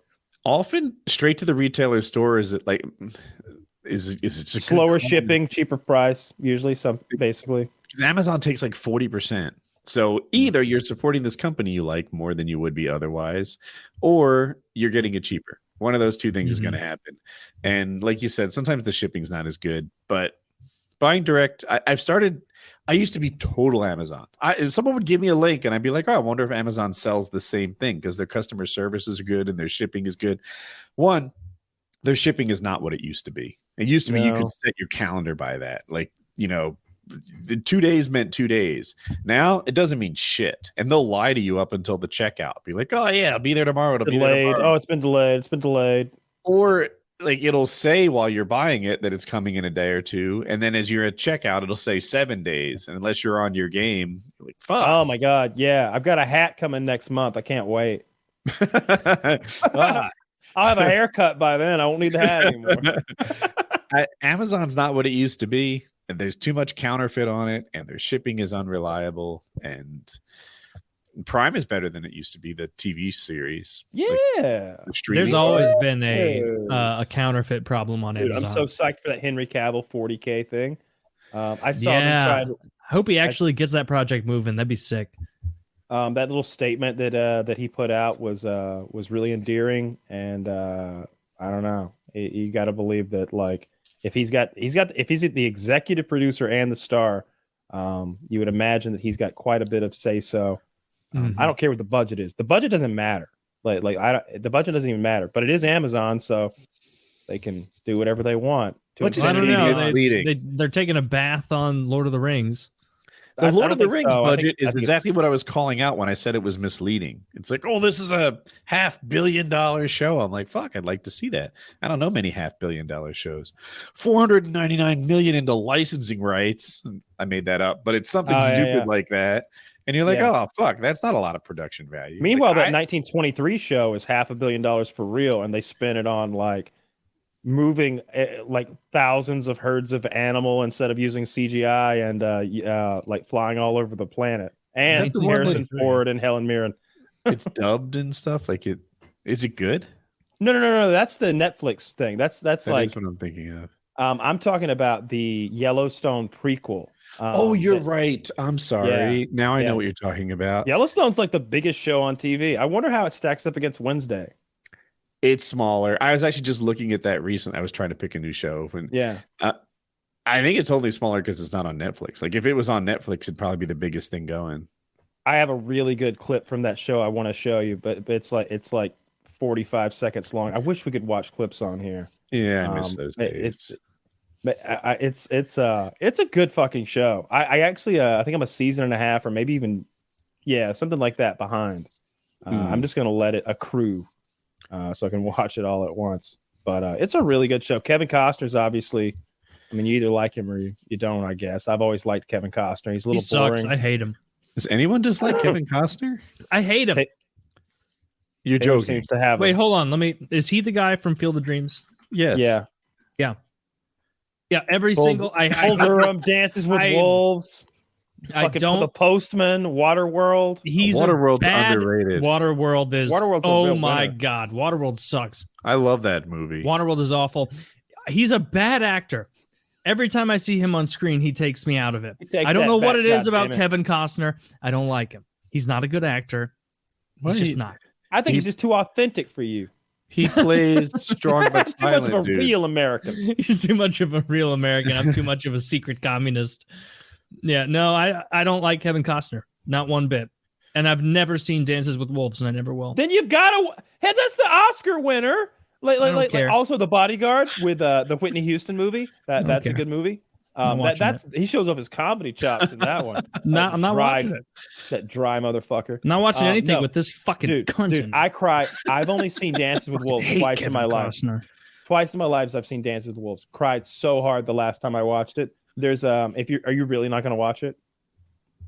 Yeah, that part's. I'm not joking. I'm not going to end up watching it. Okay. If you want me to, I'll lie and read the synopsis. There's a couple of really sad parts. There's this one guy who like rides a wagon and he's got a mule that pulls the wagon, and they have like a relationship together where he's like joking about the mule kind of like he's talking back, and then the Indians come and they're like murdering this man, and he's like crawling away like, please don't hurt my mule. And it's like, oh, they're gonna kill your mule, dude. Like for sure they're killing the mule. And then there's a dog that dies, and it's real sad. I don't like seeing dogs die. That's it's so sad, dude. It dies in a rough way. Because they're so sweet and so nice, and dogs are just loving, beautiful animals. That's a good movie. When I was in high school, my friend's mom, we always went to his house. His house was the hangout spot. Every time we like got together, we often started at his house. And his mom was an elementary school teacher. And something about that just took over her entire personality. She always fed us, treated us like we were 6 years old, maybe 4. She called us her sweet dumpling. She pinched our cheeks. I'm like 18 at this point. Yeah. And but to her, I'm not even 8, and we all kind of liked it. And she's just really sweet and really nice, etc. Dances with Wolves is a big movie at the time, and it just made it to like HBO or whatever. So we decided to sit down and watch Dancing with Wolves. It's me, my boys, and his mom. Yeah. And I watched Dances with Wolves alone, and I was like, this is a great movie. You're gonna love it. I show it to her, and she is horrified by the death. There are sex scenes involved. There are animals getting murdered. There's like all this destruction. It is about like cowboys and Indians. Beginning, dude. The beginning. Do you know how? All right, I'm gonna make Taylor watch. Here's how Dances with Wolves begins. There's a Civil War battlefield full of smoke and carnage. It's the aftermath, or seemingly it is. And you're at a Civil War tent hospital, and you're panning shot over the carnage. All these limbs in a pile. All these people screaming of they're getting sawn off with no anesthetic. And and then it goes to the point of view of Kevin Costner. He sits up and he looks at his leg, and it doesn't look good. And the doctor is like, I was hoping you'd be still asleep when I got back. Yeah, we're gonna have to take that right off. And he's like, don't you take my leg. Yeah, we're going to have to take it off. And he like forces his boot back on this leg incredibly painfully. And what's happening is the battle's at a stalemate. Both sides are like looking at each other. They've got like a pickety-ish fence in front of them as a front line kind of, in a bit of a palisade wall. Yeah. And Kevin Costner wants to die. He won't let them take his leg. So he goes and gets on his horse, and he starts riding as fast as he can across the front of the battle line, like not toward the enemy, between the two enemies. And he's like arms back, leaning back, eyes closed, just riding like this. And the other side won't shoot at him. Like some of them shoot at him, and then after a while they start feeling sorry for him, or they don't understand, because he's not riding at them. He's just wanting to die. And they get so confused by it. And Kevin Costner's men get rallied. So they all charge. And the enemy has all emptied their guns trying to hit Kevin Costner, and they forgot to reload. So now the good old boys are coming, and nobody's got their guns loaded, and they win the battle. They break the stalemate, and the general comes over, and he's like, send that man my doctor. And of course, like his doctor knows how to fix fucked up legs. And he's like, where would you like to be sent? He's like, anywhere away from this carnage. Send me out west. You got it. So he sends him to a frontier outpost away from the war out west amongst the Indians on the prairies, where and he's like all alone there with the semi-hostile Indians. All right, you're fucking selling me on. He does movie. that, doesn't he? Sounds pretty The good. first thing he does when he gets there, this outpost has been abandoned, and the Indians or somebody has poisoned the pond by dumping dead animals into it. It's full of dead deer and rams and sheep and horses, and he has to wade into there, vomiting the whole time, dragging the rotten corpses out of his water supply so that it can like there's plenty of scenes like that where he's just really suffering and having a hard time. And of course, he makes friends with the Indians. Like they had this standoffish thing with the local tribe. Of course, but then they realize that he's got a heart of gold. And he knows one word, Tatanka. I think that's buffalo. They do, and there's this scene where he sees the buffalo and he knows Tatanka. So, that is our word.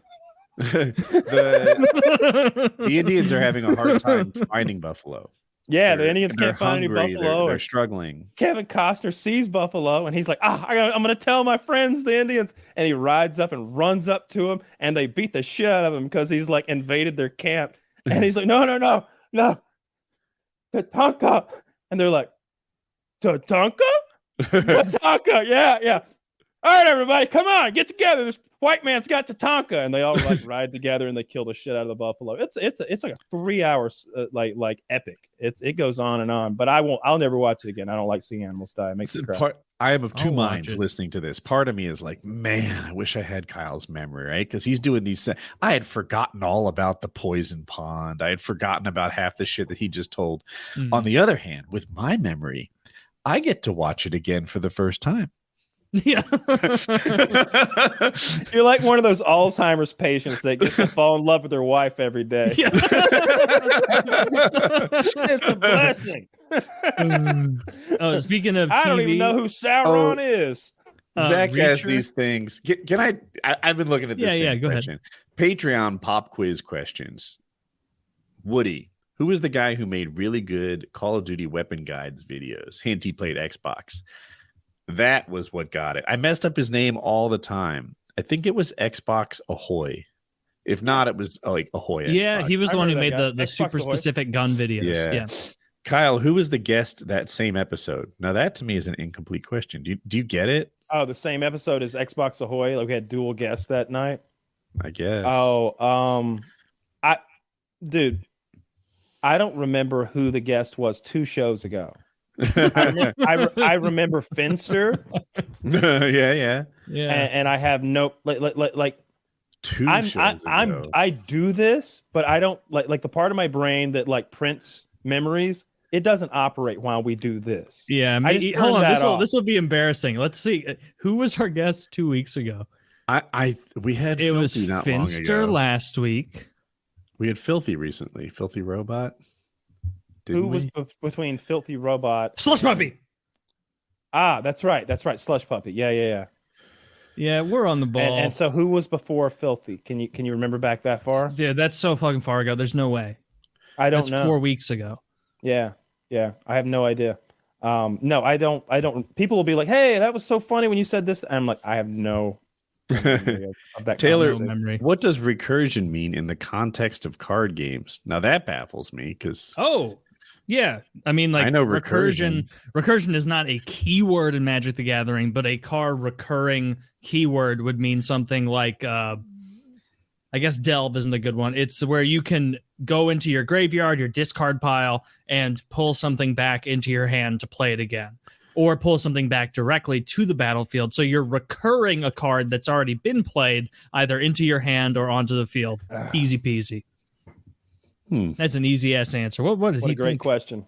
Yeah, what a great question. People are gonna love it. People are gonna be like, "Well, did you hear that part about Taylor talking about recursion?" you know, when you go back and watch a video, you can see the parts that are rewatched over and over. Yeah. No one's watching that one. There's gonna be just a big hole right there to recursion because people in the future went back in the comments and was like, "Hey, skip that part at 3 hours 53 minutes." 3 hours 56. Don't even or watch it. now by you doing this, you're helping boost my recursion area. Here's what I want y'all to do. No kidding. Let's see if this works for all 8 of you who are here now still listening. Like go back to exactly when Taylor begins the first ad, like 2 hours 14 minutes or whatever, and like press F5 on that spot like 15 times or something like that. Just knock that out. Like if 8,000 of you do that, I want to see what happens to the algorithm. You think they can actually make it so the most watched period is the ad? I don't know. If enough people reloaded it and then watched it again, it probably would say the ad was the most popular thing. Let's see. But it would take a lot of people. Well, hey, it is the last show of the year. It is the end of 2022.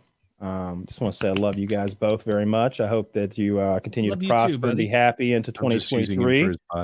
And of course, I'm used to it. I like it that way. And to all you out there listening, love you guys very much too. I was thinking recently how like I miss the days when it felt like I don't know, we were more connected with the community, and it felt like you could talk to each other like friends. Because I always looked at like I've made friends with so many viewers that I'm always open minded about that. I don't know if that always goes both ways, but appreciate all you guys very much out there that listen. And yeah, we should do you guys have a great 2023. You do that. I'll do it for money. For NFTs. For NFTs. I don't even know how we do it. Like if I could, Taylor and I could both do it on Twitch, but we might one of us like captures the thing and then boop simulcast. Live show. I thought you meant live, like we all go and. Oh, the trio can go live, and you can do that thing where you like co-stream together, and like everybody goes to the thing, and it puts us all on the, and it kind of does it for you. We could do that. Sometimes doing it not live is good for when we step way the fuck over the line. Well, we could be on our best behavior. That right. Yeah, but I don't want to be on Twitch. I can't, like, half the fucking bits we did tonight we can't do on Twitch. You think? Oh yeah, that's right. Twitch is real. Yeah. You can't drop any maggots at all. No. And I think that Twitch would go so far as that they would be like, oh, that's your code word, then that's no good either. Like, we know what you meant. True, we know what you meant. They'd be real petards about it. Yeah. I don't know. We'll have to think it through if going live is a good idea. But I do felt like that connected us a little bit. You could watch the stream Zoom as you did your show. Oh, yeah. I think it would be fun to be able to like physically look over at the people that I'm talking to when like riffing and stuff. You know what I mean? Like instead of just because this is fine. But like imagine that sitting in the same room, you tell a joke. I look over at Kyle. I look over at Woody. Like that. I do appreciate that you're bringing your thing. You're like, I look at Kyle, I look at Woody, and I'm like, aha, he's bringing his mic with him, because I absolutely detest it. I watch podcasts where the people start talking to each other, and they're obviously not professionals used to talking into a mic, and their audio just drops down by half, and I hate it. Oh, no, I'm bringing my mic with me. I feel you. Yeah, that could be fun as well. The problem is you underperform. If you're like, oh, I saw the live episode and I hated it because I wanted clowns to be there. You want it like plural? Like how many would have done the trick? Like I don't know. I don't want anybody. I think people would like it. And so like if we do something like that, then we'll just do it and like have it done, and then it's here. Because what sucks is when we do a survival trip build up for like 3 months, and then Wings is like, I'm not going. And it's like, sorry guys, I know that we built this thing up for 3 months, but like Wings chickened out, and then Kyle swallows some fucking river water. I was thinking about this the other day. Why didn't you, Aquaman? So it was like this. 2 members of the fucking Avengers were in the woods, okay? We had Hawkeye and we had Aquaman. I know they're not. You give yourself someone better. Hawkeye shoots the fucking turtle, right? For dinner. Aquaman's like, nice shot, Hawkeye. Now swim on out there and get it. I didn't think it was a possible task. Like, You let me undertake it. You chose to undertake. No, so people have to understand this is a turtle that may or may not have been shot, right? So may or may not. It's true because the turtle was in the river with like its head sticking up. Kyle shot in its direction, or maybe even hit it, and then the head wasn't sticking up anymore. And now we need to catch a sinking turtle that's going down river that's like 100 yards away. By the time I get there, I'll be like 500 yards down. It was not a viable thing to me. Like it was. Yeah, you need someone like playing defense lower in the stream. Dead turtles float. It's a very slow moving river. This is the same river I could barely walk across. I almost made it. Yeah, if I would have been there, I wouldn't have gone down this way. I mean, look, I'm down with shooting turtles for fun, but to try to chase them in the river is not the move. In fact, you were like turtle soup, like chasing after it. It was the only in the river. Like the 2 times we've attempted to do this shit, like going in the woods and surviving.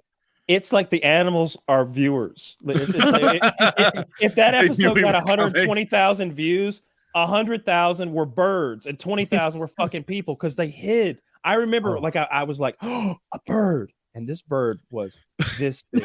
It was the size. It was the size of a golf ball, and I aimed at it, and I went, and then I thought, if I hit it, it'll just go poof. Yeah, it'll just disappear. Yeah, it's vaporized. There's nothing to fucking. He's right. Get. I think I remember the bird. It was like a parakeet or something. It was fucking tiny.